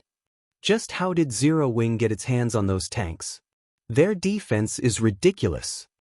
Envy and confusion swam in Veiled Spirit's gaze as she looked at the war weapons. She had never heard of such a war weapon in the game before. In her memory, war weapons had high destructive power but paper-thin defense, yet these tanks' defense was heaven-defying. The hell tanks were godly weapons on a battlefield. Meanwhile, Zero Wing commanded such incredible weapons. You too, hurry and distance yourselves from those tanks. Their movement speed and reaction speed is no match for yours. As long as you fight from a distance, those tanks will be useless. Once Dust Edge recovered from his momentary shock, he commanded his two evil dragons to take advantage of the hell tanks' weaknesses. At the end of the day, the hell tanks were simply machines that players drove. Players couldn't control the weapons as smoothly as their own bodies. However, the evil dragons were a different story. These players had full and nimble control of the beasts' bodies. In addition, the evil dragons could fly had higher movement speed than the hell tanks. With the evil dragon's capabilities, it was definitely possible to whittle down and destroy the hell tanks without taking any damage. At most, doing so would take some time. The two evil dragon players were peak experts. They had merely failed to react to the hell tanks' attacks in time since the war weapons defense had taken them by surprise. Now that they had snapped out of their daze, They did as Dust Edge had instructed and put some distance between them and their targets. Although the strongest weapons of the evil dragons possessed were their breath and claw attacks, their ability to control wind and attack from a distance wasn't to be underestimated. When they flapped their wings, they could create storm blades that carried the power of Tier 3 attacks. Against the hell tanks that were incapable of flight and had delayed reactions, these storm blades would be an overwhelming advantage. They responded so quickly. Feng clicked his tongue as the evil dragons moved to attack from a distance. It's a pity that the Hell Cannon's power is only at the peak of Tier 3 and can't inflict severe injuries to these evil dragons. Otherwise, that round of attacks would have ended the battle. Guild leader, what should we do now? One of the engineers, who drove the Hell tank Feng occupied, asked. At this rate, those monsters will whittle us down until we die. Since the evil dragons had put some distance between them and the hell tanks, they could now dodge and block the tank's flame spears easily. The evil dragons could also strike with their storm blades. By the time the drivers noticed the attacks, it would be too late to evade. Now that storm blades bombarded the hell tanks, they steadily lost durability. It was only a matter of time before the hell tanks ran out. It seems that we can't rely on the hell tanks to defeat these two monsters. After giving the matter some thought, Feng said, all tanks, group up and take up a defensive formation. Once your hell cannon's cooldown has ended, wait for my command to fire. We'll launch a concentrated assault on the evil dragons. The 6 hell tanks then circled, using their flame spears to prevent the evil dragon players from landing casual attacks. For a moment, the tank's decreasing durability slowed. However, as the seconds passed by, the vehicle's durability rapidly depleted under the dragon's frenzied assault. 386. 357. 324. I'm pretty surprised with Zero Wing. I didn't think it actually had such a trump card. It's no wonder why it dares to raid the Dark Witch's tower with such a small team. Unfortunately, Zero Wing's luck will end here. I want to see how long those tanks can last against my evil dragons, Dust Edge said, chuckling as he watched the evil dragons suppress the hell tanks. Meanwhile, the Zero Wing members watching from a distance were extremely nervous. Although they wanted to help, they were powerless in this situation. The engineers who drove the hell tanks sweated with anxiety. 15 seconds had never felt like such a long time. Just as the hell cannon's cooldown was about to end, Feng leaped out of the hell tank, attracting the attention of everyone present. Guild leader? Zero Wing's members were stupefied as Feng suddenly emerged from his hell tank. The hell tanks were under heavy fire by the evil dragons, and the shockwave from the creature's attacks was more than enough to kill players, yet Feng had left the relative safety of his hell tank, exposing himself to the evil dragon's attacks. Are they trying to surrender now that they know they can't win? Dust Edge joked when he saw someone exit one of the tanks. The Shadow Claw members were similarly surprised. They could not understand why someone would leave the safety of the tank and put themselves in death's path. The evil dragons could even instant kill a Tier 2 player. As everyone chatted about this reckless player quietly, Veiled Spirit watched with a somber expression. Commander, has something happened? A female cleric asked curiously when she noticed the ugly expression on Veiled Spirit's face. Crap, that is Black Flame. Veiled Spirit shouted after getting a closer look at the figure. She hadn't been able to get a clear look at him since the evil dragon's storm blades had kicked up dirt and dust around the hell tanks, but after watching carefully with squinted eyes, she recognized the player. Veiled Spirit could never forget Black Flame's appearance. After all, he was the sole reason that Shadow Claw's ambush on Zero Wing had failed so miserably. When they heard their commander's comment, the other Shadow Claw members grew nervous. In their minds, Black Flame's name was synonymous with monster. The man's most memorable feat was his ability to contend with a mythic monster by himself. Although he had only stood against the monster for a short moment, it was a display of strength that countless experts dreamed of commanding. Oh, he is Black Flame? Hearing Veiled Spirit's warning, Dust Edge squinted his eyes as he looked at Feng. Currently, Feng stood beside a hell tank, Yet the man was utterly unfazed by the evil dragon's frightening aura. It was as if the evil dragons didn't even exist to Shifeng. Sure enough, he really is extraordinary. Unfortunately, even if Zero Wings Guild leader is here, there is no changing the guild's fate here. You two get rid of him. It's time to put an end to Black Flame's undefeated legend. Upon receiving Dust Edge's command, the two evil dragon players licked their lips in anticipation and fanaticism as they watched Shifeng. He was the most famous individual in the Or Empire. Almost no one throughout the Empire or Dark Soul didn't know the name Black Flame. When they had faced off against Black Flame during their previous battle with Zero Wing, their only thought had been of escape. However, this situation was different. They were now in possession of an evil dragon. They wielded strength that no player could hope to rival. Moreover, their superior life ratings elevated their senses to unprecedented levels.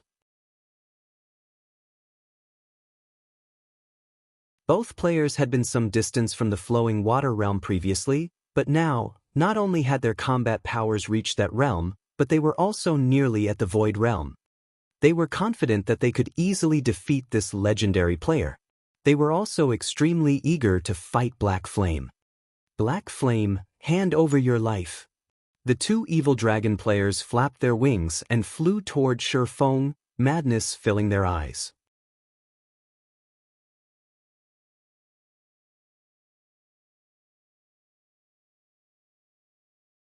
Chapter 1876, Slaying Dragons in One Hit.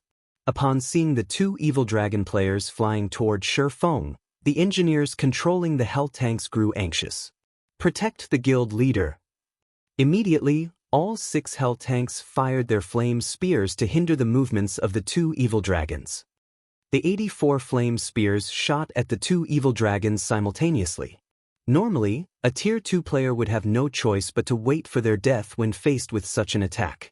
However, dodging these attacks was no problem at all for the two Shadow Claw experts who possessed the physique of an evil dragon.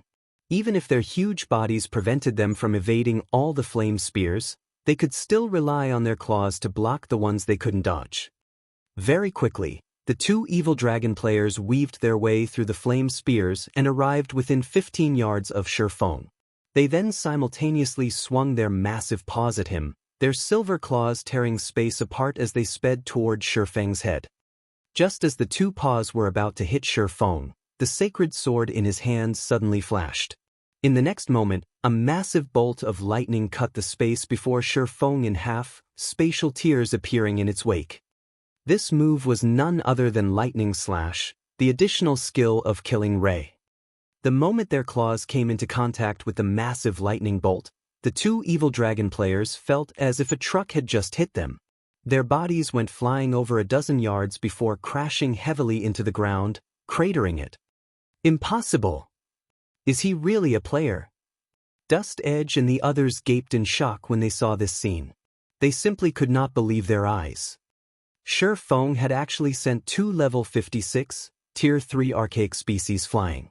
The shock they felt from seeing this scene was akin to that from seeing an ant flipping over an elephant. The other dark players hiding within the Dark Witch's tower were also rendered speechless at this scene. They didn't even know what had just happened. After all, everything was too quick. All they saw were the two evil dragons flying toward Shifeng, then a bright, blue flash coming from Shifeng. Before they realized it, the two evil dragons were already tumbling backward. Is he a monster? The two evil dragon players wore looks of horror as they stared at Shifeng. A single slap from them had managed to kill a Tier 2 expert. However, when they tried to do the same thing to Shifeng, not only did they fail to kill him, but they also actually lost in a competition of strength. However, what the two players did not know was that Shifeng's strength already rivaled a great lord's of the same level. Meanwhile, after continuously producing the forging components for the hell tanks for the past few days, he was now a level 69, Tier 2 sword master, 13 levels higher than the two evil dragon players. Lightning Slash also provided him with a 330% increase to his strength attribute. Although he still couldn't reach the standard of a mythic monster of the same level, his strength was more than enough to deal with level 56, Tier 3 archaic species. No, that's not right. He must have used a skill that increases his strength. He shouldn't be able to use such a skill often. As long as we work together to attack him, he'll definitely fall. That's right. How could a player possibly possess that much strength? He must have used a powerful skill. The two evil dragon players discussed quietly as they looked at Shifeng. Then, they promptly split up and started circling to Shifeng's sides. A lot of powerful skills in God's domain provided a significant boost in attributes. Among these types of skills, berserk skills were the most common. However, there were also certain skills that exceeded one's imagination, such as taboo skills. Such skills were generally kept as a trump card and could not be used frequently. Since that was the case, all they needed to do was continue attacking Shifeng until he exhausted all of his skills. In any case, both of them had a maximum HP of 28 million. They were not afraid of fighting a battle of attrition against players at all. As for the attacks of the Hell tanks, they only needed to be wary of the Hell cannons. The flame spears posed no problems for them whatsoever.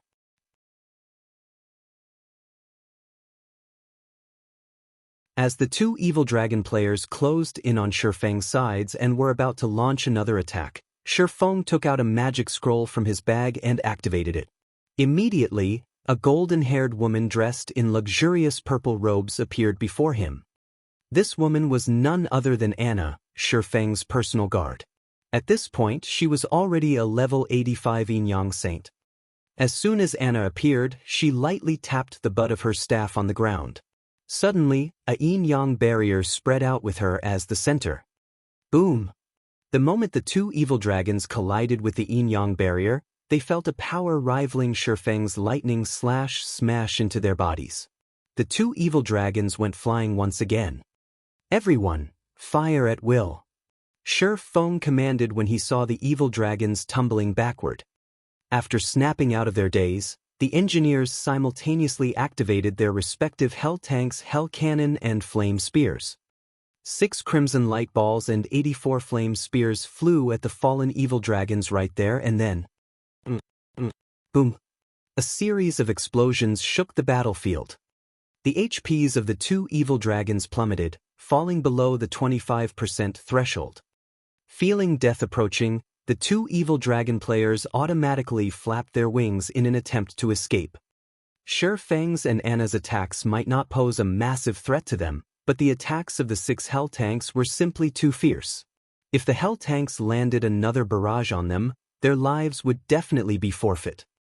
You wish to run? Do you think you can so easily? Shifeng chuckled when he saw the two evil dragons trying to fly away. Right then, Anna finished chanting an incantation and now pointed her staff at the sky. In the next moment, pitch-black magic arrays appeared around the two evil dragons and shot out pitch-black spears. In the blink of an eye, the pitch-black spears stabbed into the bodies of the evil dragons, sealing their movements and sapping their strength. This move was none other than the new over-tier spell Anna had learned, Darklock. Due to Darklock, the two evil dragons were unable to move whatsoever. Their attributes had also decreased by 30%, which further reduced their already low HPs. On the verge of ordering the Hell tanks to fire the killing blow on these two evil dragons, Shifeng suddenly felt a pulse coming from his bag. What's going on? Just as Shifeng was about to inspect his bag to check which item was producing the humming noise he was hearing right now, a broken sword suddenly flew out of his bag. This broken sword was none other than the evil god's inheritance, the weapon that Shifeng dreaded using. System: faint traces of the evil god's power detected. Do you wish to use the evil god's inheritance to absorb this power? Does this sword want me to use it to kill these evil dragons? As Shifeng looked at the broken sword, he could tell that the evil god's inheritance was riveted by the dying evil dragons. He then clicked to use the weapon in order to see what would happen if he killed the evil dragons with the evil god's inheritance. After Shifeng made his selection, the abyssal blade suddenly vanished from his hand, and taking its place was the evil god's inheritance.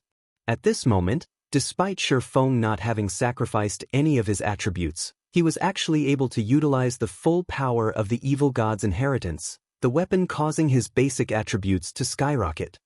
Although the entire process seemed to take a lot of time, in reality, only 3 seconds had passed since the evil god's inheritance started humming until now. Tightening his grip on the evil god's inheritance, Shi Feng activated Instant Strike and appeared above the heads of the 2 evil dragons. He then sent a slash at them. God Slayer. Suddenly, 5 pitch-black sword lights devoured the 2 evil dragon players. Seen from afar, it looked as if a gigantic pitch-black mouth had swallowed the 2 evil dragons whole. As the pitch-black sword lights faded away, the 2 evil dragon players' HPs instantly fell to 0. Their bodies petrified into 2 stone sculptures, which then disintegrated into dust particles that scattered on the wind. A short while later, all traces of the 2 evil dragons had thoroughly disappeared from the battlefield.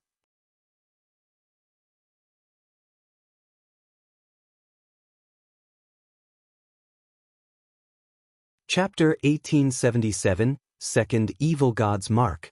As the 5 pitch-black sword lights disappeared, the 2 evil dragons disintegrated into dust and scattered with the wind.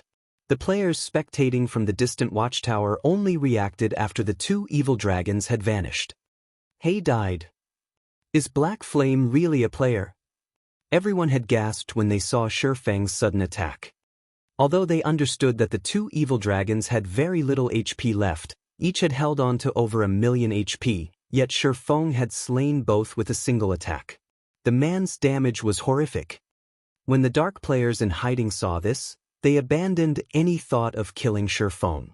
They now considered the idea laughable and ignorant. It was no exaggeration to say that no player at this stage of the game could survive Shi Feng's last attack. Unless they used an invulnerability skill, they would die in an instant if they tried to take on the swordsman. Furthermore, Shi Feng had summoned a level 85 personal guard to his side. Anna had only moved her staff slightly, yet she had repelled both evil dragons. With such a personal guard, getting close to Shi Feng would be utterly impossible. As for the person responsible for the evil dragon's deaths, he finally snapped out of his daze. What a powerful weapon! Not only was the Godslayer skill was much stronger than before, but the weapon had also granted a much higher boost to his physique. He could feel his strength rival that of a Tier 3 player. Gaining a Tier 3 physique was a qualitative transformation for any player. Once players' physiques reached Tier 2, their 5 senses would sharpen, but when they wielded a Tier 3 physique, their natural response time would also improve. Originally, only talented players possessed the ability. Although ordinary people could improve their neural response time by training, there was a limit. In addition, the training process would be intensely arduous, and very few people would be able to endure the hardships that awaited them. However, when players' physique reached Tier 3 in God's domain, their neural response time would improve. Although the improvement was a measly 10% or so, when applied in a high-speed battle between Tier 3 existences, the effects would be significant. For example, if a player with a Tier 2 physique could execute 10 attacks in a fixed time, then a player with a Tier 3 physique and the same basic attributes could execute 11 attacks.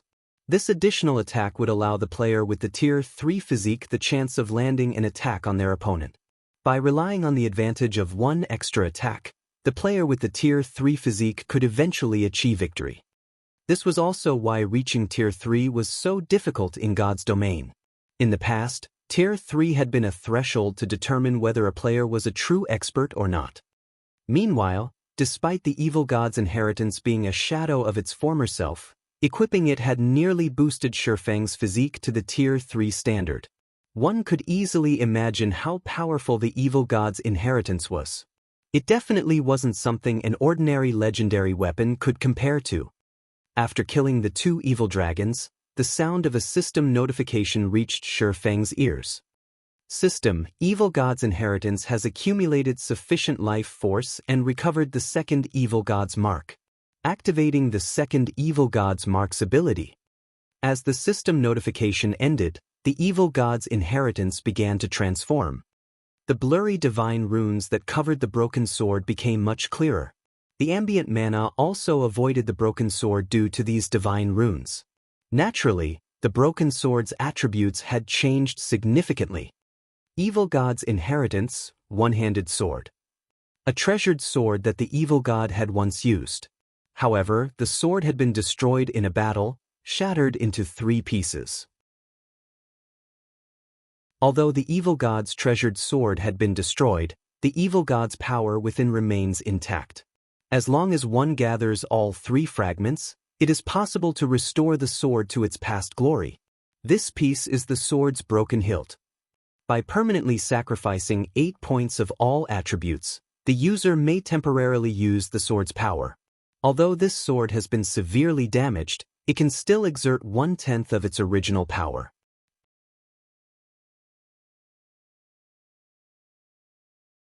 First Evil God's Mark.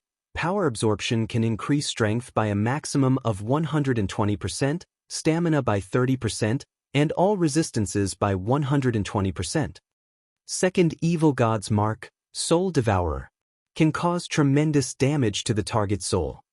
When this fragment is within 3,000 yards of other fragments, the fragments will resonate.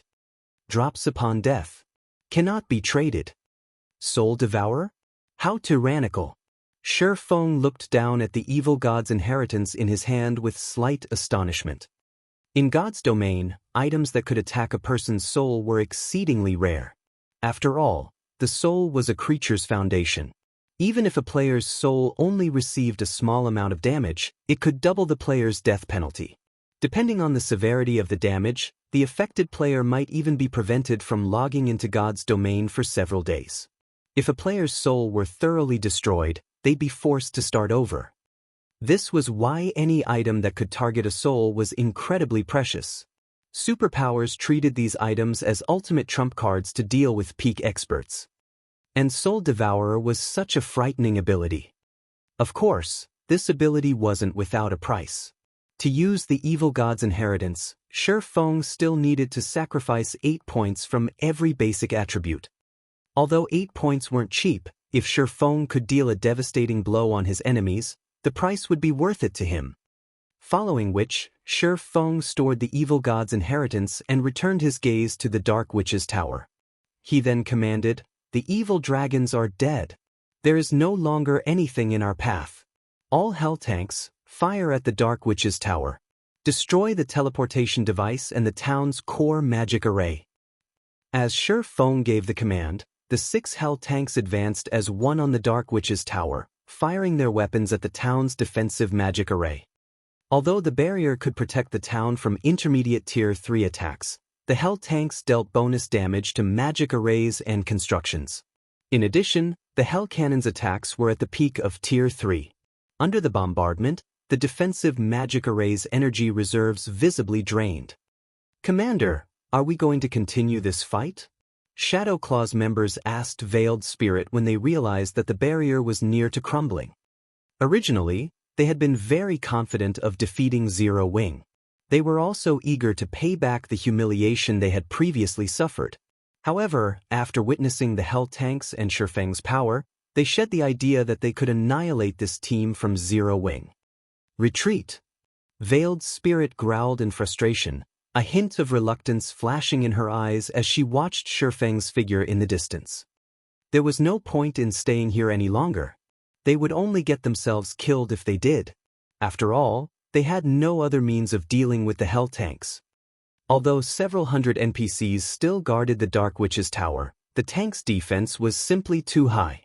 Even the evil dragons, Great Lord-ranked archaic species, were incapable of damaging the vehicles.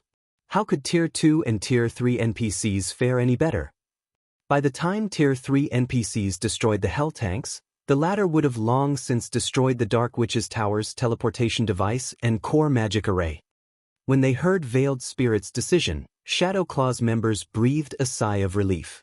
They immediately retrieved return scrolls from their bags in an attempt to leave this dangerous place as soon as possible.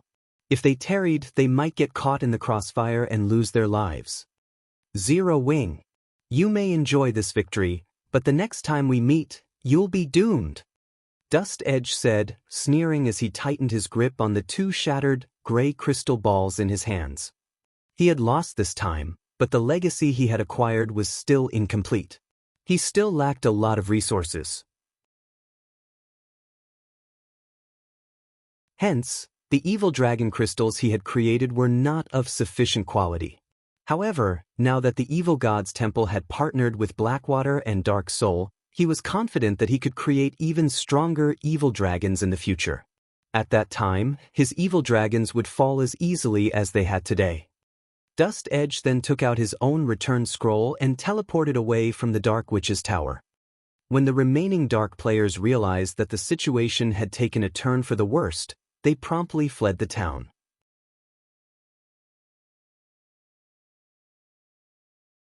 This allowed the Hell Tanks to enter the town unhindered after they destroyed the defensive magic array.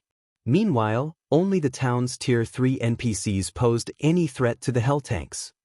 However, with how few Tier 3 NPCs the town had, the Hell Tanks endured the attacks as they destroyed the town's teleportation device and core magic array, which, in turn, destroyed the Dark Witch's tower.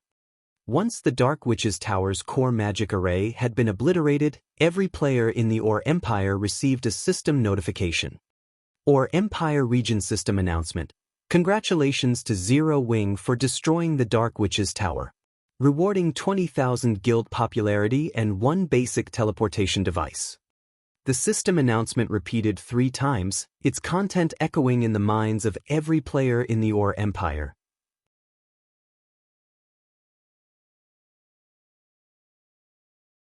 Chapter 1878, Dark Witch's Tower Destroyed. Or Empire, Ancient Rock City. A large number of evil beasts and evil demons was currently battering Zero Wing's defensive magic array. Meanwhile, Zero Wing's members were doing their best to wipe out the monsters attacking them. The 200 miniature ballistas were practically firing non-stop. All kinds of explosions constantly echoed throughout the battlefield outside Ancient Rock City. As for the 5 mythic evil beasts, they were fighting a heated battle with the 3 heavily injured divine magic dragons. The battle between these 8 monstrosities had destroyed the terrain around them. No other monsters or players could get within 300 yards of these 8 mythic monsters.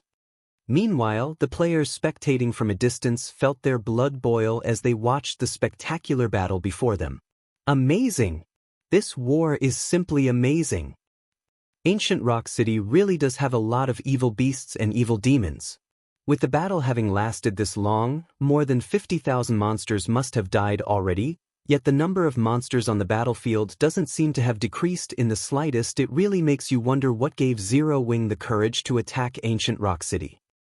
Hey, Zero Wing is plenty amazing already. Can't you see how many monsters are attacking Zero Wing's army right now?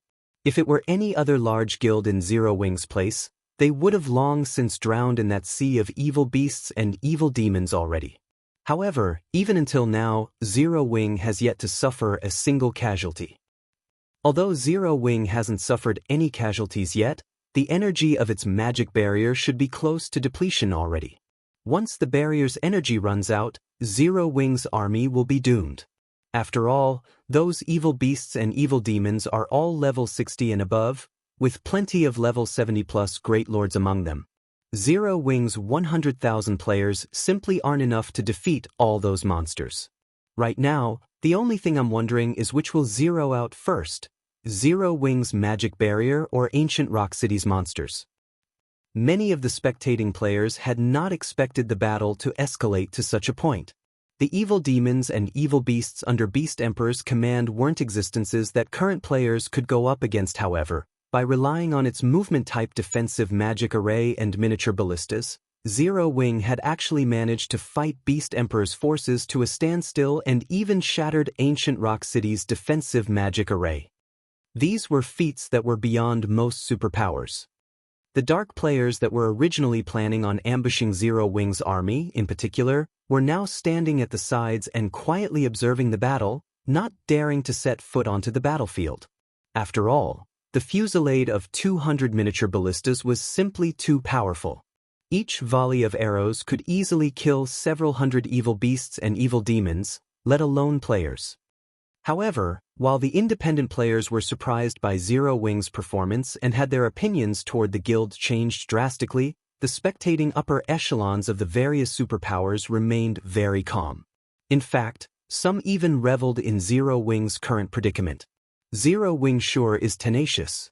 Unfortunately, the outcome of this battle has already been decided. No matter how Zero Wing struggles, nothing will change. That movement-type defensive magic array costs a lot of magic crystals to sustain. However, there are millions of evil demons and evil beasts inside Ancient Rock City. At the end of the day, Zero Wing is simply too immature to try and use Beast Emperor as a stepping stone to rise to power in the Ore Empire. With this, Zero Wing should also understand its limitations. If it still insists on monopolizing the profits of the secret stone fortress, then we'll have no choice but to have Zero Wing disappear from the Ore Empire. However, Zero Wing has really given us a great surprise this time. I never thought that it could force Beast Emperor to use one of his trump cards. When we try to capture Ancient Rock City in the future, we'll have to think of a countermeasure for that attack first. The spectating upper echelons of the various superpowers sneered as they watched Zero Wing's members. Ordinary players might not know much about Zero Wing, but they did. They had done a thorough investigation of Zero Wing already. They even knew how many magic crystals it cost to use the movement-type defensive magic array each time. Hence, they were well aware that Zero Wing would not last very long against Beast Emperor. Although Zero Wing's performance had indeed surpassed their expectations, that still wasn't enough to convince them of Zero Wing's strength. While this level of strength was above average for a first-rate guild, to superpowers like them, be it the army of 100,000 elite and expert players or the 200 miniature ballistas, destroying these things would not be a problem if they really got serious. It was just that they did not wish to pay the enormous price for doing so, unless absolutely necessary. However, the situation right now was also slightly different. If it were simply removing Zero Wing from the Ore Empire, it was definitely doable. After all, there wasn't just one superpower putting pressure on Zero Wing, but multiple instead. After this battle, if Zero Wing still insisted on monopolizing the secret stone fortress, then it would surely end up getting annihilated by the combined forces of the superpowers. At that time, each superpower would only have to pay a small price to get the deed done. In such a case, they definitely wouldn't hesitate to do so. Big Sis Rain, this is bad. Although Zero Wing is trying to prove itself qualified to monopolize the secret stone fortress, according to the reports we've received thus far, several superpowers operating in the Ore Empire have already come to a secret agreement. As long as Zero Wing refuses to become a subordinate guild of one of them, they will remove Zero Wing from the Ore Empire. At that time, even if we try to intervene, the Great Pavilion Master will most likely stop us in fear of the alliance formed by those superpowers. Blue Phoenix, who was observing the battle at Ancient Rock City in person, reported to Phoenix Rain. According to Phoenix Rain's original plan, if Zero Wing really wasn't a match for Beast Emperor, then they would use the Dragon Phoenix Pavilion's identity to back up Zero Wing. If they did that, the various superpowers might decide not to take action against Zero Wing. After all, individually, these superpowers couldn't take down the Dragon Phoenix Pavilion easily. Not to mention, if the Dragon Phoenix Pavilion gained access to the secret stone fortress via Zero Wing, the superpowers would have an even more difficult time dealing with the Dragon Phoenix Pavilion and Zero Wing. However, it was a different story if these several superpowers cooperated. Even the Dragon Phoenix Pavilion would not dare to go up against multiple superpowers simultaneously. Just what is Black Flame trying to do? Phoenix Rain could not help but frown upon hearing Blue Phoenix's words. Meanwhile, inside Ancient Rock City, Beast Emperor likewise received news about the alliance of superpowers. Good. Very good. Beast Emperor's brows arched up in joy when he read the message he just received. Zero Wing, this is your retribution for trying to use me as a stepping stone. I want to see just how you plan on surviving in the Ore Empire now. Although he wished to destroy Zero Wing personally, not having to expend a single troop to destroy Zero Wing was also a good thing for him. Just as Beast Emperor was about to have his subordinates send the two mythic evil demons into battle as well, to put a quick end to the battle, the sound of a system announcement suddenly entered his ears. Or Empire Region System announcement. Congratulations to Zero Wing for destroying the Dark Witch's Tower. Rewarding 20,000 guild popularity and 1 basic teleportation device. The emotionless voice of the system caused Beast Emperor to fall into a daze. How is this possible? How could the Dark Witch's Tower possibly fall to Zero Wing? Beast Emperor instinctively refused to believe the system announcement.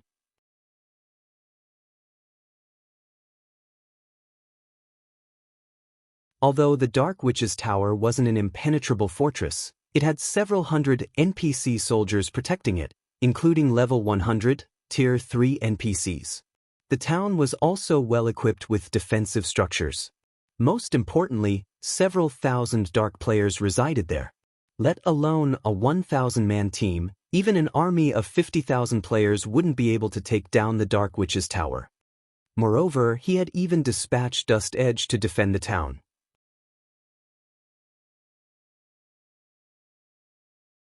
With the evil dragons that Dust Edge created using expert players, he could easily repel even a 1,000-man team of Tier 2 players.